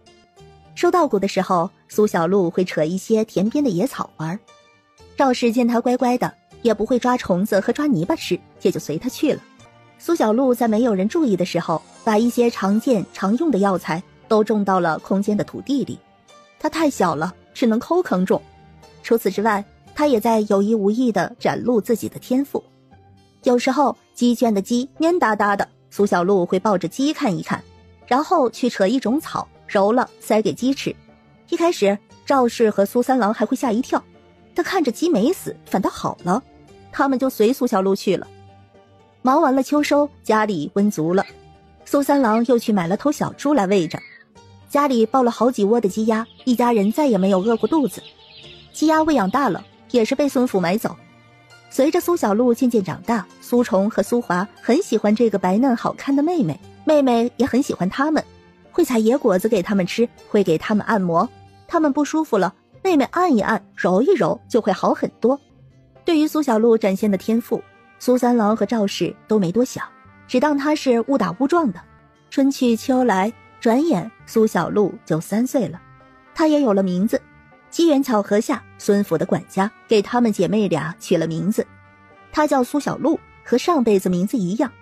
苏三妹则是叫做苏小玲，有了大名，三妹和四妹就成了小名。3岁的苏小璐机灵又俏皮，帮忙收了稻谷，又帮忙收金玉棒子，和她三姐姐一样，是个非常勤快的小姑娘。眼看着日头渐渐热了，赵氏对苏小玲说道：三妹，中午了，你带四妹回去煮个面条，一会儿我们回来吃。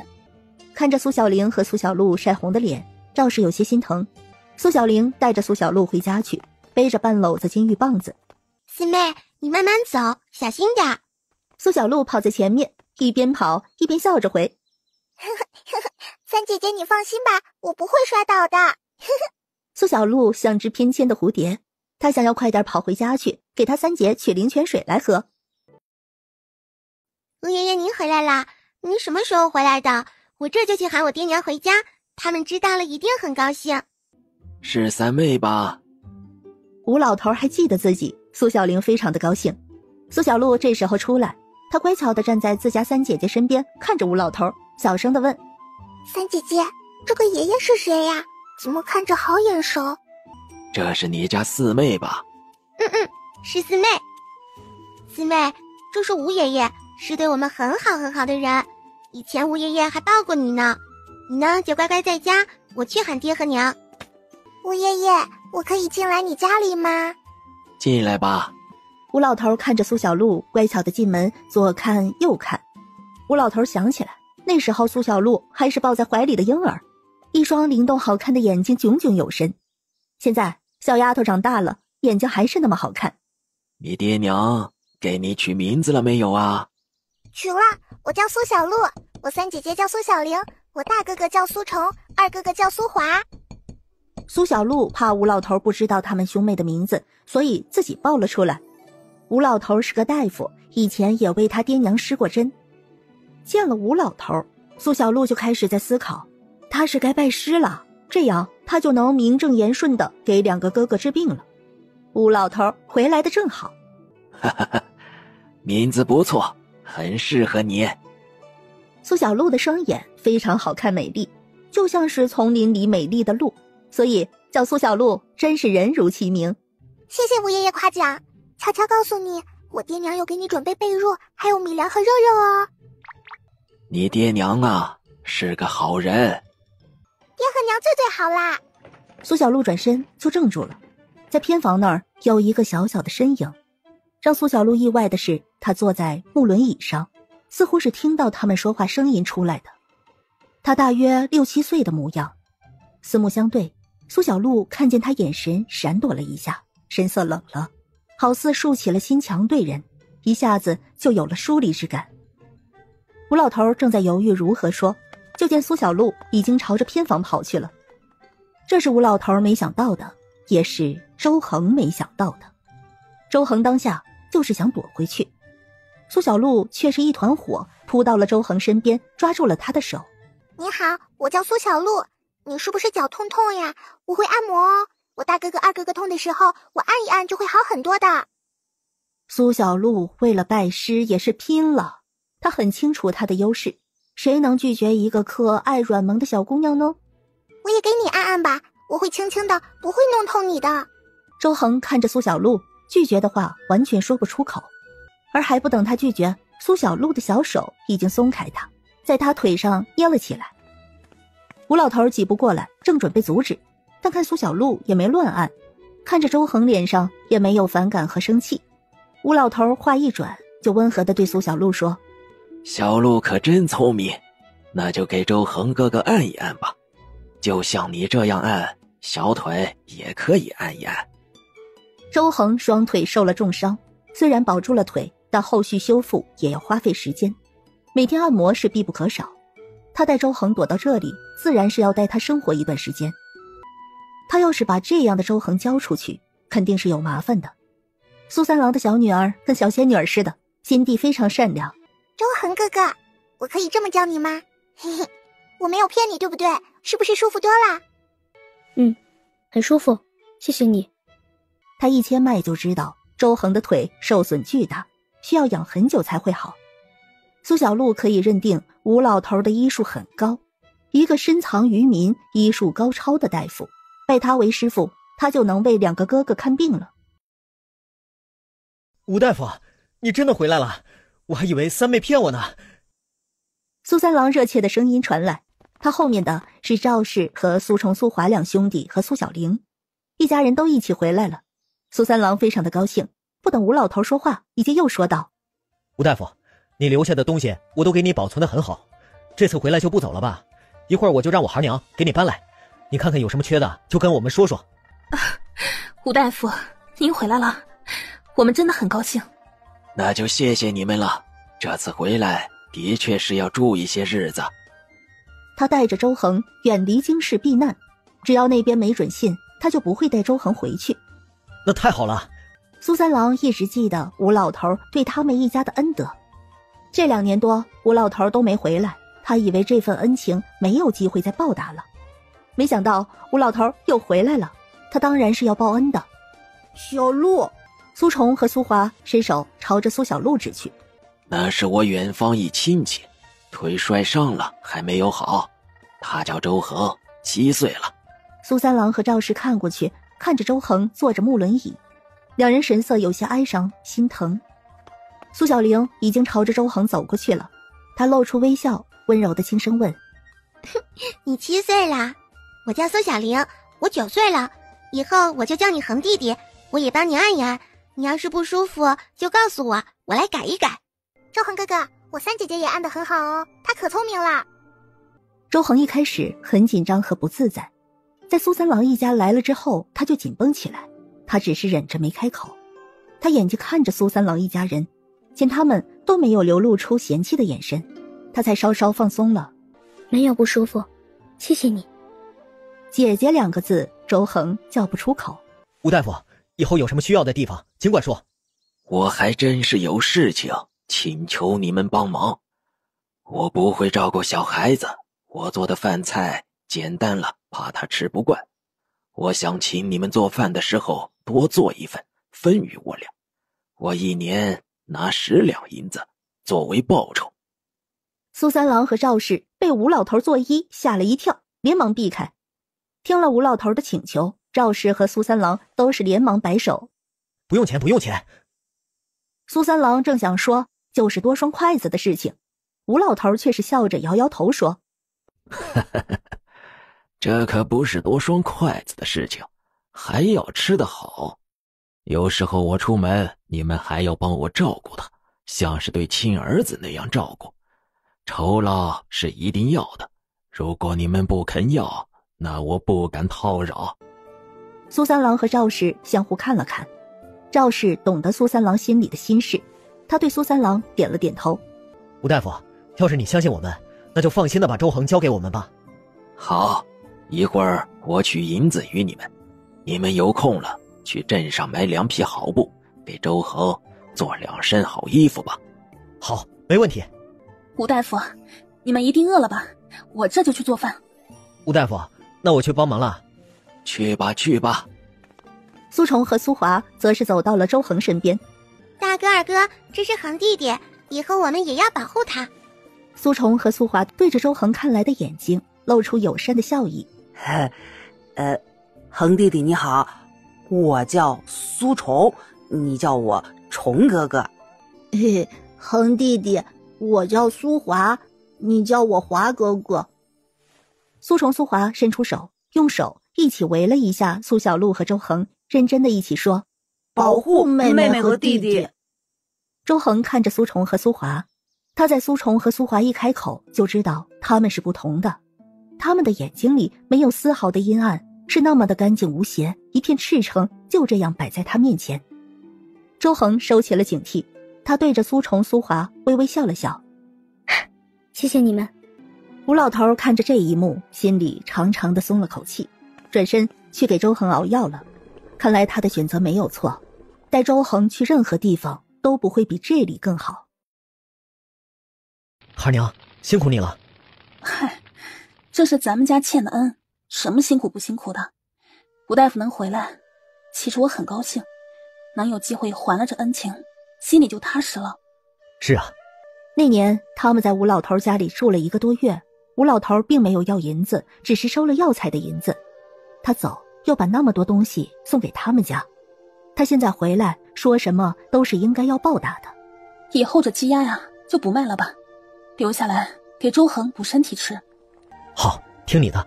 两人很快煮好了饭菜，苏三郎过来叫他们吃饭。看着周恒行动不方便，苏三郎走过去蹲下身，温和地对周恒说道：“恒哥，我背你过去吃饭行不行啊？”周恒看着苏三郎，他朝着厨房看了一眼，吴老头没出来。周恒垂下眼眸，点了头说：“谢谢苏叔。”苏三郎背起了周恒。虫哥、华哥，你们把恒哥的椅子抬过来。苏虫和苏华笑着答应。进了苏三郎的家，周恒看了看这个温馨的小家，打扫得很干净，有米饭，也有青菜馒头，还有炒的腊肉，还有青菜汤和炒鸡蛋，闻着很香。恒哥，你看看合不合口味，喜欢吃什么你就说，婶婶给你做。吴老头也随后来了，听到这话便笑着对周恒说道：“周恒，以后就在这儿住了，他们负责你的吃食，想吃什么你就说。”周恒哥哥，我娘做菜可好吃了，你一定会喜欢的。周恒腼腆的点点头，大家也看出来了，这是一个话很少的孩子，容貌清秀好看，谦和有礼。吃饭了，赵氏一个劲儿的给周恒夹菜，周恒吃了一口就呛咳起来，清秀的小脸红了。苏小玲轻声的问：“恒弟弟，你不能吃辣椒吗？”周恒红着脸点头。吴老头恍然大悟：“啊，我把这事儿忘了，他吃不惯辣的。”恒弟弟，鸡蛋里没有辣椒，你就吃鸡蛋吧。对对，吃鸡蛋。他有些愧疚，是他疏忽了，忘记问周恒的喜好。他开始吃起了鸡蛋，不挑食，让大家都放心了。吃饱喝足，苏小璐就不由多看周恒几眼，暗暗猜测他会是哪儿人，也不知道周恒是从哪儿来。吃完饭后，苏三郎照常把周恒背了回去，然后才带了苏虫、苏华去干活。赵氏则是留下杀鸡准备晚饭。三妹、四妹，你们去吴爷爷家看看有没有需要帮忙的地方。好。苏小璐甜甜的应一声，苏小玲则是点点头，牵着苏小璐的手去了隔壁。这时候吴老头正在让周恒喝药，周恒皱了眉头，一口就喝了。周恒哥哥好厉害，一口就喝了，不怕苦，真棒啊！小丫头甜甜的夸奖和崇拜让周恒有些不好意思了。他看了看苏小玲，苏小玲也对他微微一笑。小璐说的对，恒弟弟很棒。吴老头心情不错，对着周恒说道：“来，扎针了。”吴老头只是看了一眼就开始下针了。周恒似乎很痛，但他紧紧咬牙忍着。苏小玲转身出去了，苏小璐趴在边上吹了吹。周恒哥哥别怕，小璐吹吹就不痛了，我已经学会了，明天小璐给你扎吧，一定不会这么痛的。银针，苏小璐也会用，她的感知应该比吴老头强，她下针，周恒肯定会好过点儿。周恒听着苏小璐带着童真的话，勉强露出个微笑。好，谢谢小璐。吴老头也是笑了笑，并没有把苏小璐说的话放在心上。过半个时辰，老夫来收针。小丫头，可不要动这些针，知道吗？我知道的，吴爷爷，你放心吧，时辰到了，我喊你来取针。吴老头乐了，这小丫头可真有意思。这会儿吴老头也没觉得苏小璐真的懂什么。吴老头摸了摸苏小璐的头发就出去了。苏小玲很快回来了，她端来了一盆水，拧干了帕子给周恒擦汗。周恒抿着唇小声地说：谢谢。不用谢，你是弟弟嘛，我照顾你是应该的。恒弟弟，你有兄弟姐妹吗？你们那儿的生活是什么样的？种地跟我们这儿也是一样吗？我还有个弟弟，我们那里和这里有些不一样，我没种过地。他住在宫门之中，锦衣玉食，娇生惯养。说实话，连种地是什么他都不知道。不过现在在这儿，他似乎可以过另一种生活。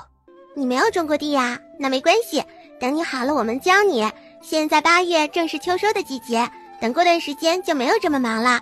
到时候我们去山里采野果子，然后我叫我大哥背你。小璐，你跟你恒哥哥说，秋天山里都有什么呀？苏小璐心领神会，她眨了眨眼睛，甜甜地说：周恒哥哥，秋天山里头好吃的可多可多了，有山桃，还有野葡萄，还有山枣，还有山莓泡，甜甜的酸酸的，小璐超级喜欢吃。山里的那些野果子，苏小璐现在想起来都会流口水，那是大自然的馈赠啊。那些我从来没见过。他不知道苏小璐说的是什么，但看着苏小玲亮晶晶的漂亮眼睛，他不由产生了向往，想要看一看，尝一尝。那过几天我带你去看，到时候我们再去打野生的毛栗子，回家了放在火堆里头埋一埋，到时候刨出来吃也好香的。小璐可是个小馋猫呢，我也可以分你一半哦。谢谢小璐。或许是分散了注意力，以往男人的扎针时间，这次竟然很快就过去了。哎呀，时间到了，我去喊吴爷爷过来取针。说着就跑了出去。周恒才回过神儿，原来已经过去半个时辰了。谢谢你们。周恒细声道谢，因为有他们，这难熬的时间才会过得这么快。不用谢，以后要是有空，你扎针的时候，我们都来陪你说话。周恒抿了抿唇，轻轻地点了一下头。无形之间，他和他们的距离在渐渐拉近。苏小璐很快叫来了吴老头，苏小玲立马让开。吴老头坐下给周恒取针，苏小璐在旁边看着。吴老头看着小丫头专注认真的样子，不由笑道：小丫头是不是想学呀？吴爷爷，我已经学会了，这个好简单哦。吴老头看了苏小璐一眼，正想说一句小儿不知天高地厚，就见苏小璐迅速地捏住一根银针，捏动一下，自然而然地就取了针。吴爷爷，你看我没做错吧？吴老头素来平静沉稳，但这一次他真是狠狠地惊讶了。在他这愣神的功夫，苏小璐已经又快又稳地取了好几根银针，好好的摆放好。啊，小璐，快住手！苏小璐停下来，她眨巴了眼睛看向吴爷爷。我没有做错呀。小丫头，你的确是没有做错，这些是谁教你的？是吴爷爷你教的呀。刚才你给周恒哥哥扎针的时候，我就学会了，但是我还不会取针。不过没关系，现在我都会了。哼，我终于知道怎么给大哥哥、二哥哥治病了，原来是可以扎针的呀。等等，你就是看我这样做，你就学会了？吴老头神色压抑不住，他激动了。这惊人的天赋，只是看他施展操作一番就会了？若不是身体足够好，他觉得他都会激动的晕过去。苏小璐认真的点点头。是呀，这个又不难嘛。小丫头，你是真不知道你到底多大本事啊！你说你学会了，那你连扎针也会了？苏小璐在吴老头激动的眼神下点点头。学会了。他说完就专注地为周恒把银针取下来。我大哥哥、二哥哥的身体很奇怪，我都不知道怎么办。不过现在我知道了，多扎扎针就好了。小璐，你说你能治好大哥、二哥吗？苏小玲震惊地捂着嘴巴，她这会儿好似想起了什么一样。哦，所以你以前揉的那些草治胃剂啊，不是乱来的吗？家里的鸡鸭有时候蔫巴了没精神，也不知道是得了什么病，往往苏小璐四处随便一扯一些草来揉成汁，喂给鸡鸭，那些鸡鸭就慢慢好了。他们都以为是误打误撞，现在苏小玲一下子回过神来，这或许不是误打误撞，她的妹妹是神医啊。我有试很多次的，有的吃了有用，有的没有用，不过有用的我一次就记住了，下一次就不需要试了。苏小玲看着天真无邪的苏小璐，震惊无比，她的四妹妹竟然是这么的聪明，以前他们怎么就没有想到呢？周恒哥哥，我明天给你扎吧，我给你扎你就没有这么痛了。吴爷爷有好几个地方都没有扎对，我已经学会了，我扎得比他好哦。周恒也处于震惊之中，他不由看了看吴老头。哎，小丫头，你还会些什么呀？我还不知道，没有人教我。吴老头认真地看着苏小璐，他神色严肃起来，拿起一根干净的银针朝着自己手腕一扎。小丫头，你知道从哪儿下针才对吗？吴老头封住了自己一个穴位，一下子他就疼得龇牙咧嘴了，他觉得自己是疯了。可看着苏小璐认真的小模样，他又觉得自己应该疯。苏小璐也不含糊，取了一根干净的银针就朝着吴老头手上扎去。他下针是那么的果断，几乎是呼吸间，吴老头自己扎的针像是被一股气流给冲出来了一样，一下就弹出来掉在地上。苏小璐笑眯眯的自然的取了针，很骄傲的对吴老头说：吴爷爷，我做的好不好？吴老头眼里像是燃烧了一团火，肯定的点头夸赞：好，非常好，小丫头，你在医道上天赋过人。小丫头，你说你会的还不多，老朽不才，正好会一些，你愿不愿意跟着老夫学？他的衣钵还没找到继承人呢，发现苏小璐的天赋让他的血液都沸腾了，这不就是他想要的天资聪慧的徒弟吗？也是他第一次有了收徒的念头。苏小璐看了看苏小玲，然后又看看吴老头。吴爷爷，我要问问爹娘才行。要救治大哥二哥，势必也要苏三郎和赵氏的认可和信任。好，等你晚上你爹回来，我亲自给他们说。好。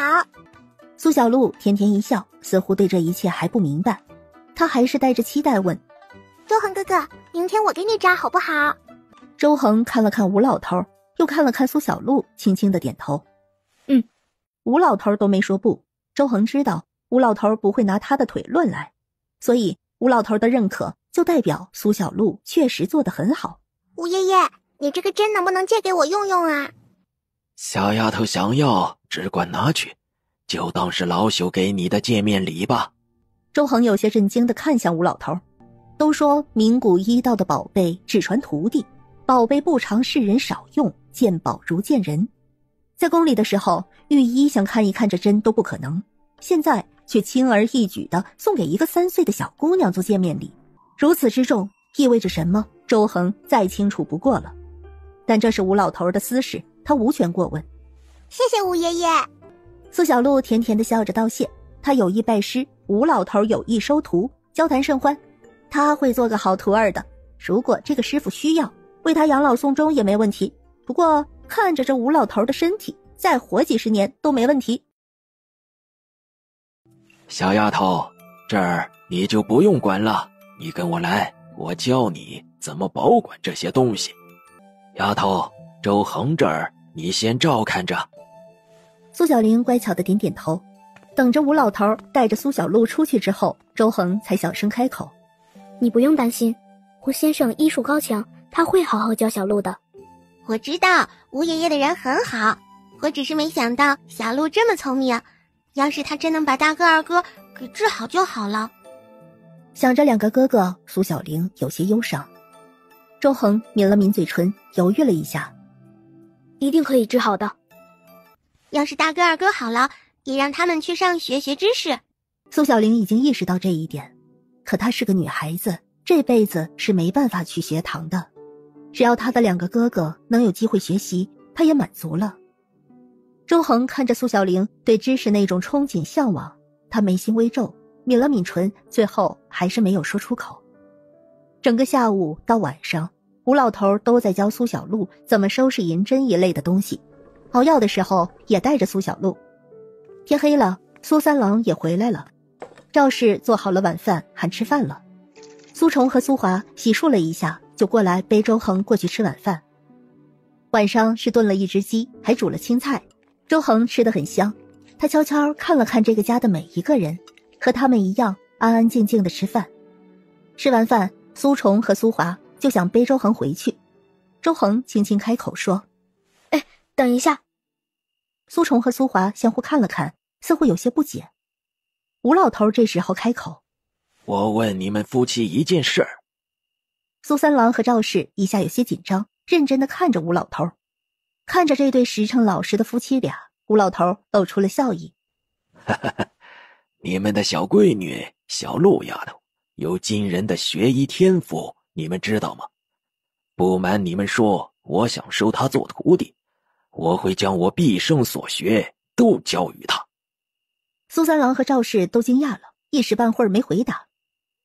吴老头看着苏三郎说道：“你的眼睛好了之后从没有痛过吧？你的手好了之后也没落下病根吧？”苏三郎和赵氏回神，两人点头，的确是伤好之后都没有落下病根，不说是他们，就是苏虫和苏华都没有落下毛病。苏三郎看着吴老头，一下子恍然大悟起来：“吴大夫，你是说要收四妹为徒，教她医术吗？”赵氏也回神，眼神流露欣喜之色：“没错，她很有天分，甚至有可能治好苏虫和苏华，我亦会辅助他们。我敢说，她若是治不好，这天下没有人能够治得好。名古神医名动天下，但踪迹难寻，且不轻易出手救人。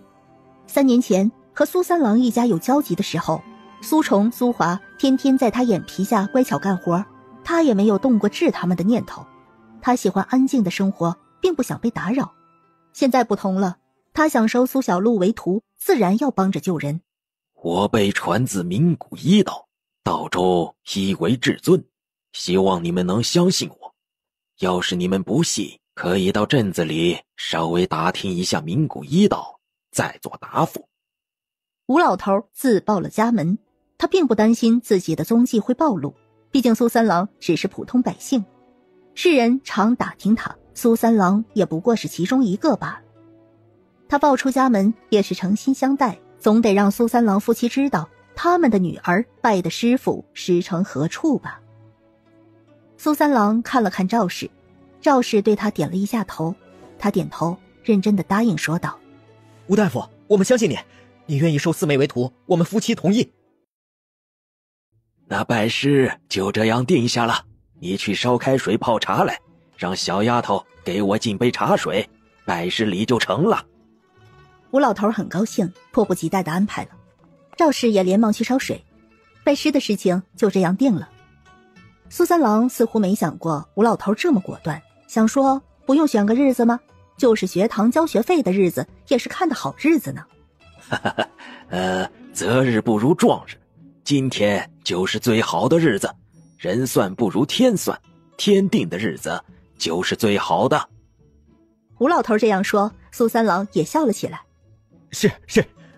等茶泡好，苏小璐恭敬地端着茶水跪下去，行3跪9叩的拜师礼。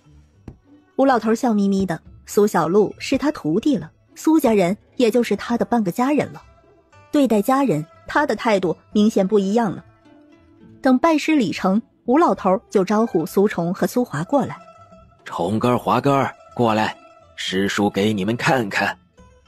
苏虫和苏华还不懂发生了什么大事，但他们对吴老头有好感和信任，所以他们走到吴老头身边，吴老头就给两人切脉。苏三郎和赵氏紧张期待地看着。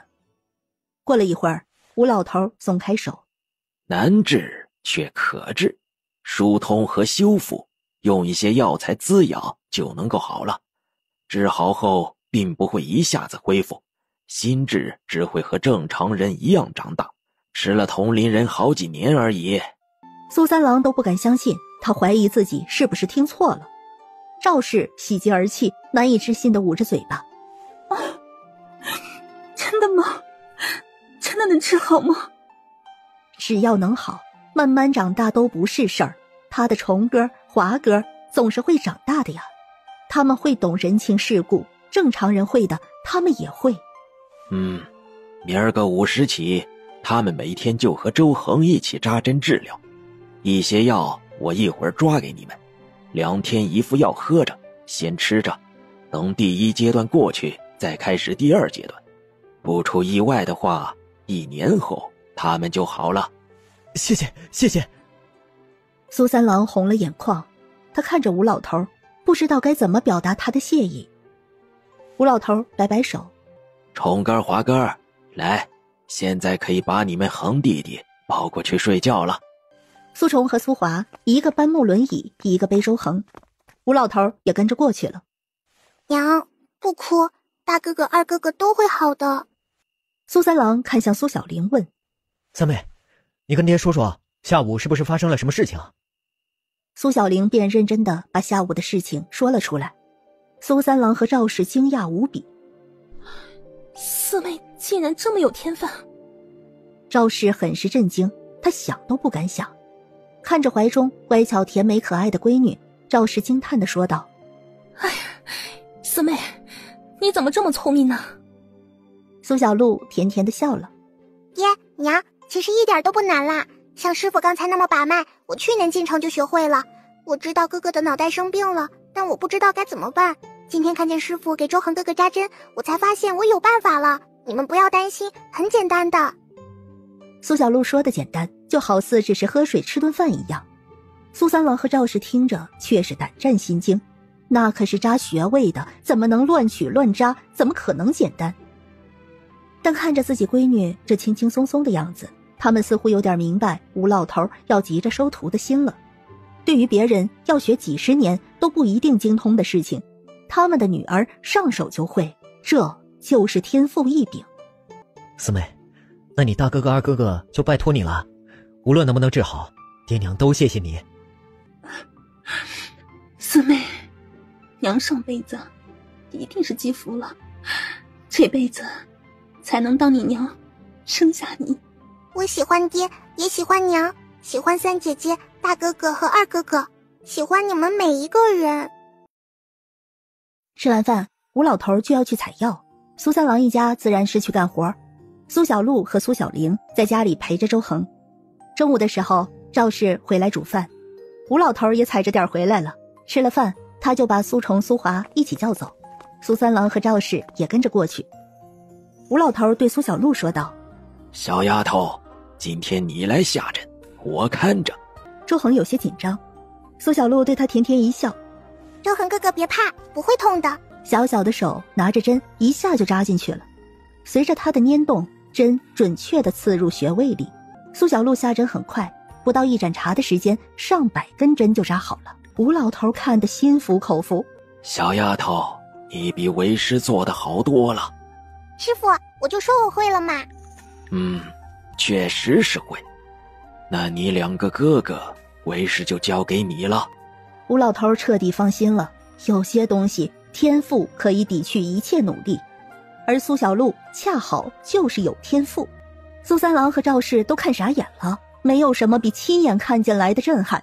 苏小璐让苏虫和苏华坐下，她亲了亲苏虫和苏华的脸颊：大哥哥、二哥哥不要害怕，一点都不痛哦。呵呵，小璐亲亲，不会害怕。从苏小璐会走路开始，苏小璐就经常亲亲他们的脸颊，久而久之，他们渐渐地明白这是妹妹鼓励的方式。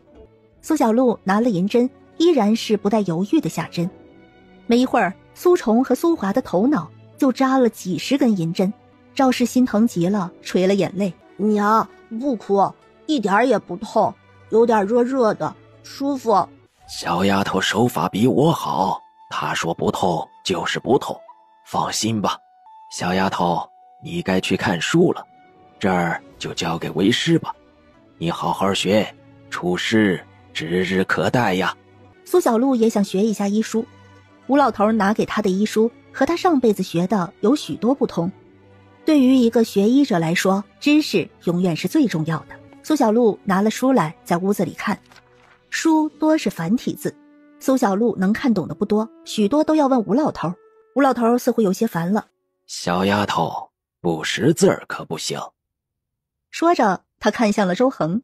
小子，没事儿的时候教教丫头认认字儿。周恒看了苏小璐一眼，答应了。好。周恒的启蒙可是国子监里太傅教学的，比起民间好了不知道多少。小丫头，还不快谢谢你周恒哥哥。周恒哥哥，谢谢你。苏小玲默默地站在一边，心里叹了口气，要是她也能学该多好。周恒哥哥，我学的时候能不能让我三姐姐也一起学呢？求求你了。苏小玲有些诧异，她眼神亮了几分，不由得带着期待朝着周恒看去。周恒会愿意教她吗？周恒看了苏小玲一眼，他抿了抿唇，轻声道：可以的。他看了看有些懵懂的苏虫和苏华，见他们也看着他。阿虫和阿华也可以一起学。苏虫和苏华倒是不懂认字有什么好处，他们只是觉得三妹妹和四妹妹都很喜欢的样子，所以他们也想要。谢谢恒弟弟。不用谢。吴先生，还请你帮我多买一些纸笔来备用吧。等取了针也是下午申时了，治疗是个长久的过程。苏三郎和赵氏一合计，干脆让几个孩子不用干活了，安心在家里治疗，每天取针后帮着苏小玲做晚饭就行。苏虫和苏华就背着周恒到处来玩。吴老头每天忙于采药，直接把周恒交给他们照顾。恒弟弟，我写好了。苏小玲在地上写下了她自己的名字，练习了2天，终于能写完整了。小玲写的很好。苏虫和苏华只会写个苏字，苏小璐已经会写了。但她看着三姐姐悄悄练习，她不想破坏三姐姐的喜悦，所以苏小璐画了个乌龟。小璐，你又乱画，小心师叔责罚你。苏小璐调皮一笑。三姐姐，周恒哥哥，你们看我画的像不像嘛？小璐，你画的乌龟下面为什么有一堆圆圈？那不是圆圈，那是乌龟在孵蛋呢。他可是很有想象力的，只画一只乌龟多无聊啊。周恒有些愣，最后他无奈的笑笑。小璐，下次可不能这样了，咱们要认真的认字，知道吗？知道啦。苏小璐跑开，在路边扯了2把草回来，认真的给画的乌龟围了起来。嘿嘿，我给乌龟做个窝。苏小玲看着活泼可爱的妹妹，忍不住笑了。周恒看了苏小玲一眼，也微微笑了。苏虫和苏华把脑袋伸过去，似乎在思考。苏虫皱着眉说：不对，爹说乌龟都是埋在地里的，应该埋起来。大哥说的对，那我们就挖土埋起来吧。小玲，我教你写别的字吧。好，谢谢恒弟弟。苏小玲崇拜地看着周恒，她觉得周恒真厉害。苏小玲的崇拜让她心里生出一种说不出来的感受。她知道苏小玲对知识的渴望，周恒暗暗心想，他一定会倾囊相授的。当天边夕阳止于暗红，苏小玲就不舍得对周恒道：恒弟弟，明天再学吧，我们得回家做饭吃啦。说完，苏小玲就对着不远处抓虫子的苏虫、苏华和苏小璐喊着：小璐，大哥二哥，我们该回家啦。苏虫和苏华很快跑回来，一个背周恒，一个搬木轮椅回去。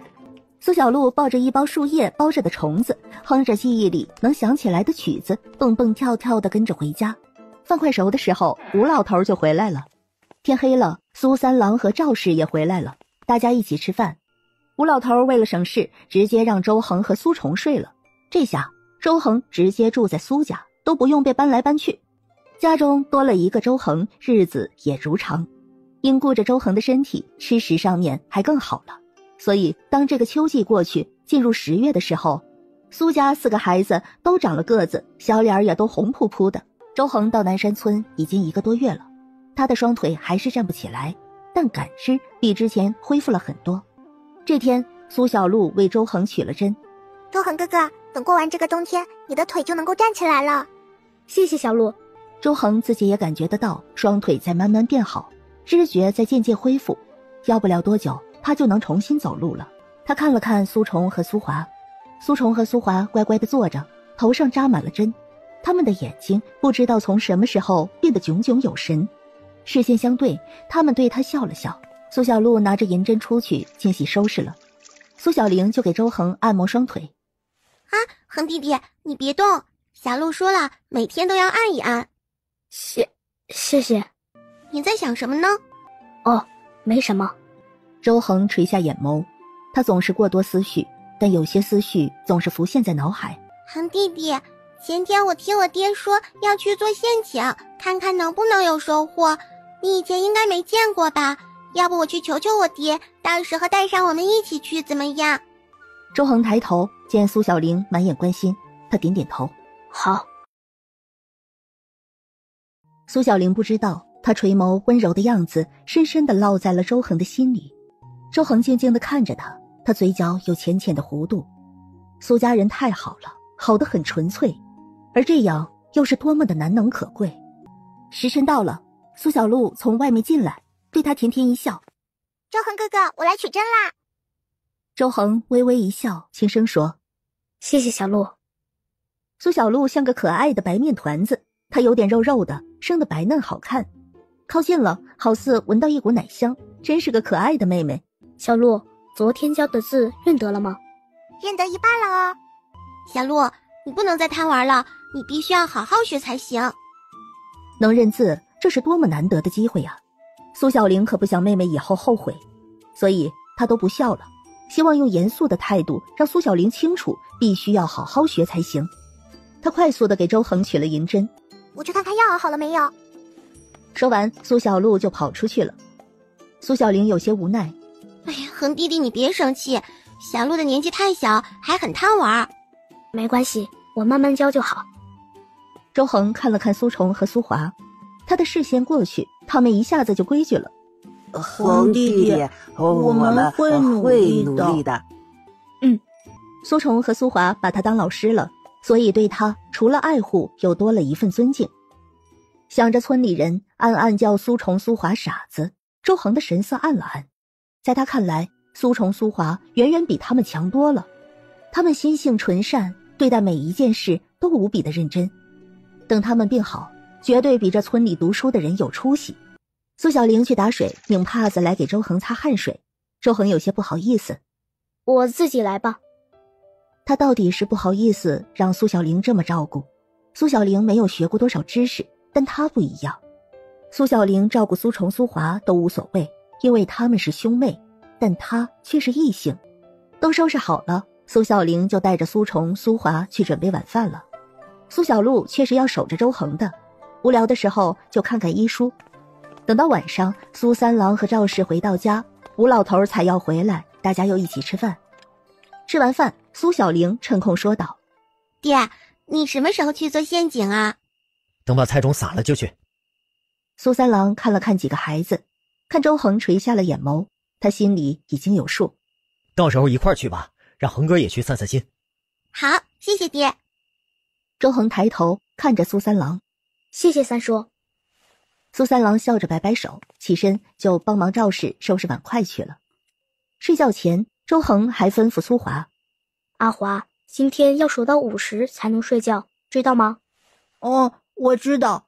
夜里渐渐安静下来，赵氏靠着苏三郎：二爹，恒哥可真聪明，小小年纪都会了这么多知识了。你说如果他去学陶，我觉得要不了多久就会成为童生了。他可比咱们村好多学子都聪明呢。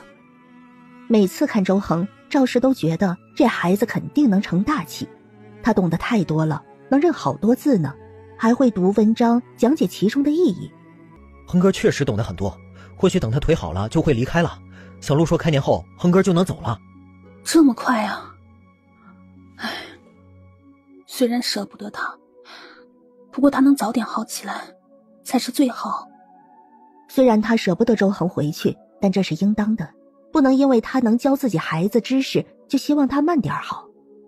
周恒也是个孩子呢，双腿不能走是很难过的，所以快点好起来最好。这几天把菜种撒了，我带他们进山去玩玩，看看能不能抓到点野鸡什么的。上回进城跟孙管家说鸡鸭以后不卖了，孙管家还很遗憾，他说孙府的小姐和公子特别喜欢吃咱们卖的鸡鸭，要是还能抓着给孙府送之去。好，听你的就成。大哥，明个我想带孩子们进山做一些小陷阱玩，能带恒哥去吗？因为苏小璐拜了吴老头做师傅，苏三郎也就叫了吴老头一声大哥。吴老头爱喝酒，此刻正吃一口肉抿一口酒。怎么不呢？只要你们不嫌麻烦就行了。那好，明个带上他一起去，要是运气好，晚上回来的时候就有收获了。吴老头点点头，得到吴老头的同意，这一晚苏三郎就让他们早点睡。第二天一早，赵氏做了一些饼子，吃了早饭之后让他们带着走。苏三郎背着周恒，带着几个孩子就进山了。此时农忙已过，村里人多数也在进山砍柴，准备过冬的柴火。路上难免会遇上村里的孩子们，大家嘻嘻笑笑地聚集在一起，进山找鸟窝掏鸟蛋，这其中自然也有苏家的。看见苏三郎背着周恒，不少人对着周恒做鬼脸，还学周恒不能走路。恒哥，别理他们。苏三郎皱了皱眉头，都是一群孩子，没有大人，他也不好说什么，他只能让周恒不要去理会。周恒神色暗了暗，趴在苏三郎背上轻轻地嗯了一声。苏小璐随手抓了一把石子，扬手就砸去。谁再做鬼脸吓我，我就打谁。苏小璐是看准了苏青和苏顺砸的，一把不算大的石子砸在身上只会有点疼，却伤不了人。对付熊孩子自然是不能讲道理的。进了山不远，苏三郎就把周恒放下了，然后开始做陷阱。苏小玲拿出虫子来做诱饵，趁着苏三郎下套的功夫，他们也四处玩了起来，找能吃的野果子给周恒吃。吃到从没吃过的野果，周恒在苏小璐几兄妹期待的眼神下腼腆地笑了笑。好吃，酸酸甜甜的，很特别。刚摘下来是最新鲜的，加上身边有这么纯粹良善的人，周恒心情也渐渐好了。刚才的不愉快已经被冲散了。肯定很特别呀，这是大自然对万物的馈赠，人爱吃，鸟雀也会喜欢。苏小璐随意坐在地上，一颗一颗地摘下来吃。这东西在他上辈子记忆里是叫做覆盆子，野生的覆盆子种类多，这种结在小刺树丛上，一串一串的只是其中一种，根茎有刺，果实熟了呈现红色或者深黄色，味道酸甜，还有许多功效。恒弟弟，来，你多吃点儿。对于苏小玲的偏爱，苏小璐和苏虫、苏华都好似没察觉。吃着特有的偏爱，他嘴角都忍不住有了浅浅的弧度。走走停停，遇到合适下套的地方就做个陷阱。中午的时候就着野果子吃饼子，等到天色渐渐晚了，苏三郎就背着周恒带着他们回去。一路上又沿途看一看，8个陷阱竟然抓到了4只野鸡和1个斑鸠。三叔，你好厉害！看来我们运气不错呀。苏三郎自己也心惊，他以为过了几年可能没有了那效果，但事实告诉他真的是低估了。恒哥，你吃过野鸡吗？我之前吃过，但是我已经忘记是什么味道了。去年他的腿还没有受伤的时候，冬日围猎，野鸡、野兔、野猪、野鹿和熊什么的都有的吃，但自从他受伤后，那些就离他很遥远了。那今儿个回去啊，让你三婶子给你炖，一会儿啊，你多吃点儿。好，谢谢三叔。回到了家，苏三郎就和赵氏去处理野鸡做晚饭了。晚上有野鸡，吴老头高兴地喝起了他珍藏的好酒，大方地给苏三郎倒了一杯。哎，别客气。好。几个孩子吃着鸡肉，乖巧安静。赵氏把鸡腿夹给了周恒。恒哥，来吃鸡腿儿。周恒对赵氏浅浅一笑，谢谢。他看了看苏小璐几兄妹，发现他们根本不在意这个，大家从不会盯着看，都很高兴地吃着自己碗里的。苏家人餐桌礼仪非常的好。周恒把鸡腿飞快地夹给了苏小玲。周恒这时候看着苏小玲，用口型说了2个字。苏小玲看懂了，周恒说的是你吃2个字。苏小玲看着碗里的鸡腿，最后她还是吃了起来。不知道为什么，她觉得这个鸡腿是甜的。苏小璐暗暗松了口气，她悄悄地看看周恒，又悄悄地看看苏小玲，心里有了个可怕的猜测。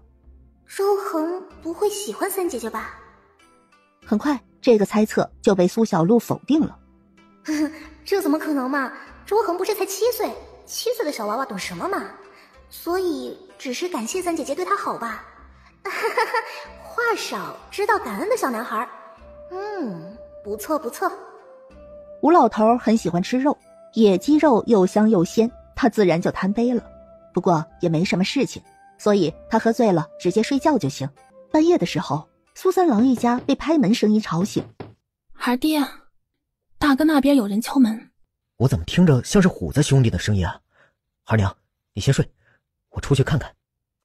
吴老头今晚喝醉了，此刻是在酣睡，所以陈虎怎么敲门都没人回应。苏三郎出来就清楚地听到陈虎着急的声音里带着颤抖：吴大夫，求你快开门啊！吴大夫，快起来救命啊！陈虎焦急地拍门，声音都在发颤，但无论他怎么敲，吴老头家的门都是紧闭的。这时候隔壁门开了，苏三郎出来了。虎子兄弟，咋了？出什么事了？三哥，我孩娘生孩子了，但孩子下来后血怎么都止不住，我娘说是大出血，是生是死就看他命了，我哪能眼睁睁的看他死啊？这大半夜的我也没处请大夫去，只好来这儿。三哥，我记得嫂子生四妹的时候也是请的吴大夫是吧？是的，当时你嫂子生四妹的时候也是流了很多血。哎，都怪我，吴大夫今晚喝了不少酒，他醉了。苏三郎现在是焦心极了，他连忙去搬梯子，对陈虎道：虎子兄弟，吴大夫现在定是睡熟了，我翻墙过去叫他。苏三郎心中焦虑，他有些后悔为什么要进山去做陷阱，要是他不去就收不到野鸡，吴大夫自然就不会醉酒。可这世上最不会有的就是后悔药。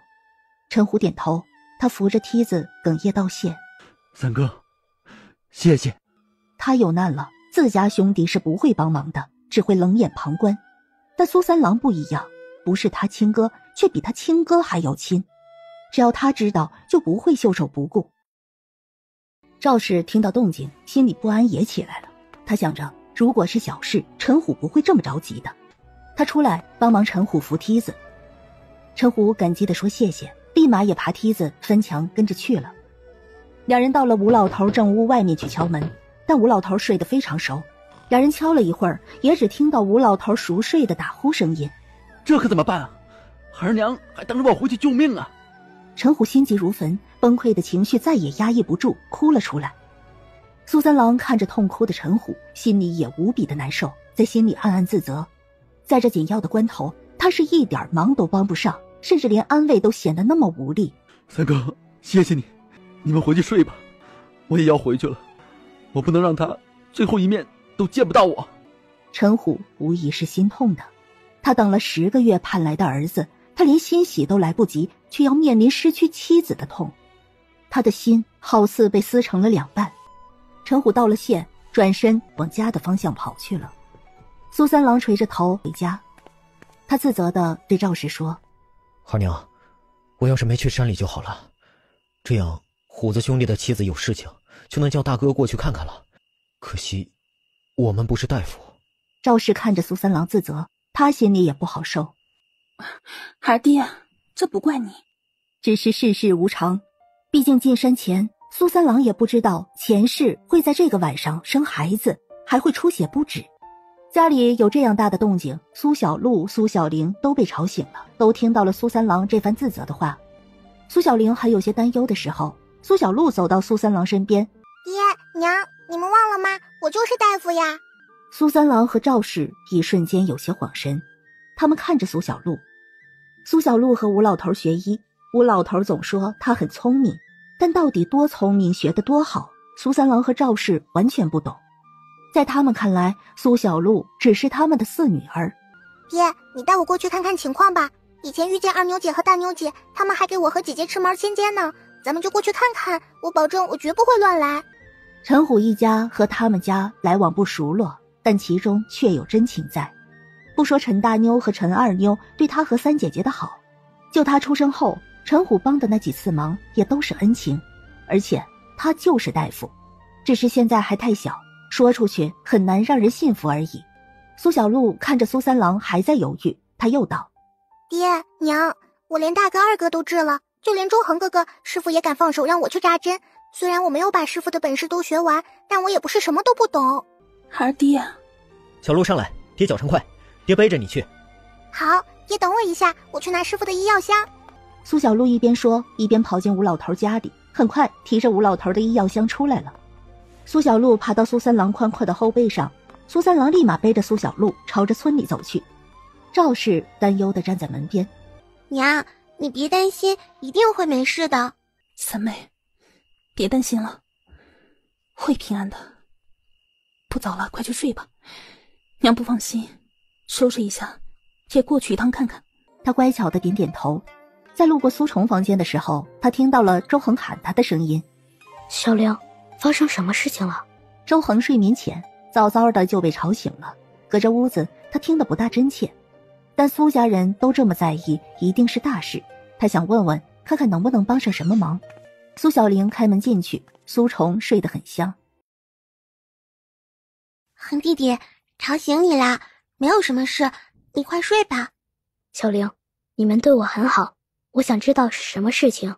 我能感觉到你有些难过，我想帮帮你。苏小玲在床边坐了下来，或许是心里太压抑了，她向周恒诉说了心事，她的声音小小的，也很安静。熟睡的大哥呼吸浅浅，倾听的周恒也安安静静的。苏三郎带着苏小璐赶到陈虎家的时候，陈虎的大哥、二哥两家都安安静静的睡着，只有陈虎一家住的屋子被昏暗的光线照亮，不停地传出隐隐的哭声。苏三郎心里不好受，偏偏这时候正屋还传来陈母嫌弃的骂声：哎呀，哭哭哭，有什么好哭的啊？这阎王要他命，谁能拦得住？哪个女人不过这一关？过不去都是一个死字，死的死了，活的难道不活了不成？又不是过不下去了，哭哭哭，烦死了！再哭，老娘起来把你们两个贱蹄子嘴巴撕了！现在因为他们的哭声睡不好觉，自然不会给好脾气。陈母吼了几声，陈大妞和陈二妞的哭声就小了许多，但还是轻轻地抽泣着。他们的亲生母亲命悬一线，他们不可能不哭。虎子兄弟，开开门！陈虎抹了一把泪水，起身去开了门。还不等他开口说话，就见苏三郎后背滑下一个小身影，朝着床边去了。陈虎有些不懂，愣了愣，沙哑的嗓子开口：三哥，这……虎子，我家四妹拜了吴大夫跟他学医，所以我带他来看看，看看能不能帮上忙。三哥，谢谢了。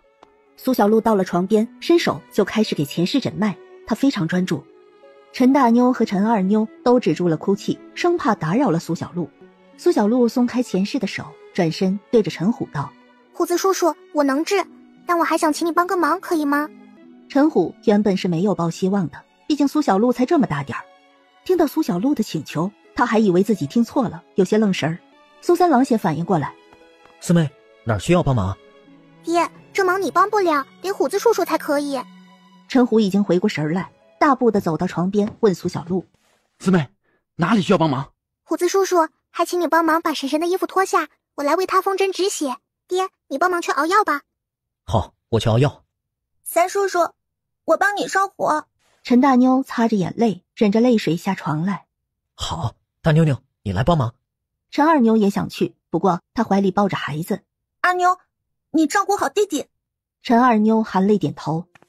苏三郎带着陈大妞出门，直去厨房准备熬药。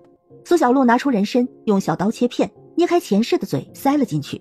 苏小璐打开针袋，随手取了一根银针，伸手在前世胸口按了按，就扎了进去。1根、2根、3根，陈虎亲眼看着数着，扎了85根银针，苏小璐才停下来。这些针从前世胸口到四肢都有，看得人心惊胆战。苏小璐扎好了针，松了口气，抬手用袖子擦了擦汗水，他又抓起前世的手，给他再次诊脉。这个过程谁也不敢打扰，都安安静静的。接下来就是该缝针了。妇人生产遇难产多半会撕裂，不缝针多是要带病一辈子。他的伤口不缝根本止不住血。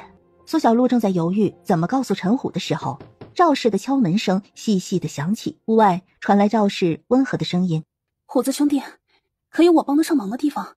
陈虎正想说不要，苏小璐就先开口了：虎子叔叔，你出去吧，接下来我让我娘来帮我就好了，还请你去帮我准备一些热水和烈酒来。四妹，你需要娘怎么做才能帮到你？娘，婶婶身上还有大伤口，我得帮她把伤口缝起来。我想让你帮我拿灯，天太黑了，我看不见。赵氏心里大骇，在那儿缝针，她想都不敢想。好，娘帮你拿灯。同为女人，看着旁边忍着泪带着期待的陈二妞，赵氏心都觉得疼。陈虎很快地送来了热水和烈酒。虎子兄弟，你别担心。陈虎心里感激，千言万语到了嘴边也只说出了谢谢2个字。陈虎不进屋，不过很快他就让陈大妞进屋来帮忙了。陈大妞一进来就吓了一大跳。大妞姐姐，也来给婶子擦洗一下血迹吧，我马上就消毒好了。陈大妞含泪点头，去帮忙赵氏清洗。擦洗之后，赵氏拿着灯来照亮。苏小璐双手都泡了烈酒，她拿着针线来缝针。前世痛醒了，看着身上发颤的银针，她有些恍惚，似乎明白这是在救她，所以她只发出了一声痛呼，就紧紧地咬住了牙关，没有再让自己痛得出声。等到最后一针缝合好，苏小璐才松了口气。好了。赵氏看着清醒的前世，也狠狠地松了口气。四妹，这些针，哎呀，前世身上扎了银针，不能盖被子，这天又冷。娘，这针再过半个时辰才能取，只能辛苦婶婶了，到时候抓药添加一些抵御风寒的就行了。前世松开牙关，深深地呼吸了好几口气，才干哑着嗓音开口：嫂子，小璐，谢谢你们救了我一命。哎呀，不说这些啊。前世脸色很苍白，流了那么多血，到底是亏了身子，日子本就不好过。想着赵氏都替前世苦涩，这世上做女人不好过，难呢。陈大妞端着血水出去，陈虎就在外面担忧地问道：大妞，你娘咋样了？小璐就好了，娘。太好了，太好了。快去换热水，给小璐和三婶婶洗手。陈虎点头，他迫不及待地想要进屋去看前世，但因着赵氏在，他只能在门外守着。屋内的赵氏好似知道陈虎心切一样，已经从屋内出来了。虎子兄弟，你去看看弟妹，我去看看药熬好了没。赵氏说完就朝着陈家厨房而去。陈虎心里有着千万的感谢，他连忙进屋，来到床边，一脸心疼地看着前世。二娘，你辛苦了。前世微微摇头。陈大妞打来热水，苏小璐把手细细地洗干净。半个时辰很快过去，苏小璐又给前世把针取了。陈虎连忙为前世穿上衣服，换下身下的垫子，盖好被子。外面天色已经渐渐亮了。赵氏端来了药，陈虎接过药，一点一点地喂前世喝药。苏小璐打了个哈欠。虎子叔叔，婶婶，等白天的时候你们来找我师傅抓几副药，后续给婶婶养一养身体吧。婶婶的身体太弱了，坐月子尽量久一些，这半年也不要再做重活提重物了。好，谢谢四妹，要不是你就……陈虎话没有说完，就已经泣不成声了。他拉着陈大妞，哽咽地说道：大妞，来，给四妹磕2个头，谢她救了你娘一命。陈大妞二话不说，当即就跪下给苏小璐磕头。大妞姐姐，不要这样，我以后也会是大夫，治病救人是我的职责嘛。到家了，想睡觉就睡吧。这时候，苏小玲端来一碗姜汤。爹，让小璐喝点姜汤再睡吧。苏三郎点头，又给苏小璐喂姜汤。苏小璐迷迷糊糊地喝了姜汤，感受着家人的关怀，进入了梦乡。三妹，辛苦你了，你也喝一碗睡吧。你虎子叔叔那边已经没事了，不用担心了。大妞和二妞有弟弟了，你虎子叔叔也算是苦尽甘来了。锅里还有姜汤，我刚才给娘也端了一碗，你也快去喝一碗。苏三郎点头，和苏小玲一起去喝了一碗姜汤，才回去休息。苏小玲回到房间，挨着苏小璐睡下。她亲了亲苏小璐的脸颊，小声说：小璐你真棒，姐姐为你自豪，乖乖睡吧。担心了一晚，在得知前世安全之后，苏小玲也安心地睡了。苏小璐在醒来的时候已经是中午了，一出门看着家人都在院子里，她微微笑了笑。苏小玲已经跑去厨房给苏小璐舀饭，温热的米饭还有香喷喷的鸡腿、鸡肉和鸡汤，真是香呢。苏小璐一边吃饭一边问：大妞姐姐他们来拿药了吗？苏小玲笑着摇摇头：还没有呢，不过师叔已经把药装好了，就放在这儿。师叔还夸你做得很好。我师傅夸的没错。我师傅呢？师叔吃了早饭就采药去了，爹爹进城去了，娘在外边的菜地，恒弟弟在教我们写字。小鹿，快来看我写的字。苏虫写好了字，抬头笑着对苏小鹿招手。现在苏虫、苏华都会写他们自己的名字了，反反复复的练习，写的字也能入眼了。大哥哥写的真好，大哥哥真棒。苏小鹿又去看了看苏华写的。苏小鹿，二哥哥写的是我名字呀，二哥哥真棒。我也会写三妹名字了，看二哥写给你看。苏华又写了苏小玲的名字。苏虫在一边认真的看着，他郁闷地说：华弟弟，为什么我还不会，你就会了？是啊，为什么苏虫还不会，苏华就会了？苏小鹿也意识到这个问题。苏虫和苏华智力差不多，从治疗开始，两人好转的情况差不多，两人都在渐渐的会思考，但有些东西还是不一样。苏华似乎学得更快，记住的也更多。苏虫问出的这个疑问，一下子大家都在思考。过了一会儿，苏华认真的开口：因为我比大哥聪明一点点，但是大哥，你力气比我大很多很多。苏虫看着苏华，似乎也在认真的思考。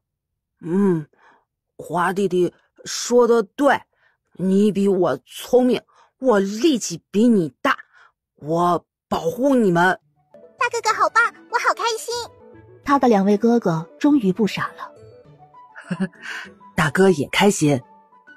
是最近开始，他开始明白自己和二弟和其他人有些不一样，不过他并不在意，因为他的妹妹总是会用漂亮的眼睛对他笑。他的心里有了一个念头，他要保护他们。苏小玲笑中带泪，她不想让人看见她的眼泪，于是立马转过头擦去了眼泪。他对周恒感激地说：恒弟弟，谢谢你。周恒深深地看了苏小玲一眼，摇摇头：不用谢我，是小鹿治好了他们，这样下去，年后他们就可以上学堂读书了。下午的时候，苏三郎回来了。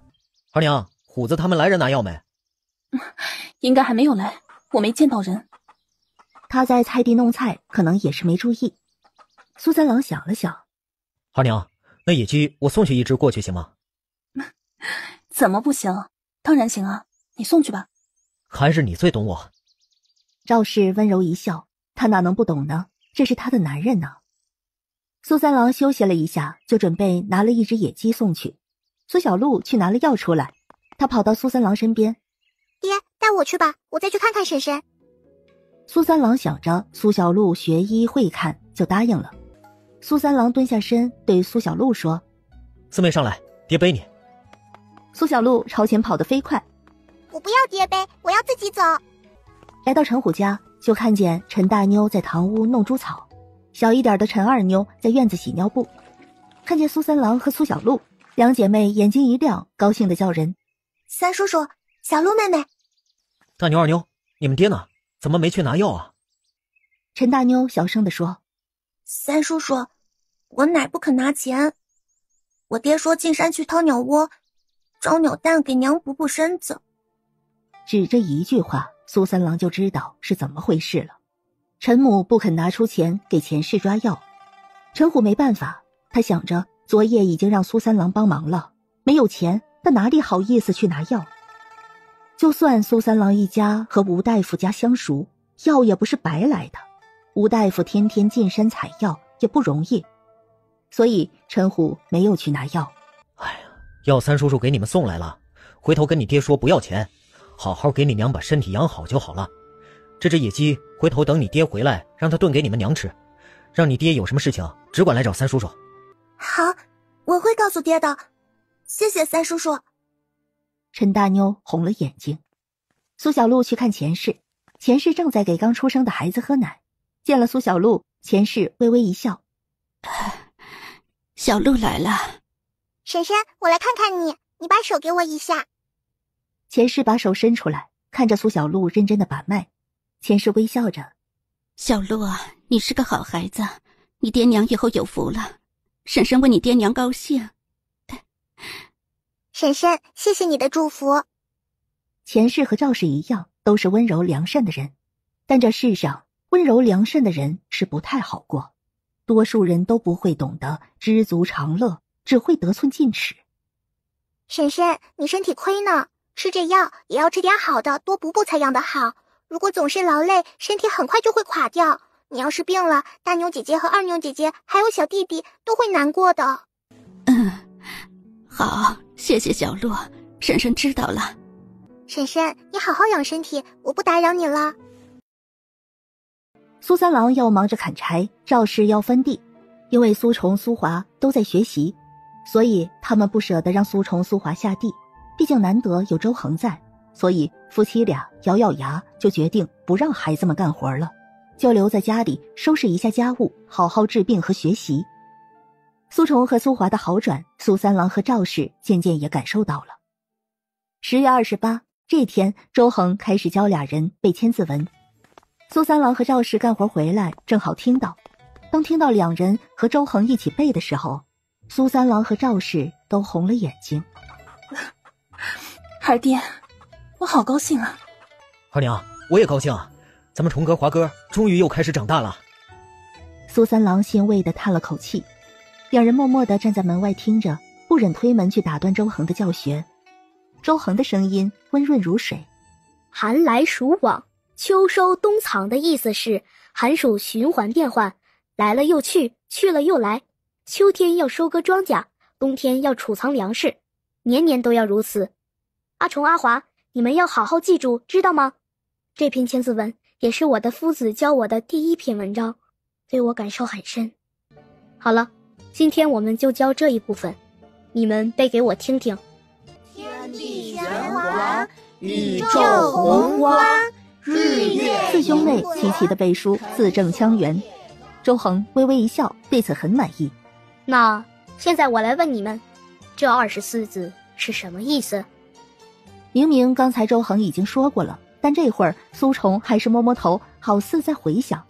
苏小玲刚要开口，就听见苏华先一步开口：恒弟弟，这24的意思是，天是青黑色的，地是黄色的，宇宙形成于混沌蒙昧的状态中，太阳正了又斜，月亮圆了又缺，星辰布满在无边的空中，寒暑循环变换，来了又去，去了又来。秋天收割庄稼，冬天储藏粮食。苏华记得很清楚，苏小玲默默地把到嘴边的话咽回去。大哥都不记得，二哥却能全部记得。苏小玲想想都觉得佩服不已。他二哥高热那年才4岁，自那以后心智就停留了。现在治疗有所好转，那也不是一下子就能回到12岁，所以现在他二哥是4岁多的心智，他能记下这20字的意思，真的很了不起。周恒也有些意外，他看着苏华微微浅笑。阿华说的对，很不错。苏虫有些纳闷，为什么我还没有会，华弟弟就会了？你忘了，是阿华比你聪明一点点。阿虫，等晚上的时候我再教你背一遍。好，谢谢恒弟弟。心里那点不解随之消散了，是他没有华弟弟聪明才没记住。但想着华弟弟这么聪明，苏虫也很高兴，弟弟聪明等于他也聪明。苏华很高兴，嘿嘿，三妹、小鹿，一会儿我也教你们。苏小鹿高兴地拍手，好啊好啊，谢谢二哥哥。说着他就跑过去给苏华一个大大的拥抱。苏小玲也藏下了心中的漠然，微笑着点点头。谢谢二哥。他其实也记住了，但他不想说出来，让苏华感觉失落。这么多年，明明是妹妹，却一直在当姐姐，他已经习惯了。他也懂得要怎么去爱护两个特殊的哥哥。周恒看了苏小玲一眼，很快就移开了视线。苏三郎和赵氏这时候还都舍不得进门。吴老头回来了，他无比纳闷，干啥呢？到家门口还杵着。再看苏三郎和赵氏两人难以平复的情绪，习惯就好了。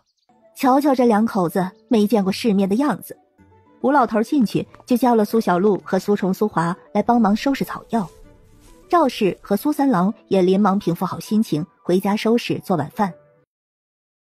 11月初5这天，苏小璐兄妹和往常一样，跟着苏恒背千字文。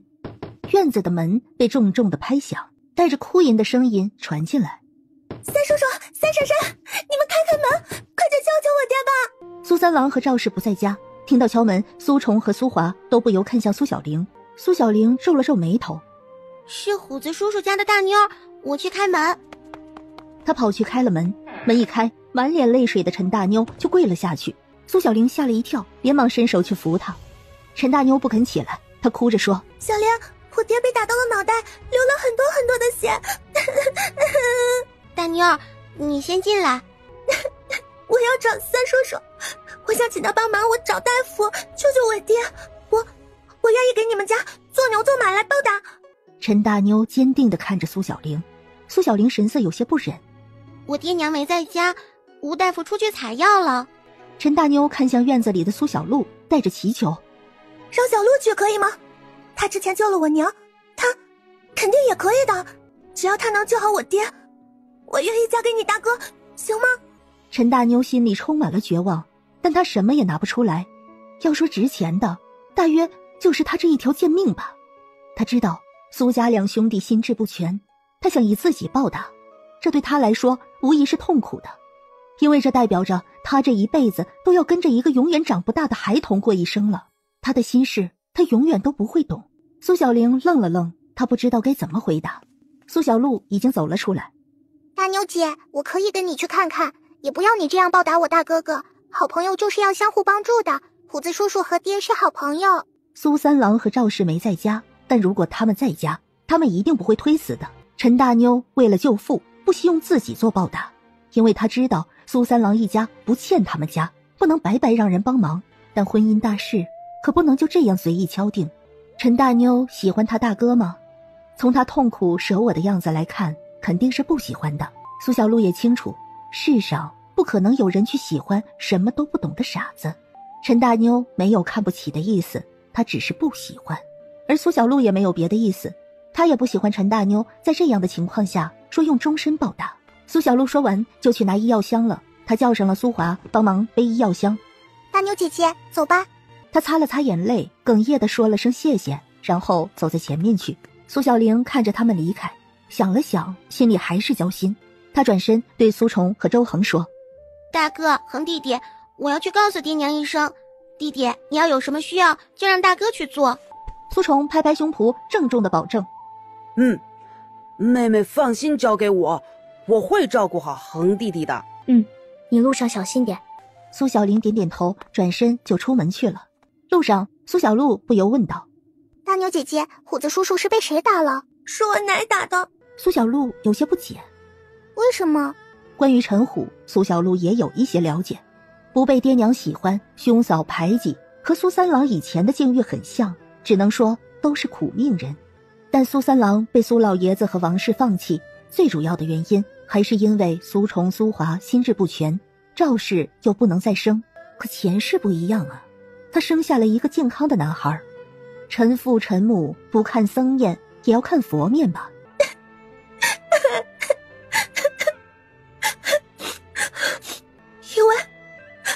因为我娘还要坐月子，我奶非要她去挖地干活，我爹不听话，我奶很生气，就打了他。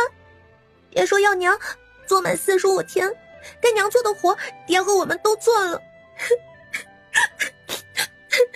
但就是这样，奶还是不满意。她说她生完爹的时候，第2天就下地了。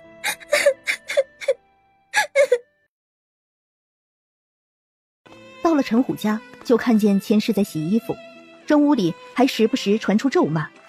钱氏一边洗一边哭，陈二妞在一边帮忙，也是眼睛红红的。看见苏小璐，钱氏带着哭腔恳求：小璐，求求你，救救你虎子叔叔吧，他到现在都还没有醒过来。钱氏泪水连连，擦了又流，根本就擦不完。看着他，苏小璐想起了赵氏，她心里也不太好受。婶婶你别哭，我去看看虎子叔叔。苏小璐朝着陈虎一家住的房间去。苏小璐推开门进去，陈虎躺在床上，盖着被子一动不动的，他的里侧还睡着他还没满月的儿子。苏小璐走过去给陈虎切脉，陈虎的脉象并不好。苏小璐打开针带给陈虎扎针，钱氏和陈大妞、陈二妞跟着进屋，紧张不已地看着苏小璐。没一会儿，陈虎的脸上就扎了不少针。扎了针，苏小璐又给陈虎清理头上的伤口，也不知道是被什么砸的，皮肉都破了，还肿起了一个大包。苏小璐给他敷药，这时候陈虎醒了。小璐来了。说完又看向钱氏母女。二娘，是我无能，我对不住你，让你受苦了。说着，陈虎哭了，钱氏也哭了。没事的，我不怕苦，你好好养伤，娘让我干什么我就干什么，我已经好了，我经得住的。陈虎为他做的，钱氏已经很满足了，他什么都不怪，这是他的命啊。他要是吃点苦，还能熬几年。如果陈虎非要和爹娘作对，那他是会被打死的。陈大妞和陈二妞低着头，小声地抽泣着。屋外传来脚步声音，伴随着来的是陈母的咒骂。钱氏，你个死烂货，我让你洗衣服你都不洗了是吧？啊，我说的话不好使了吧？就是你这个烂货，天天给我儿子灌迷魂汤，可我打不死你。陈虎听到陈母的咒骂，神色便有些痛苦。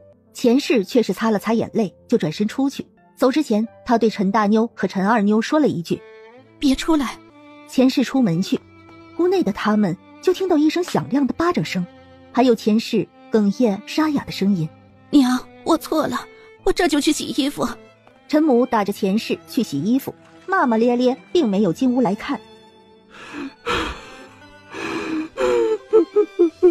陈虎哭得更凶了，他双拳紧紧地握住，眼睛看着头顶发黑发黄的柱子，痛不欲生。陈大妞和陈二妞也哭，眼神充满了恐惧和迷茫。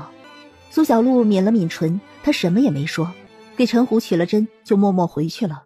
苏小璐回到家的时候，她猜测三姐姐应该是去告诉爹娘了。苏小璐闷闷地坐在周恒身边。小璐，苏华走到苏小璐身边。二哥哥，我好难过。苏华心里也难过。二哥哥永远陪着你。小璐，虎子叔叔家里发生什么事情了？是二妞奶奶让婶婶干活，虎子叔叔为了婶婶顶撞了爹娘，所以被打破了头。婶婶在洗衣服，她的手都冻红了。大妞说他们干了很多活都不行，我看了很难过。我不想长大了，长大了要受这么多苦。这是苏小璐第一次感到跌落。别难过，二哥哥会永远保护你的。小璐别怕，其实也是有办法的。小璐，路是人走出来的，你身边就有一个很好的例子，不是吗？你看看你爹和你娘，他们就是一个很好的榜样啊。一会儿等三叔回来了，我与他说一说。苏小璐点点头，她的心里好受了一些，但跌落的情绪需要她自己调节。没多久，苏三郎和赵氏就回来了。三叔，我有几句话想说。苏三郎知道周恒有学识，心里有了丝敬意。周恒还是个孩子，但他的眼神却很有深度，他不是普通人家的孩子。恒哥，你说吧，叔听着呢。三叔，虎子叔一家想要安宁，只有一条路可走，这条路就是成为第二个你。苏三郎听了心头大惊，他正想说不可以，又听周恒继续说，就算虎子叔忍着一时，也不会换来安宁。假若他爹娘有一丝心疼，就不会到这个地步。忍着一时，过几年婶婶身体撑不住去了，留下的几个孩子不会好过。两个姐可能会被做买卖般随意嫁了，而那个哥本就不得喜爱，或许等不及长大就会因病夭折。虎子叔是亲生子，他有病都不会顾，何况是他的孩子呢？我夫子曾告诫我，这世上爱没有理由，厌也是没有理由，厌到极致便糟践。但人不爱我，我自爱。百善孝为先说的是，父母含辛茹苦付出养育，为人子女应当报答。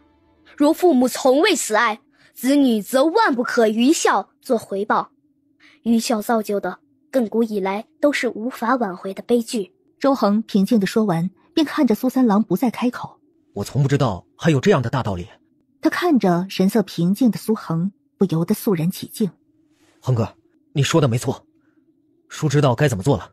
苏三郎深深地看了周恒一眼，转身出去。赵氏深深地看了一眼周恒，眼里有着说不出的情绪。我去做饭。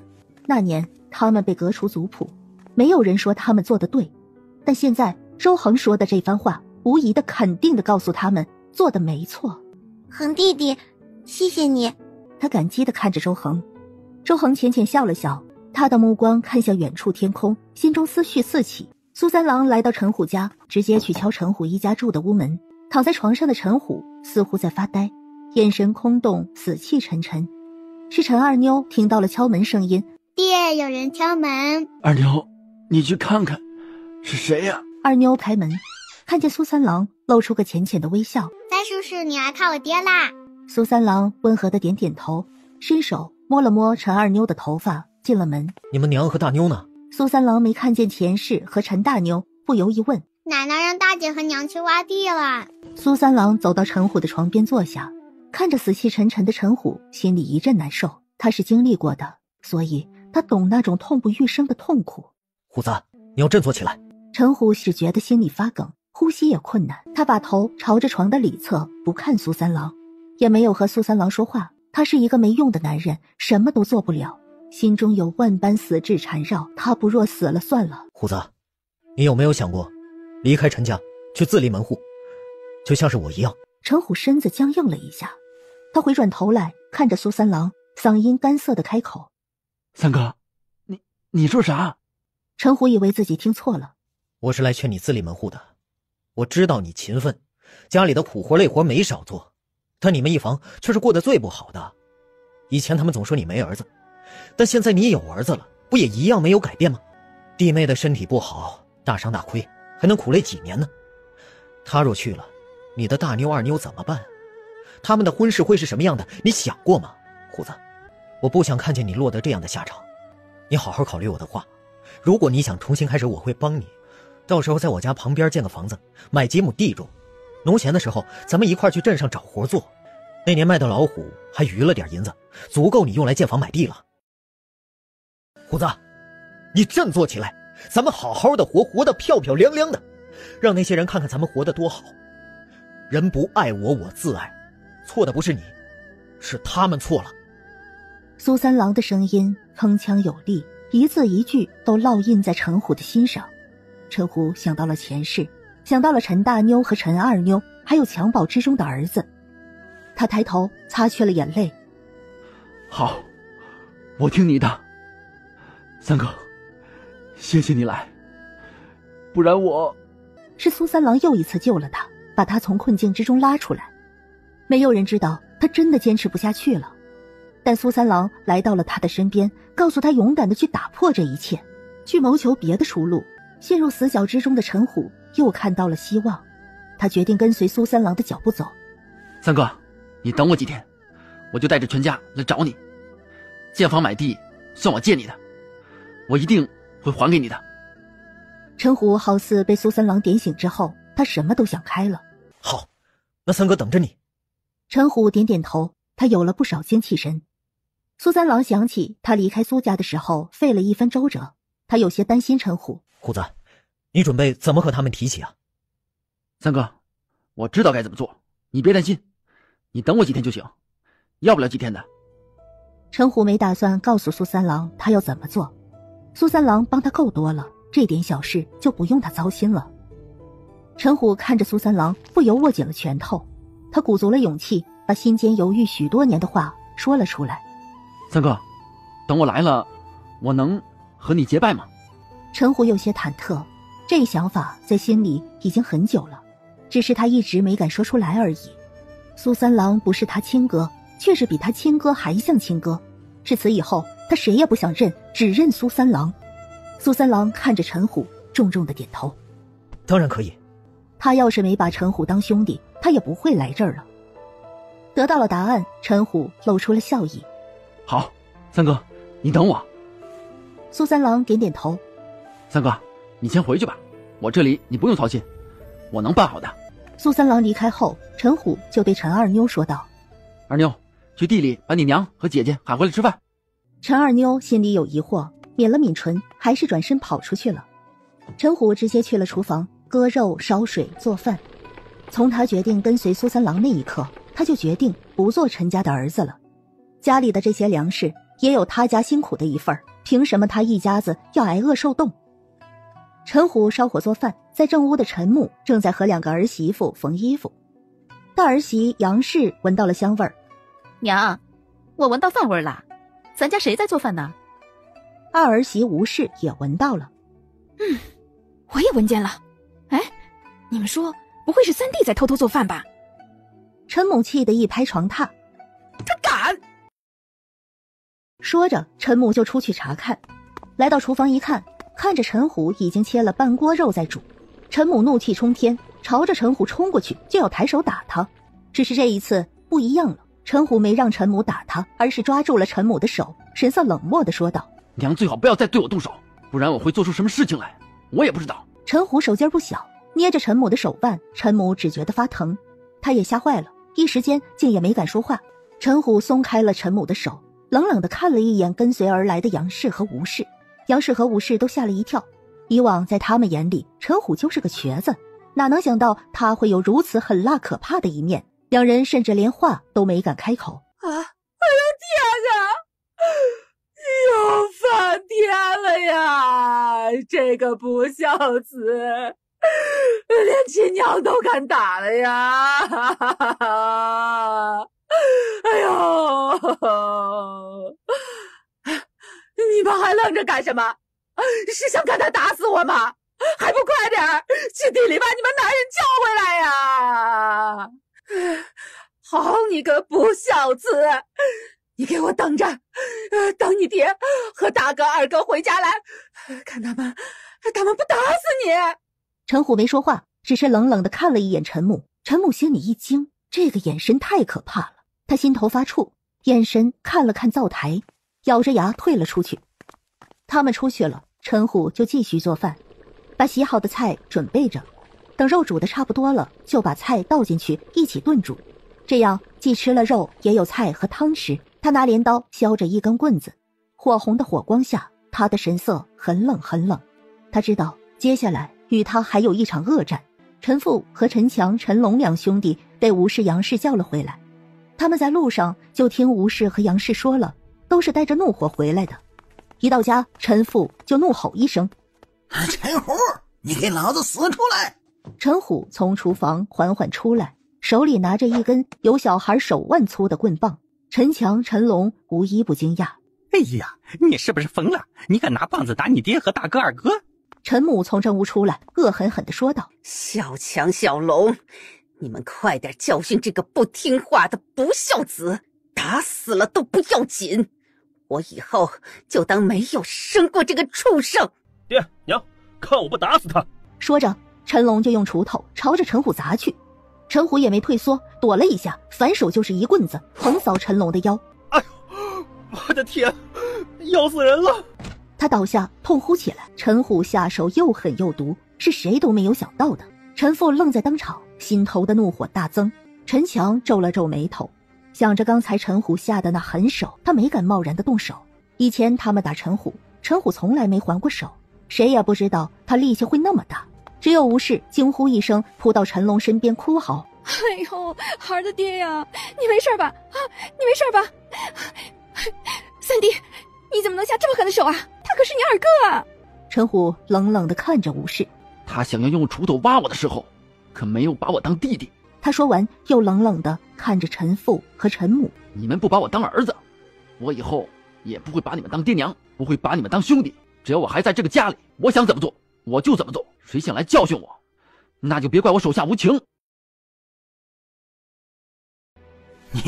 你是疯了吗？你这样做，你就不怕我把你们一家子赶出去吗？你连孩子的死活那也不顾了吗？听着陈父的威胁，陈虎不但没有露出害怕，眼神还更为狠辣。我活不下去，那大家都别活了。你们再敢打大妞二妞，我不介意发疯对你们动手，大不了那就是陈家人一起死。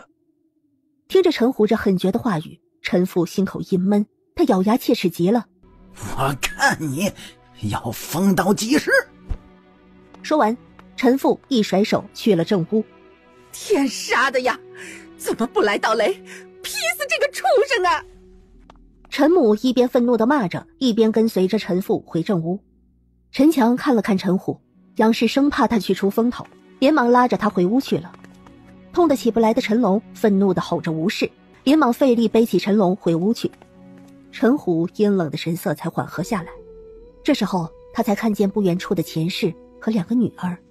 二娘，饭熟了，先吃饭。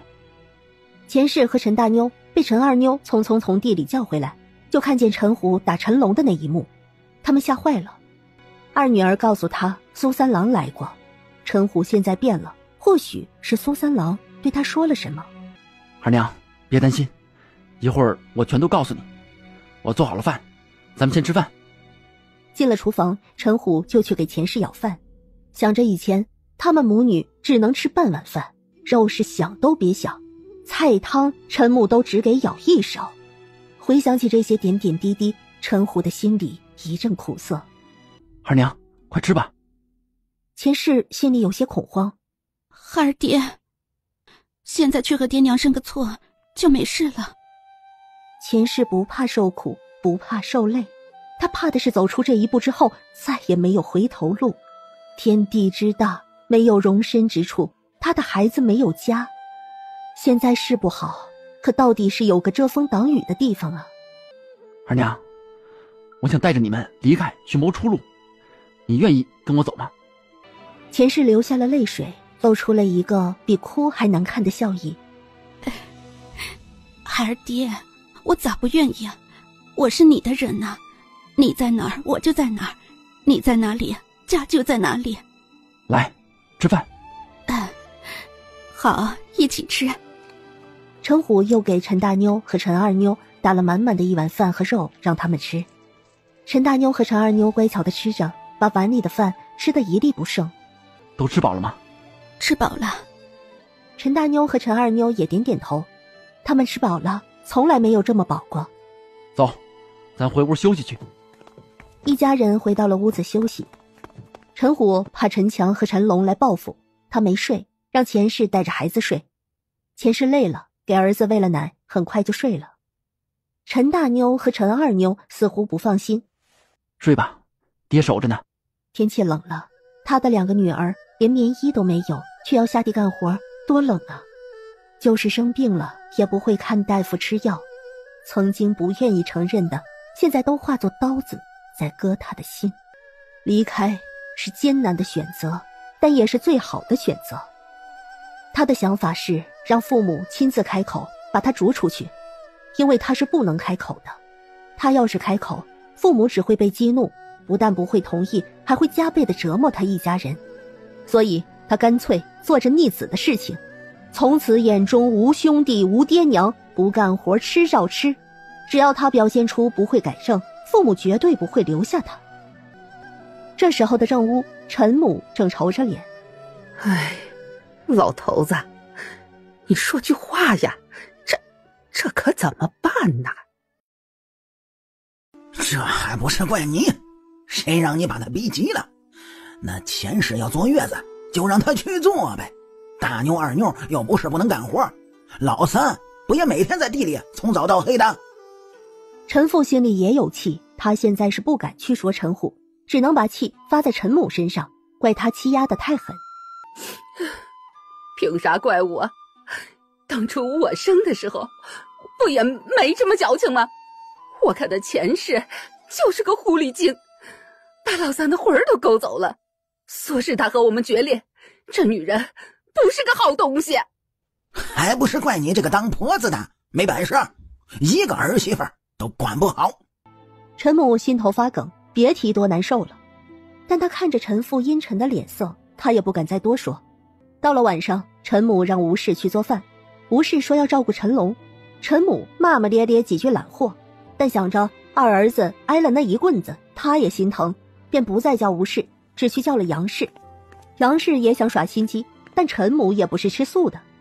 杨氏，你要是不来呢，你就不要当我陈家儿媳。我陈家要不起你这尊大佛，你就哪儿来的回哪儿去吧。杨氏当下就软了，连声赔不是，然后和陈母一起去做饭。看着被陈虎煮的米饭和肉，陈母心里都疼，嘀嘀咕咕地咒骂陈虎一家。等到晚上天都黑了，大家都睡下了，陈虎一家人才起来。陈虎带着陈大妞和陈二妞直接去揉面做面条。已经睡下的陈父陈母睁开眼睛，陈母咒骂：这个逆子啊，明早把粮都搬屋来。今晚就算了，再让陈虎疯一天。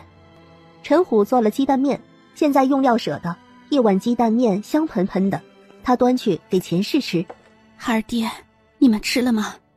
多着呢，你尽管吃，不够锅里面还有。家里每个人都吃得饱饱的，这2顿吃得好，钱氏奶水就足，夜里安安静静的，几个孩子都睡着了。二爹，咱们离开了上哪儿啊？要不了多久就要下雪了吧。钱氏想起3年前苏三郎一家被革除族谱的时候，那时候也是大雪，当时知道他心疼叹息，觉得老天爷没长眼，但他从来没想过这样的事情会落到他自己的身上，到底能上哪儿去呢？别担心，三哥会借银子给咱们，到时候咱们也搭个房子，种点地，等明年农忙的时候，我可以帮村里人做工，农闲的时候去镇上找活干，只要有个可以住的地方，我们一家人不会饿死的。陈虎心里越来越坚定，他不怕苦累，他只害怕他的苦累无人懂，被人轻。只要他在意的人懂他，他什么都不怕。二娘，你信我？我信你，我这辈子都跟着你，你走哪儿我都跟着。好。第2天一早，外面就有吵闹声音。陈虎起来一看，发现是陈母让杨氏和吴氏把厨房的粮食都搬去正屋了。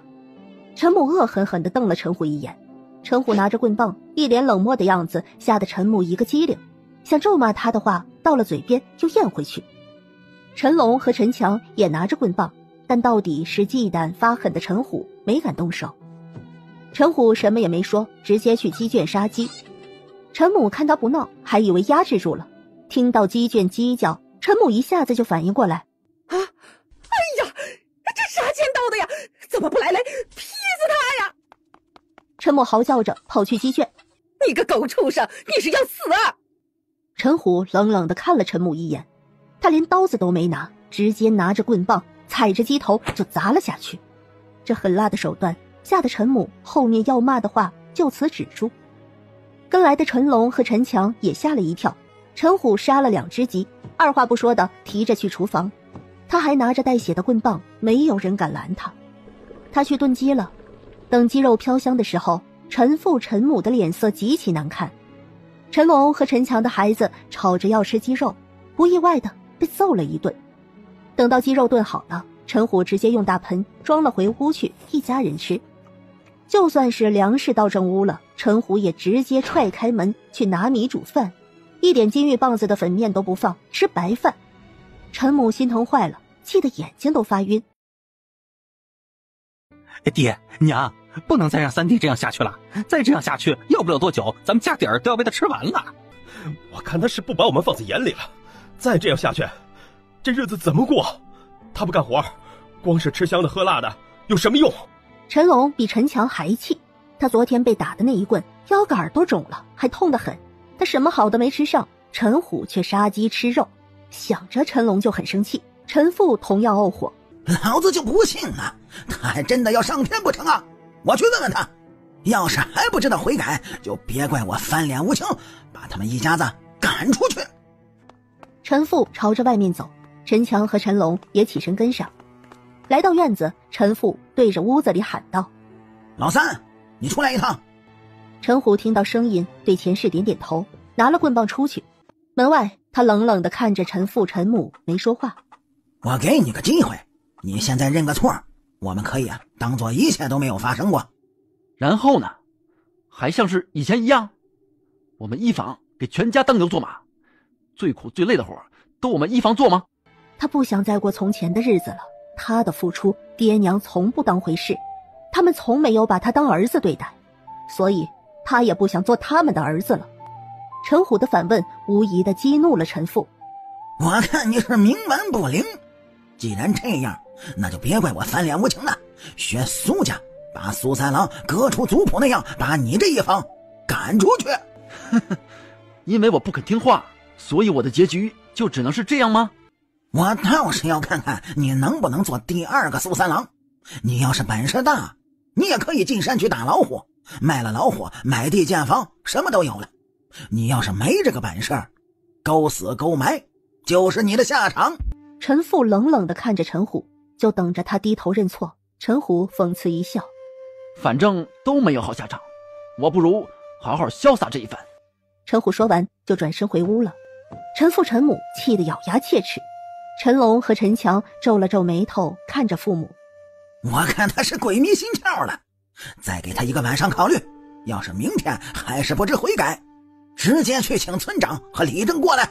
他们以为陈虎想一个晚上应该知道厉害，明天就会认错了，但等第二天起来，陈虎不但没认错，鸡又杀了2只。这下陈父彻底被激怒了，早饭都没吃，直接就让陈龙、陈强去请村长和李正。对于陈父的吩咐，陈虎一家也听到了。陈母在院子里骂骂咧咧的，说什么吃了他的鸡要断子绝孙，要得病猝死。但陈虎阴狠的一出来，陈母立马跑回正屋去。陈虎回到厨房，钱氏担忧的看过来，陈大妞和陈二妞都坐在灶台边，安安静静的。二爹，钱氏心乱如麻，公婆的话他都听见了，一想着一家人以后就要离开，他的心里就难安定。别担心，咱们先吃饭，这鸡还是你养的呢，喝点鸡汤。等到鸡炖好了，陈虎让陈大妞和陈二妞使劲吃，一家人默默无话，把鸡肉和鸡汤都喝了干净。这边刚吃完，陈龙、陈强就把村长和李正请来了。陈父和陈母从正屋出来，陈母就抢先说道：村长啊，李正啊，你们一定要给我们做主，这样的逆子我们家是要不起了，把他们革除了，我们就当没生过这个畜生。你们可要想清楚了，这断绝关系可不是开玩笑的事情。我们都想好了，实在是逆子难教，不知教诲，还要对亲生父母挥舞棍棒，如此还不如做个了断，没有这个儿子。村长王老爷子神色凝重，你们可要想好啊，万一以后陈虎好过了，你们再后悔可是没机会了。这时候陈虎一家人从厨房出来，钱氏抱着儿子，身边是陈大妞和陈二妞。陈虎走到院子中间，什么也没说。陈母闻着带出来的肉香，咬牙切齿的咒骂：吃，回头就拉死你们。王老爷子叹了口气，忍不住劝了陈虎一句：哎，虎子，你可不要冲动，你这拖家带口的，以后可怎么办？陈虎神色冷峻，他讽刺地笑了笑：哼，村长，你看看我们一家人穿的什么，或许离了这个家，我一家人很快就会死在不知名的路上，可那又怎么样呢？好，这可是你说的，那可就别怪我们不给你机会了。陈虎冷笑2声，没再说话。既然你们都做好了决定，已经不可调解了，那就此写下一份见证书，按手印画押，各自拿一份，一份呈上县衙去做公证。我也先说好，一旦写了，就再也没有反悔的余地了。李正爷，写吧，我不后悔。陈父气得咬牙切齿：写，现在就写，让他们滚出我们南山村去。李老爷子看着陈虎和陈父都这么坚决，也没再说什么，拿了纸笔就开始写。写好了，陈虎和陈父、陈母都按手印画押了，陈虎也让钱氏带着孩子按了手印。做好这一切，陈父就冷声的赶人：现在这个家和你们已经没关系了，立马给我走。陈虎带着钱氏和孩子就走。陈母却舀了一瓢水就泼出去。呸！晦气没气，都滚远点儿！既然此番事了，那我们就能回了。远远的，他们还能看见陈虎一家人的背影，穿的单薄，冷风一吹，看着极其可怜。那苏三郎一家现在过得还不错吧？还可以，买着一些地，也有一个好房子，算是起来了。只是几年前打老虎瞎了一只眼睛。这陈虎是效仿苏三郎吧？李老爷子没住在这个村，了解的也不多。村长点了点头。应该是的。陈虎和苏三郎有些交情，说不定陈虎一家要去投奔苏三郎家，就是不知道苏三郎家会不会收留了。要是不留，那就惨了。开弓没有回头箭，一切都成定局了。陈虎带着钱氏和孩子走出了村子，来到苏三郎家外面。钱氏忐忑地看着陈虎，他冷得脸色都发白，紧紧地抱着怀中熟睡的儿子。陈大妞和陈二妞也很安静。陈虎深吸了一口气，抬手敲门。赵氏就在院子里洗衣服，听见敲门声音，连忙来开门。打开门，赵氏看见陈虎一家，就露出笑意：“快进屋，三郎都跟我说了，什么都别想，先住下来。”大妞二妞，过来玩啊！我们在学认字，你们也来吧。赵氏则是带着陈虎和钱氏去屋子里。虎子兄弟，你们暂时就住这里吧，吃饭不用担心，和我们一起吃就好。三郎都说过了，在你们新房搭建好之前，和我们一起吃。钱氏流出了泪水，望着赵氏哽咽了：“嫂子，谢谢你肯收留我们。这以后的日子啊，一定会越过越好的。”他知道陈虎和钱氏需要空间平复，所以赵氏温和地笑了笑，便退出去了。二娘，你放心吧，三哥借咱们的钱，我以后一定会努力还上的。要是我还不上，等咱儿子长大了，他也会还上的。钱氏点头，望着怀中熟睡的孩子：“二弟，给孩子取个名儿吧，就叫他陈实，以后做个诚实的人，脚踏实地的做事儿。”好，石根一定不会辜负你的期望，他会做到的。今天是全新的开始。下午的时候，苏三郎回来，他是很高兴的。这天，他和赵氏就准备了一桌酒菜，陈虎也一起帮忙，答应好给陈虎建房买地的100两银子。苏三郎也给了陈虎，陈虎坚持写了欠条。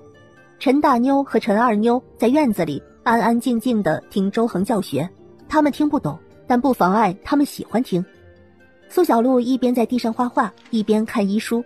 对于陈家人的到来，苏家人没有什么表现，一如既往。学习时间过了，苏小璐就照常的给苏崇、苏华和周恒扎针。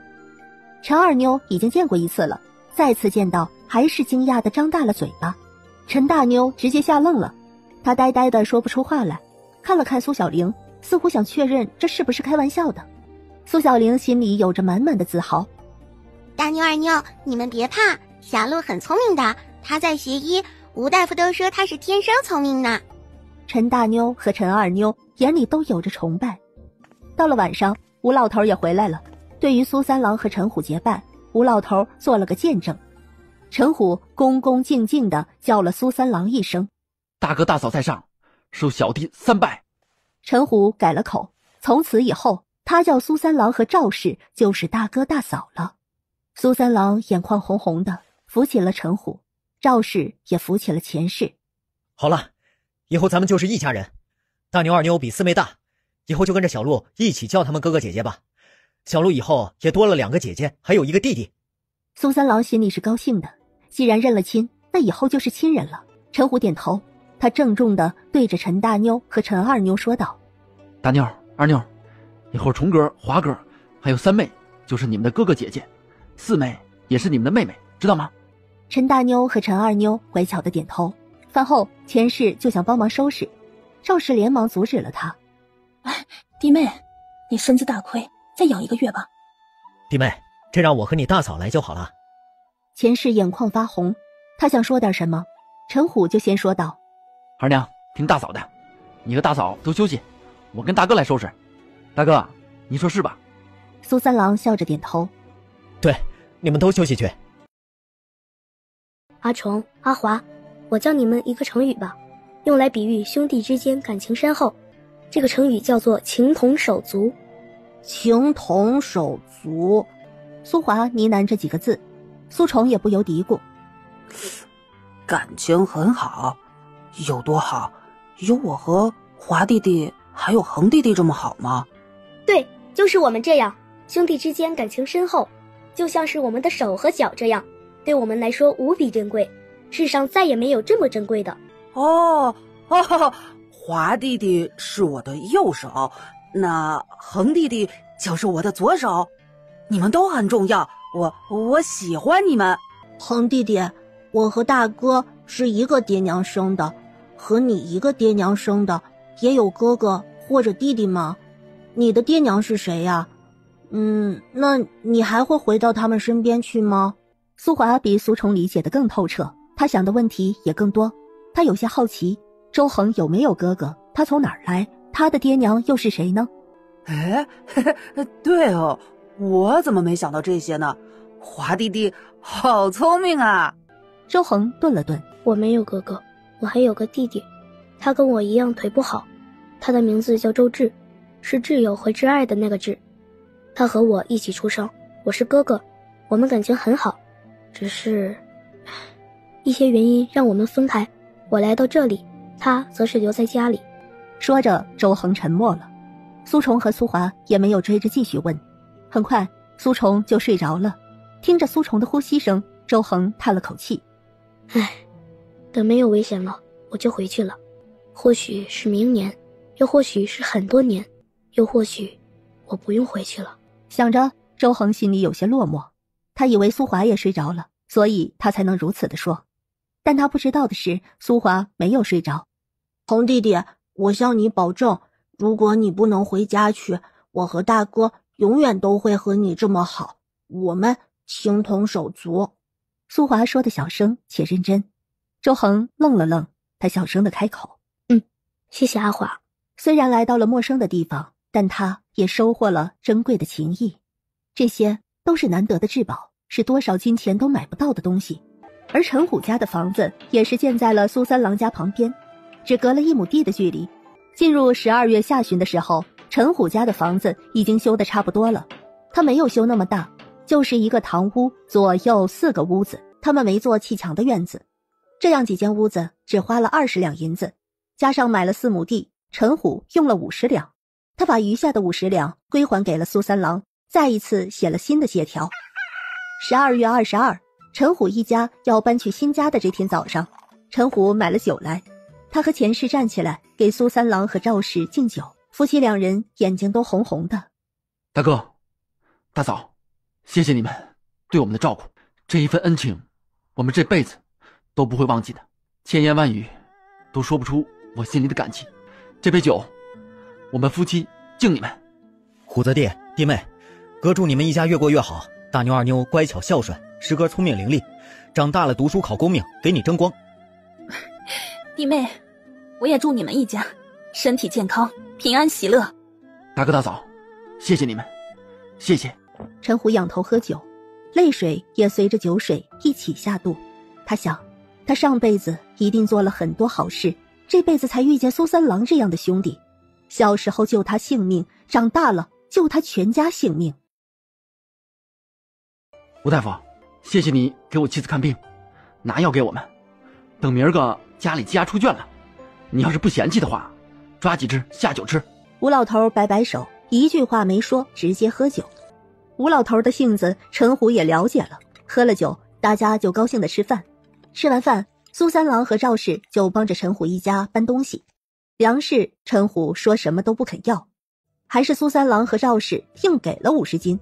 金玉棒子送了陈虎400斤，菜地的菜可以一直来拔去吃。赵氏分给了钱氏2对鸡，2公2母共4只。陈虎和钱氏是哭着搬的，他们太明白了，这些东西都是浓重的情谊，这些东西都是大哥大嫂对他们一家的祝福和期待，纯粹的、温暖的、甜的。陈大妞抱着陈实和陈二妞一起在院子里听周恒教书。他们很不舍得离开，这是他们第一次接触到知识。大妞姐姐、二妞姐姐，你们要天天来我家玩啊？是的，要天天来。恒弟弟说我们是兄妹，我们也可以情同手足。你和二妞和小鹿和三妹是一样的。恒弟弟每天都会教我们认字，咱们一起学认字，等以后弟弟大了，你们就能教他了。陈大妞和陈二妞都红着眼，眼里蓄满了泪水，重重的点头。很快就要过年了，苏小璐给周恒扎的针在渐渐减少。12月30这一天过年了，苏小璐刚给周恒扎好针，她取了针说道：周恒哥哥，从明天起你就要开始走路训练了，努力呀。我会努力的。他的腿已经有3年不能走了，现在终于恢复了知觉，他一定要站起来，才不辜负这么多人对他的关心呵护。就算你不努力，我也会让你努力的。我是大夫，也得听我的。你要是不听，我就会像你教我们认字的时候那样打你手心。教学的道理是周恒定的，谁走神儿谁玩闹，就要被竹筷打手心。周恒把他们所有人都打过了，苏小璐现学现用。小璐，你就不怕恒弟弟以后不睁一只眼闭一只眼了吗？苏小玲捂嘴直笑。平时教学，苏小璐挨打最多，但周恒总不舍得重打他。对于周恒偏心的行为，大家都默认。苏小璐笑眯眯地摇摇头。三姐姐，我有你保护，我才不怕呢。苏小玲有些无奈。有你呀。她的确是会好好保护她最疼爱的妹妹。周恒笑了笑，打趣道：那就请小璐到时候手下留情了。苏小璐俏皮地眨眨眼睛。我到时候看了。大家都笑起来。吴老头从外面进来。苏小璐，来帮为师熬药。苏小璐被吴老头叫走了。苏三郎和赵氏在做年夜饭，夫妻俩听着点点温声笑语，他们也不由得内心甜蜜。二爹，又是1年啊。他们在这个家过了4个年了，当初抱在怀中的小女儿也长大了，大儿子、二儿子也好起来了。想着，赵氏不由得有很多感叹，这个家在越来越好，但有一样永远也不会好了，是苏三郎的眼睛。这是无论过去多少年，赵氏想起来都还是很难过的事。苏三郎看着赵氏，温和一笑：又1年了，年年更好，咱们也要好好的活，看着崇哥和华哥长大成人有出息。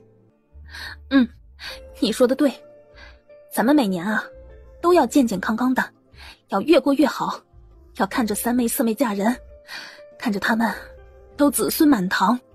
想着，赵氏便有了想哭的冲动。他想，他这辈子都改不了这毛病了，高兴了难过了总会鼻头发酸想流泪。二爹，我记着你买了2条鱼吧，给虎子兄弟送1条吧，有个好寓意，让他们家以后啊每年也年年有余，怎么样？去年过年的时候，他们家就买了鱼来，因为那卖鱼的说过年吃鱼年年有余，好得很呢。苏三郎想着这寓意真好，所以就买了鱼。买鱼的时候，苏三郎还真没想过这个，但现在赵氏提起来了，苏三郎想了想就点了头。二娘，你说的对，听你的，送鱼也快，咱们俩一起去吧。赵氏点头，两人一起拿了鱼出门去。陈虎和钱氏也在忙碌年夜饭，听见敲门，钱氏来开门，看见赵氏，他惊喜的瞬间落泪。二爹，你快来看看是谁来了。陈虎出来也是瞬间红了眼眶。大哥，大嫂，虎子弟弟妹，这条鱼送给你们，大哥大嫂啊，祝你们年年有余。虎子弟妹，快接着。陈虎和赵氏红着眼接过去。好了，鱼送到了，那我们就回去弄饭了啊。二爹，咱们也回家做鱼吃吧，有大哥大嫂的祝福，我们一定能够越过越好的，就像大哥和大嫂一样。陈虎坚定的点头。陈大妞和陈二妞跑到钱氏的面前，两人高兴地抱住钱氏的腰身。娘，娘。钱氏摸了摸两个女儿的头，带着泪点头。一家人一起进屋去。而苏三郎这边，赵氏已经开始准备炸鱼了，1条红烧鱼很快就出锅。太阳落下的时候，年夜饭也做好了。赵氏摆饭菜，苏三郎则是来教大家吃饭。苏虫立马就背着周恒，苏华推着木轮椅和苏小玲、苏小璐一起去吃饭。吴老头喜欢喝酒，过年当然少不了他喜欢的好酒。今年的年夜饭很丰盛，吴老头不在意那些繁琐的礼节，拿了筷子就说道：今年和你们一块儿过，我也不爱多说，就祝大家一声新年快乐，新年顺利。这是给孩子们的压岁钱，来吧，一人一个发财包。他丝毫不隐藏自己的偏心，笑呵呵的把最大的给了苏小璐。乖徒儿，好好学，3年内出师，师傅就轻松了。谢谢师傅。发财包有点沉甸甸的，吴老头很大方呢。这老头虽然话不多，也不喜欢多说话，但做事儿上面一直都是真心实意，比起那些嘴巴甜不做事的好多了。谢谢师叔，祝师叔身体健康，长命百岁。谢谢师叔。谢谢师叔。谢谢师叔，祝师叔心想事成。吴老头冷傲地哼哼了2声，独自先抿了口酒水。苏三郎也有给几个孩子准备压岁钱，只有2个铜板。压岁钱是一种长辈对孩子的期望和祝福，多少都不要紧，有着一番心就够了。冲哥，来，你是大哥，要记住保护弟弟妹妹们。爹，你放心吧，我记住了。真不错。来，华哥，你是2哥，你也要保护弟弟妹妹，尊敬你大哥，知道吗？爹，我会的。真是好孩子。大哥没有想到的，他应该要想到并考虑周全。苏三郎看着懂事的苏华，心里很欣慰。他温和地笑了笑，到周恒身边。恒哥，三叔祝你身体健康，心想事成。谢谢三叔，我也祝三叔心想事成，一家人幸福美满。苏三郎点点头，他抬手想摸摸周恒的头发，但最终还是放下去了。转身走到了苏小玲身边。周恒隐约的有些失落，但他心里也是高兴的，因为苏三郎很尊重他。从种种表现他看得出苏三郎是一个很不错的父亲。三妹辛苦了，新的一年你要快快乐乐的。谢谢爹，我一直都很快乐的。对于一个孩子来说，他是承受了一些不该他承受的，但他承受了，他也觉得很快乐，因为他知道他的家人也爱着他。小璐，你也要快乐的长大。苏小璐甜甜一笑，她拉着苏三郎的手，让他低下头，在苏三郎的脸颊上亲了亲。谢谢爹，爹和娘也要快乐，长命百岁。苏三郎回到了座位上坐下，恭敬地对吴老头说道：大哥，开饭吧。吴老头等得有些乏了，他点点头。那就吃饭吧。菜都要冷了，这让人讨厌的抒情啊。吴老头动筷子之后，大家也就开始吃了起来。苏三郎陪着吴老头喝酒，一顿饭吃到天都黑了。吴老头醉醺醺的回隔壁去睡觉，苏三郎也醉了，他很想睡，但还惦记着碗筷，大着舌头对扶着他的赵氏说道：二娘，明天收拾。好，我知道了，你放心睡吧。苏小玲、苏小璐也过来帮忙，赵氏心里是温暖和甜蜜的。这不用你们帮忙，去洗漱睡觉吧。家里没有守岁的规矩，所以吃了年夜饭就能睡了，只是灶台里面的火一直温着热水不熄灭而已。娘，我和小璐帮你洗了再睡。娘，你相信我嘛，我肯定会做好的。那好吧。而苏华端了洗脚盆回来，他有些愧疚地对赵氏说道：娘，对不起，我早点过来就好了。主要是在给周恒洗脚的时候，周恒也在教他知识，反正泡脚要好一会儿，他就专心学文章了。哎呀，这点小事儿不要你们帮，洗漱了快睡吧啊，夜里多照顾点恒哥起夜。我会的。苏小璐和苏小玲也去洗漱回房了。苏小璐一睡觉就先进空间看了看种下的药材，在这可见的2亩黑土地上种满了药材，灵泉水依然灵气充沛，种植的草药他也没急着收获，他还没机会用，也不知道疗效怎么样。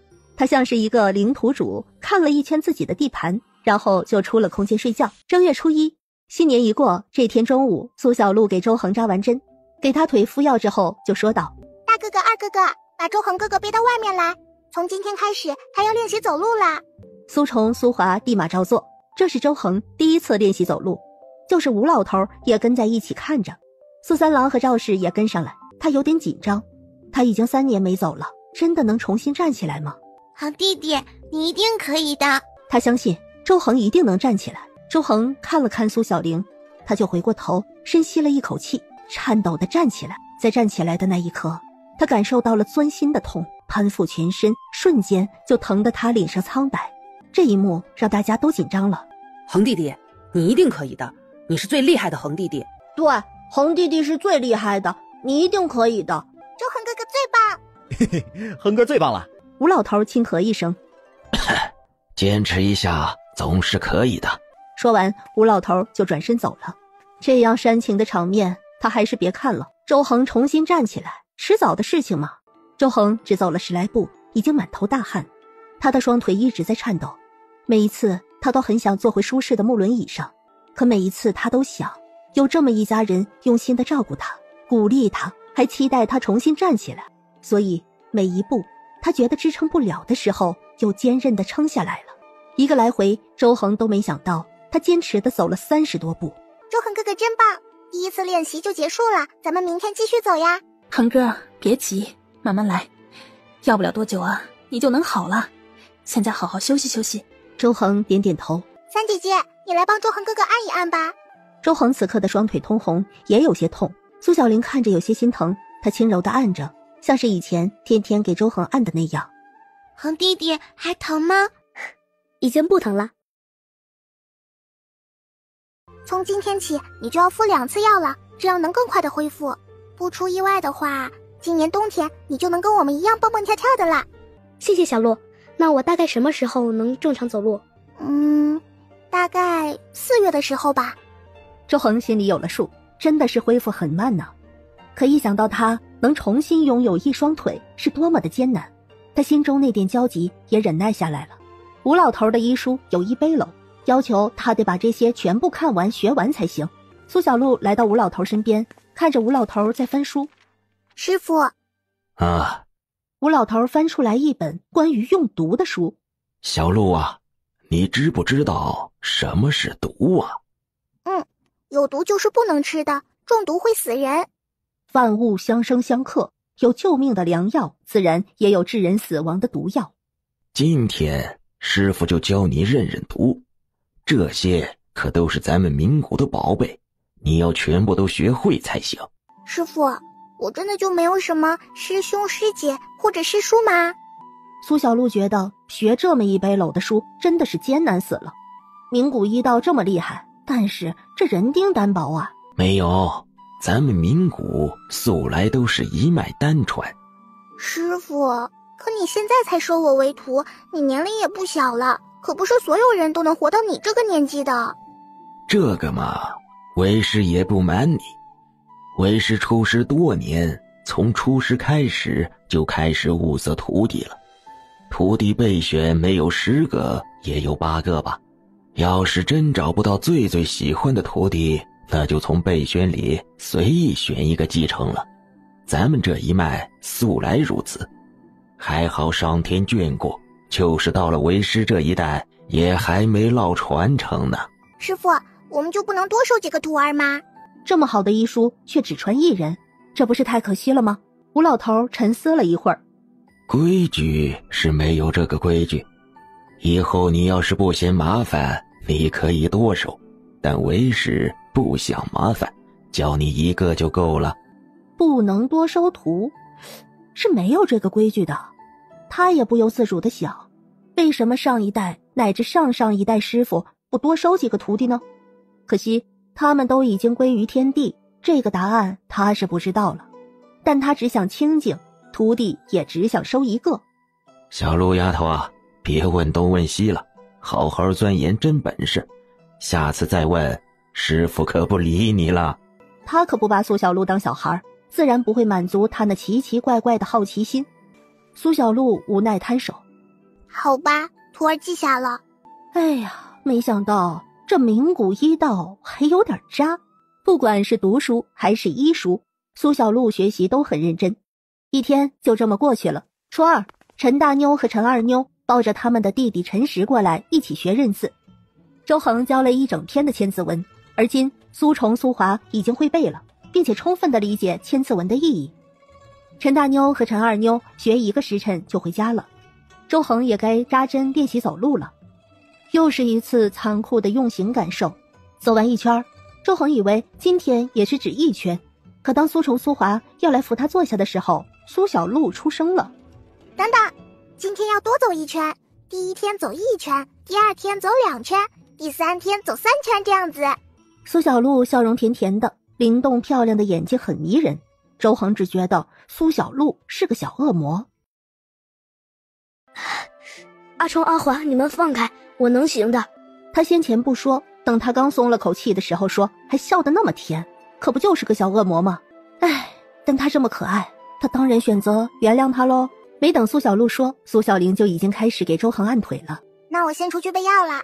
等苏小璐再次端着药回来，周恒双腿的红已经褪去，他的脸色也好了很多。敷上药，苏小璐就去看书了。恒弟弟，你不要生小璐的气，她没有坏心，刚才她没说，可能是忘记了，她还小呢。我不会生她气，她是妹妹，哥哥是不会生妹妹的气的，而且她做得很好，这能锻炼我的心智。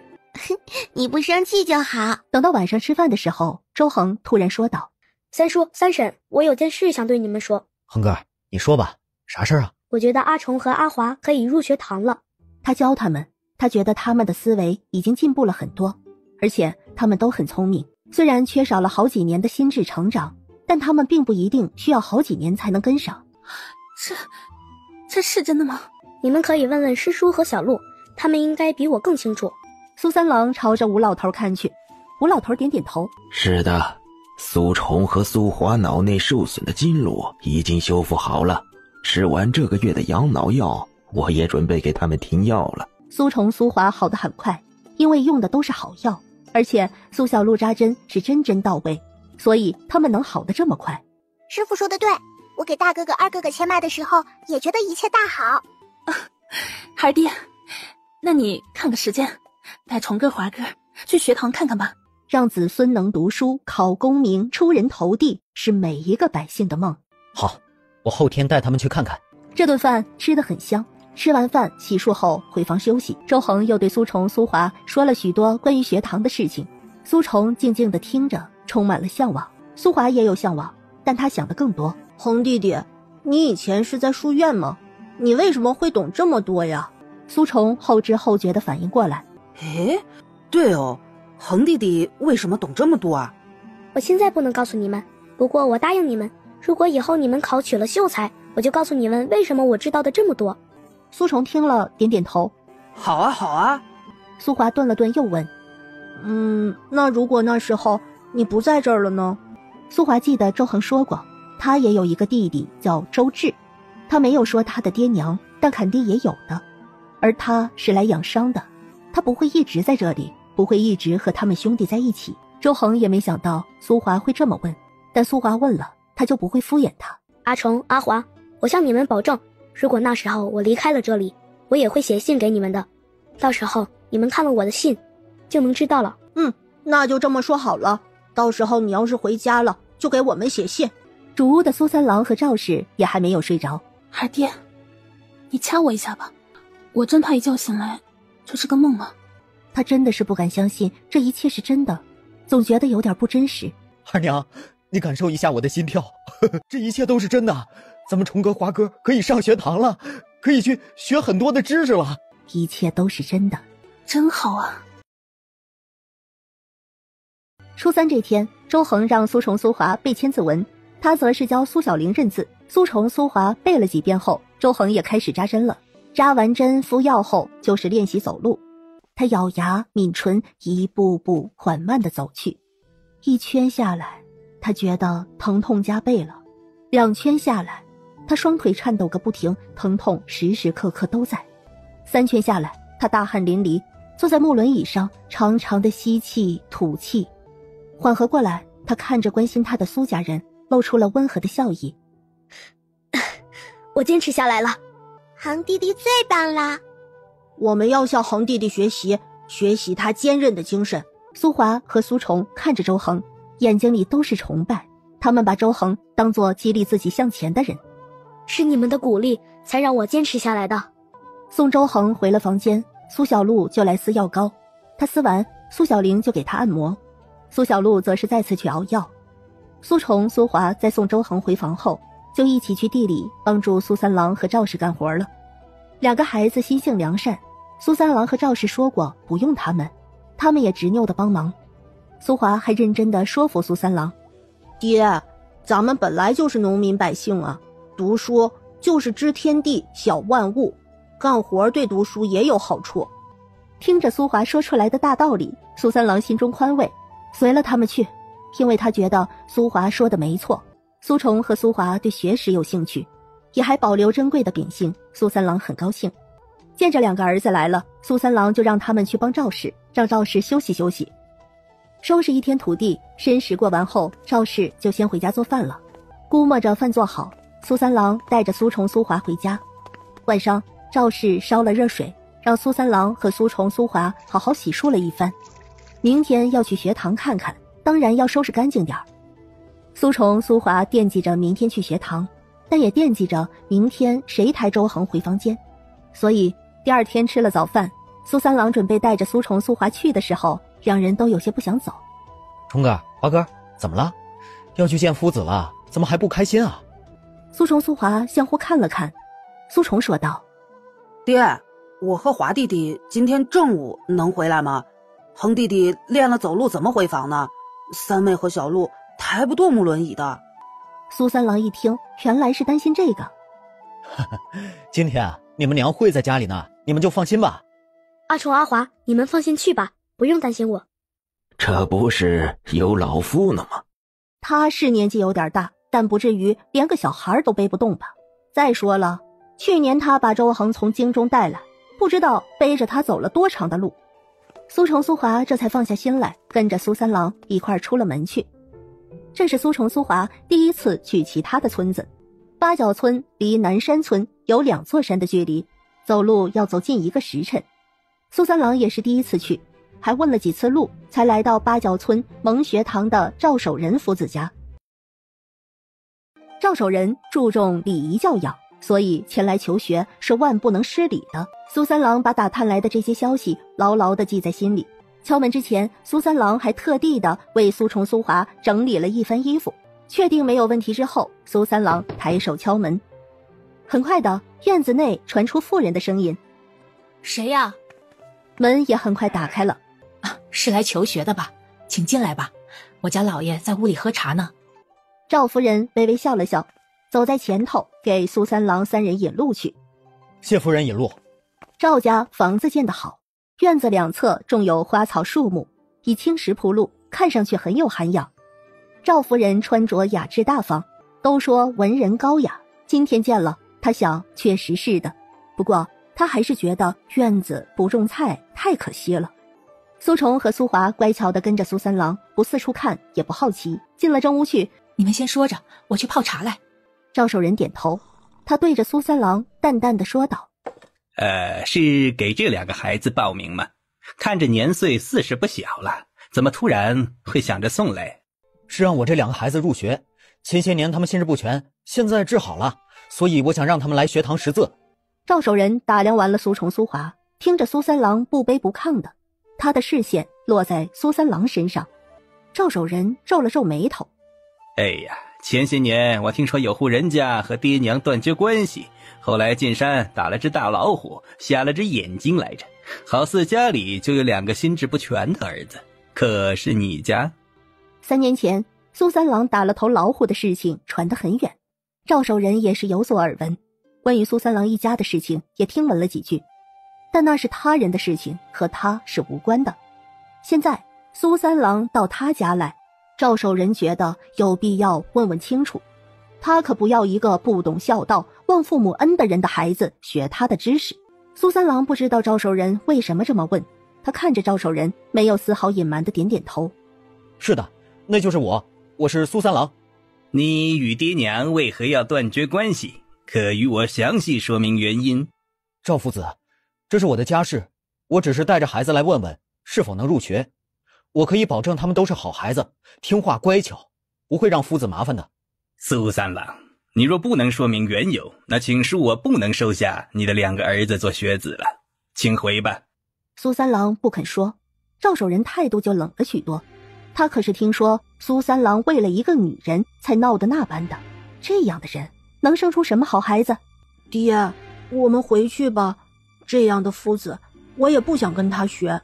这是他第一次见夫子，但夫子和恒弟弟说的完全不一样。夫子没有考他学识，只是问了他家里的家事。那段过去他都记得，那是他们一家人的伤疤。但有学识的赵夫子不但没避讳，还要硬来揭伤疤，这一点不好，他不想和他学。爹，我也不想和他学了。2个无知的小儿竟敢如此的说，赵守仁当下也没了好脸色。哼，请你们走吧，我这庙小，容不下你们这2尊大佛。赵夫子，当年我与我父母了断，是因为我一家人想活着，我想让他们能吃饱穿暖，这里面的原因我就不细说了。这样的事情没有发生在自己身上，我这嘴就算是说破天也没啥用。反正我从来不后悔那天的决定，以后我也不会。苏三郎希望赵夫子能收下苏崇和苏华，他还是稍微解释了一番。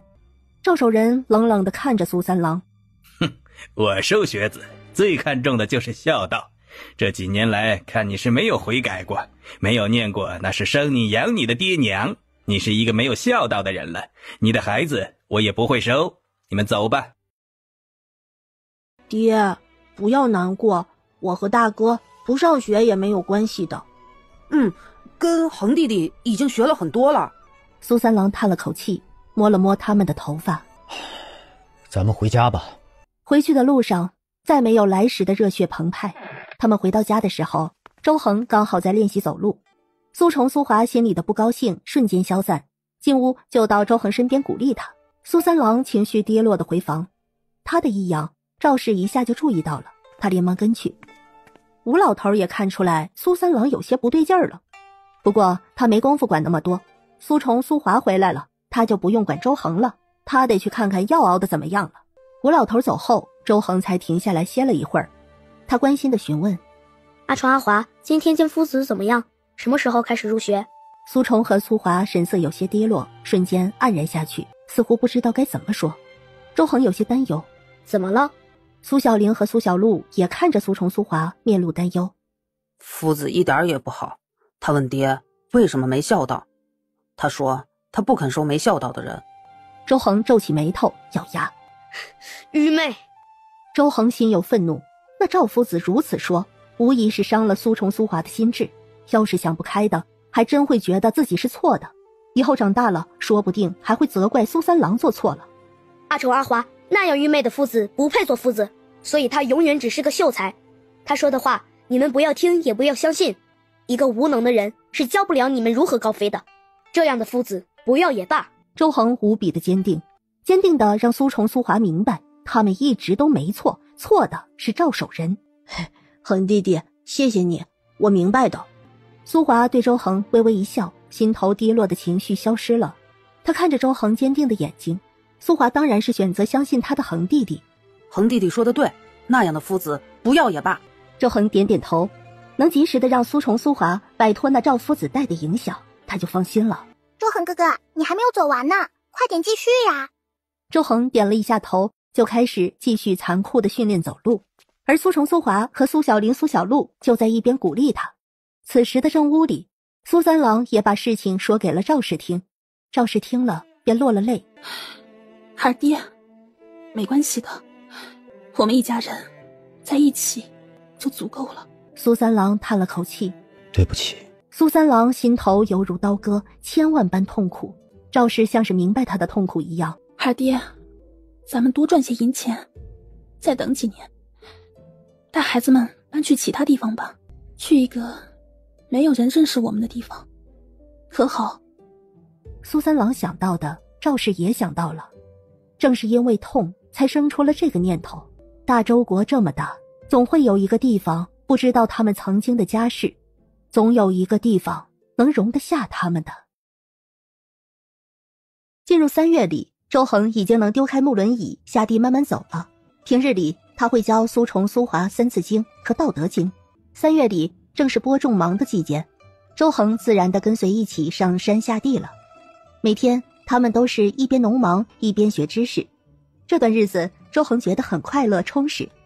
而这个春天、夏天、秋天对于周恒来说都非常的特别。他亲自插的苗，看着它们一天天长大，结出果实，最后丰收。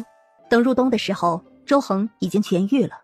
冬月11这一天是个特别的日子，因为今天周恒要跑1圈。现在我宣布，周恒哥哥彻底好了，他能跑好多圈都不会有事，他的双腿比以前还要健康。现在我说1、2、3，周恒哥哥就围着咱们家房子跑3圈。为了配合苏小璐说的这个仪式，苏三郎一家人都整齐地在门口等着见证。周恒也很严肃地对待。苏小璐手里拿着一个萝卜。1、2、3，跑！话音一落，周恒就跑了出去。苏虫、苏华陪着他一起跑。周恒跑在前端，他嘴角微扬，带着笑意。他能感觉到他的双腿健康有活力。恒弟弟，你感觉怎么样啊？我觉得非常好。那我们来比赛吧，看看谁先跑完10圈。没问题。围着房子1圈下来，苏小玲站在苏三郎和赵氏身边，对着他们温柔的笑。而苏小璐在蹦蹦跳跳的喊：大哥哥最棒，周恒哥哥最棒，二哥哥最棒。苏家的动静让陈虎家也出来看。小的陈实已经会走路了，在钱氏身边拍手叫着哥哥最棒。10圈下来，苏虫、苏华都放慢了脚步，让有些气喘的周恒先跑完。好久没有奔跑了，周恒觉得肺部有些疼。恒哥怎么样？有没有哪里不舒服？苏小玲递上水。来，喝点水吧。都上山下地了，哪有这么娇气？三叔、三婶，我没事了，不用担心。他接过苏小玲递来的水。谢谢小玲。双腿一痛，他差点呛水了。低头一看，是苏小璐拿了个小锤锤在敲他的腿。周恒有些不解。小璐，你做什么？我在确认你的腿是真的痊愈了。现在我确认了，没问题。小姑娘能有什么坏心眼呢？苏小璐觉得周恒可能喜欢她的三姐姐，不然为什么每次都偷偷的把鸡腿给她三姐姐吃？同样是女孩，她怎么就没这待遇呢？周恒没明说，苏小璐也装作没看出。谢谢小璐。不用谢。12月初，钱氏送来许多腌好的泡菜。苏小璐看着这么多泡菜，脑海里出了一个不该出的念头。好想吃火锅呀！现在看着，他就想起了酸菜鱼、辣白菜焖肉炖豆腐、酸菜炖肉、酸菜炖大骨头。哎呀妈呀，太馋人了！苏小璐眼睛一转，就跑去抱着钱氏。婶婶你好棒，好厉害！这些看着就好好吃哦。这些可以用来煮鱼煮肉吗？我娘都没有做过，她是不是不会做呀？大嫂，要不今晚我来帮你们做饭吧？那干脆这样，今天饭啊就在我家吃了。以前呢，我都不知道这些菜啊还能这么做。弟妹，你手艺好，今天啊我给你打下手。这些泡菜晚上的时候让苏三郎和吴老头都惊艳了一把，大家也是真的喜欢吃。于是赵氏就向钱氏讨教了方法，回头他也做。婶婶，我觉得你都能拿这些菜到镇上去卖了，外面做的肯定没有婶婶你做的好吃。陈虎和钱氏没放在心上，赵氏和苏三郎却是上了心，决定私下的时候再和陈虎、钱氏说一说。因为家里人也喜欢泡菜，所以第2天赵氏就在家里准备做泡菜了。既然要做，当然要去买坛子。苏三郎决定上镇子上去一趟。周恒在这时候出来对苏三郎道：三叔，我有点事情，你能带我去吗？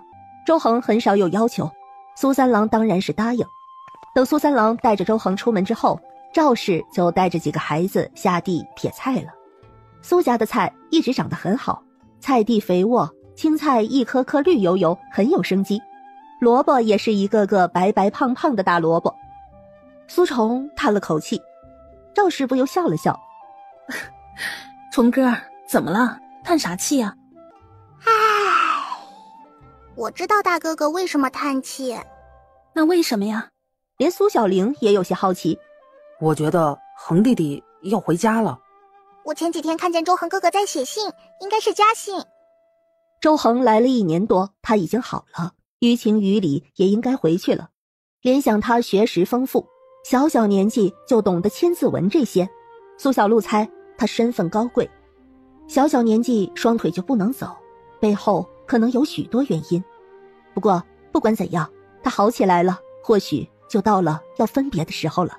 哦，恒哥离家这么久，也该回家了，这是好事啊。是好事儿，但我们舍不得他走，会想他的。苏虫非常低落，他和华弟弟没能入学，也不知道恒哥还会不会给他们写信。我相信恒哥也会记得你们的。人的成长，无论愿不愿意，都会感受许多难受的情绪，这是不可避免的。但唯有一点不会改变，那就是无论在什么地方，心念着的人也会念着你。大哥二哥别难过，恒弟弟会记得你们的，说不定以后他还会回来看我们呢。苏小玲垂下眼眸，手里撇菜的动作没有停下来，连叹气都只是在心里。但愿吧。对于周恒将要回家，苏华心里很不舍。他明白，或许这一次分别以后一辈子都不会再见了，但心里总要有美好的期待才行。苏小璐默默地垂眸，她其实比苏虫、苏华更清楚，周恒离开后再见的机会只等于0。苏小璐觉得他学医这么久，是该为这个家做点什么了。大哥、二哥崇拜周恒，是因为他学过知识，是因为他们也想像他一样。苏小璐握紧了小拳头，他一定要让大哥、二哥如愿入学。等到下午，吴老头才要回来了，苏小璐就跑到吴老头身边：“师傅，我能不能问个问题呀？”苏小璐谄媚地给吴老头捏肩捶背：“看你这里里外外忙碌一圈了，问吧。”师傅，你说我能去给大户人家治病吗？如果我不小心出名了，你会不会不高兴啊？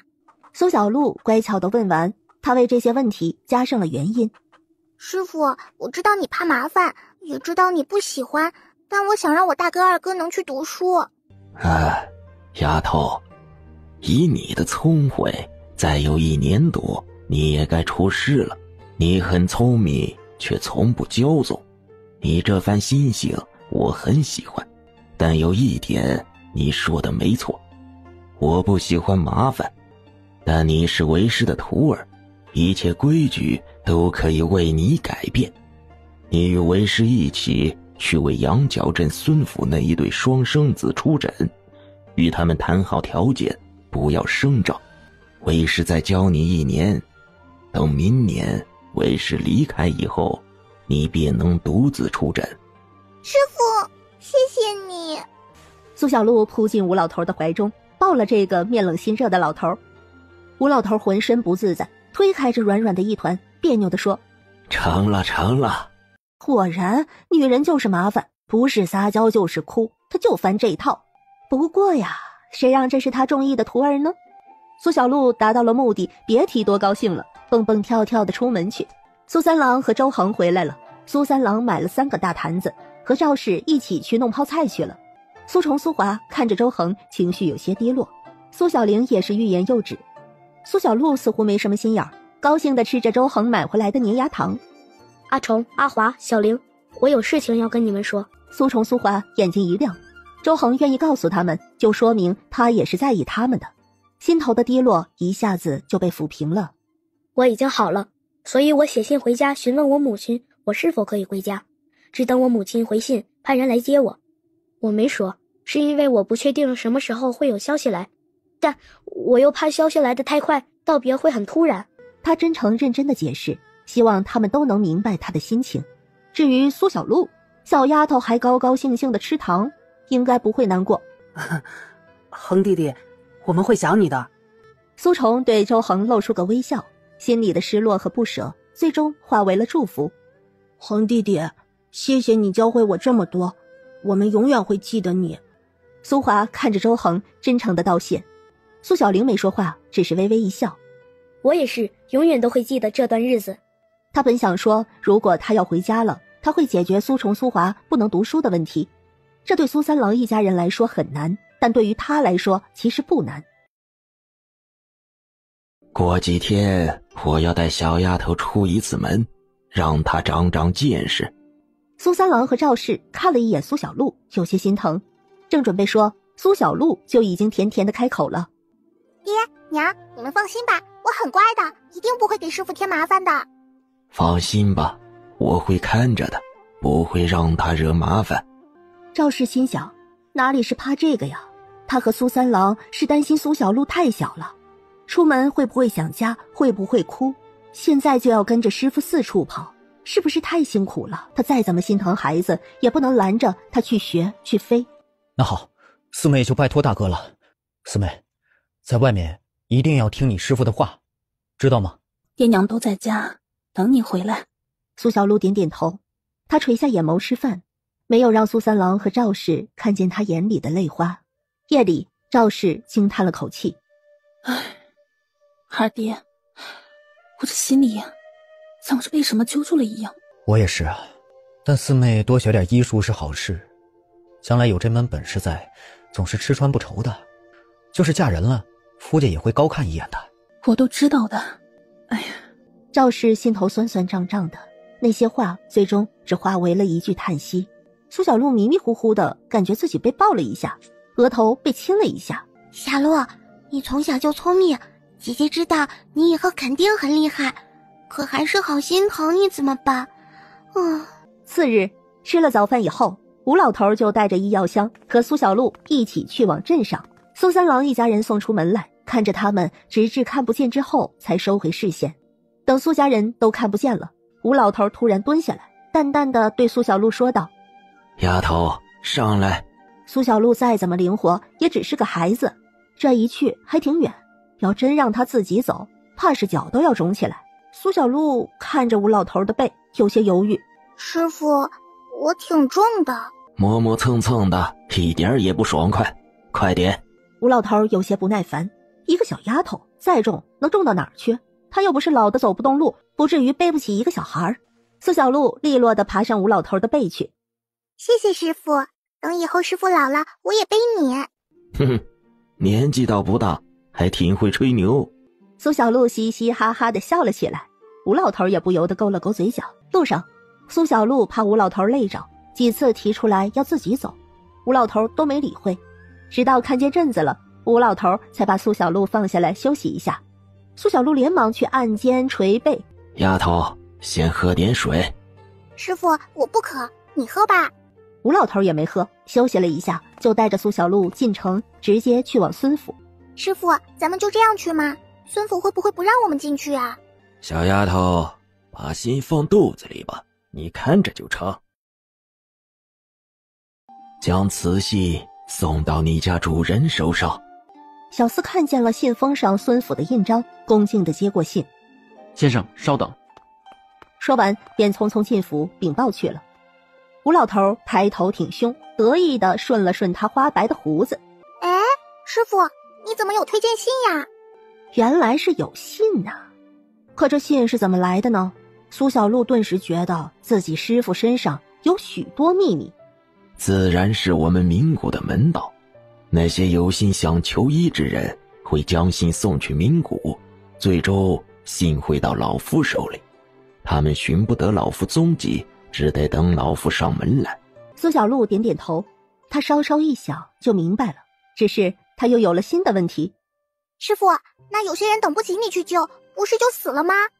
哈哈，丫头，你以为这天下人都等着名谷神医一个人来救命呢？天下有能之人多了去了，要是连命都保不住，还寻什么神医？不如早死早投胎。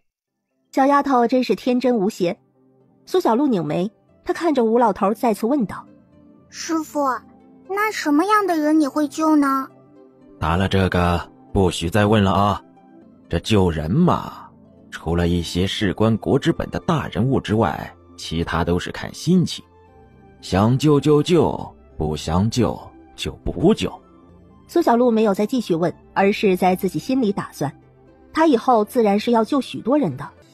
思虑间，从孙府里传出一阵脚步声，只见为首是一个穿着暗青色锦服的男人，年岁看着有些大了，面露急切。他身边还有一个一脸焦急的中年男人和同样焦急的美妇人。他们匆匆来到了府门外。感谢先生愿意出手相救，在下孙伯承先拜谢先生了。孙伯承带头拜谢，他的儿子孙子谦和连氏也弯腰拜谢。吴老头很是淡漠的点点头，先看再说吧。进屋门的时候，孙子谦还温和的提醒：来，小姑娘，小心。谢谢。要是咱们的倩儿和善儿也能这么健康就好了。有名古神医来看，总有一天咱们的孩子也会那么好的。都怪我。夫人万不能这么说了，子谦与夫人从未有责怪，只有感激。连氏叹气，她嫁了个好夫君，可却又如此的不幸。苏小璐听了个真切，她也明白了那2个孩子对孙府的重要。世上的事都是不完美的，只能说各有各的不幸吧。不过她能放心了，只要能治孙府的公子和小姐，她大哥二哥读书的事情就不是难事了。谢谢婶婶，我先进去了。你不去也没关系的，你喜欢什么告诉婶婶，婶婶陪着你玩，可以吗？连氏理所应当的觉得苏小璐这么大的孩子应该要玩。婶婶，我也要为你的孩子切脉的。这时候屋内传出吴老头的声音：小璐丫头，进来。连氏有些惊讶，苏小璐微微一笑，已经进到里屋去了。看着苏小璐的小身影，连氏回过神来，连忙跟着进屋去。因为孙宝善身体更弱，所以先去看了孙宝善。连氏怕女儿会情绪不安，所以去了右边孙宝倩的那屋。孙宝善看了看吴老头，礼貌地开口：妾身孙宝善见过先生。孙宝善把吴老头认成夫子了，他体弱，正常的学堂他没机会去，夫子都是请到家里来的。善儿，这位先生是神医，是来为你看病的，你且坐下。孙宝善也乖巧地坐下，静静地看向吴老头，视线最后落在苏小璐身上。和苏小璐四目相对，他愣了愣，苏小璐对他甜甜一笑，孙宝善也微微一笑，把手伸出来，吴老头把手搭上去，神色就有些凝重。孙伯承和孙子谦一句话也不敢说，但都焦急地等着结果。是先天不足，但在他们体内还有许多毒素，想必你夫人怀着的时候就吃过不少保胎药，其中不乏一些猛药。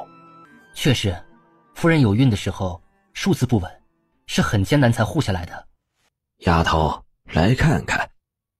孙伯承和孙子谦都震惊了，以为自己听错了，但苏小璐已经坐在吴老头让出来的位置上，伸出小手给孙宝善把脉了。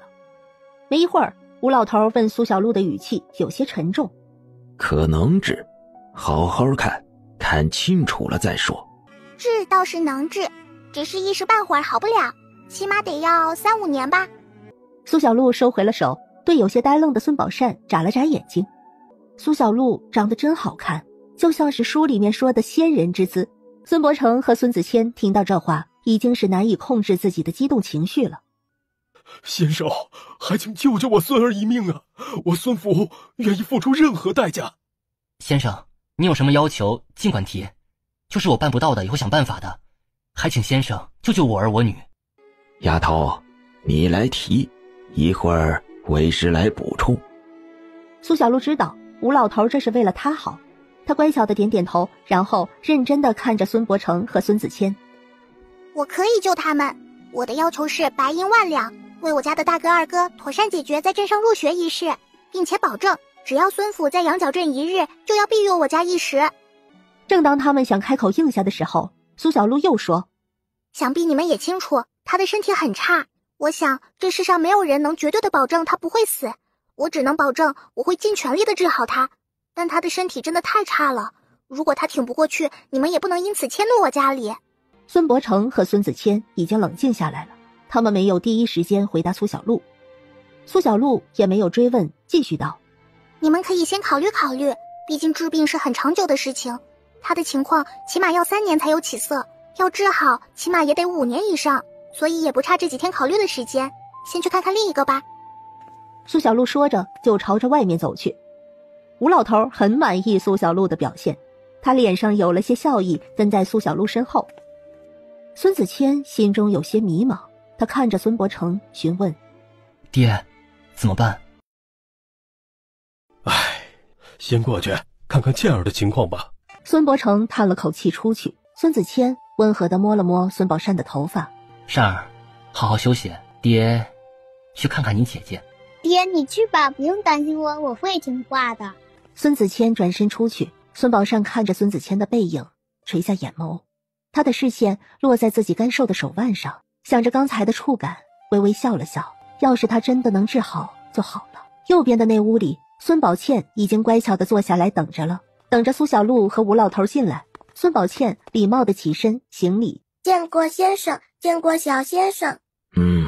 苏小璐还是第一次被叫先生，他对孙宝倩微微一笑。吴老头先给孙宝倩把脉，他沉吟了一会儿：状态比刚才那个好一些，病症都是一样的。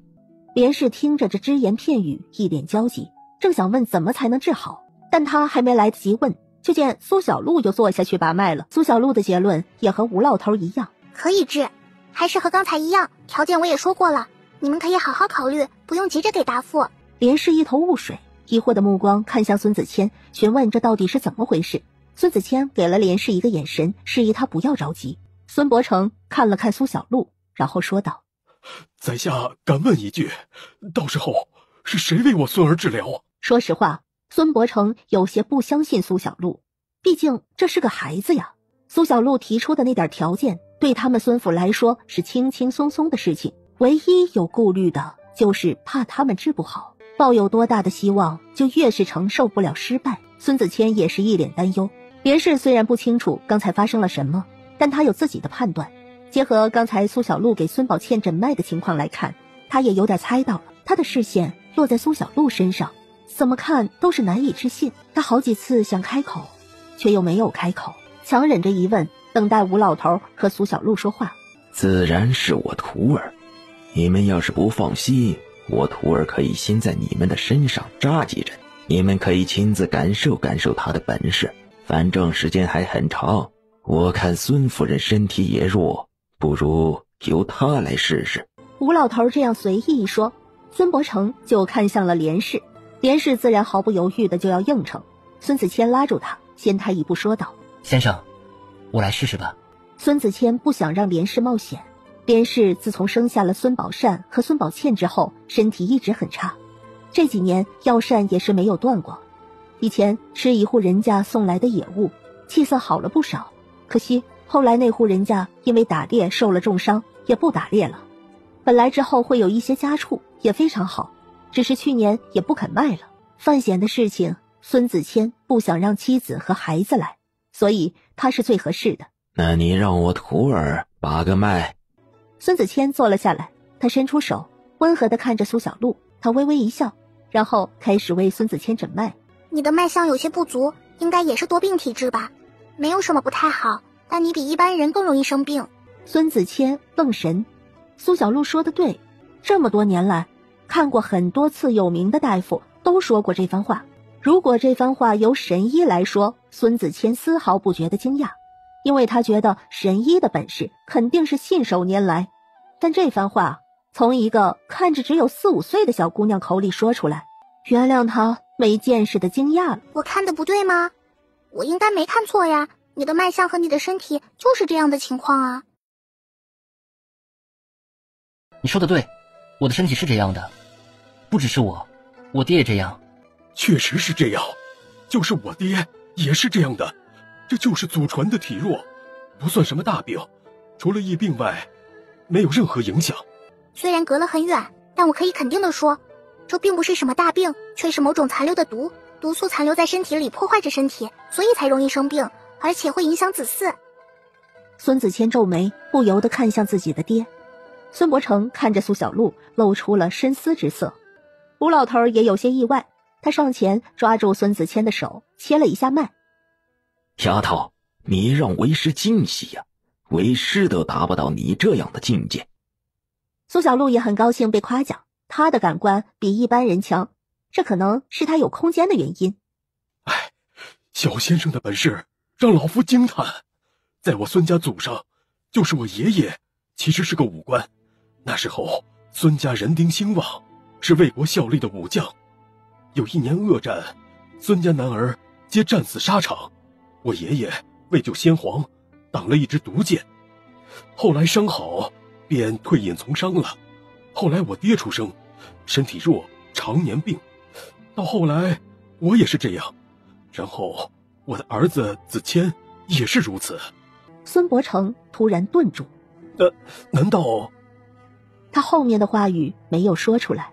孙伯承能想到的，可能孙子谦也想到了，连氏自然也想到了。原来孙家人丁少，是怪他们身体有毒，不但会传给子嗣，还会让子嗣天生就弱。孙子谦自责不已，他看向苏小璐，真诚地说道：还请小先生为我一家治疗，无论结果如何，我对天起誓，绝不生怨恨。如若违反誓言，便让我孙子谦死后不得安宁，永不超生。对于苏小璐的本事，孙子谦不再有任何怀疑。我们愿意治疗，且无论结果如何，绝对不迁怒任何人。只要我孙家还在这儿，只要我孙家还有一个人在一天，答应的话就作数一天。但已经过去了好几代人了，若不是神医查出来，谁能知道呢？想着他过世的夫人，孙伯承心里就只有愧疚。但现下只求老天垂怜，让他的孙子孙女能被治好。光是口头答应可不算数，还是立字为据吧。假若以后你们要是反悔，欺负了我徒儿家，我名古一派也会追究到底。我派也有不少交好的门道，有的是办法。苏小璐看了看吴老头，默默的道谢。看来他的师傅还有很多他不知道的秘密。吴老头都这样说了，孙伯承父子也爽快，立马就去准备立字为据了。婶婶的身体有些亏空了，由于常年吃药不断，反倒是补不进去，积累了一些毒素，所以导致身体差，容易生病，难好。这倒不难治，只要把毒素清一清，再根据需要来补一补，补进去就好了。辛苦你了，要不是我和弟弟，娘也不会这样的。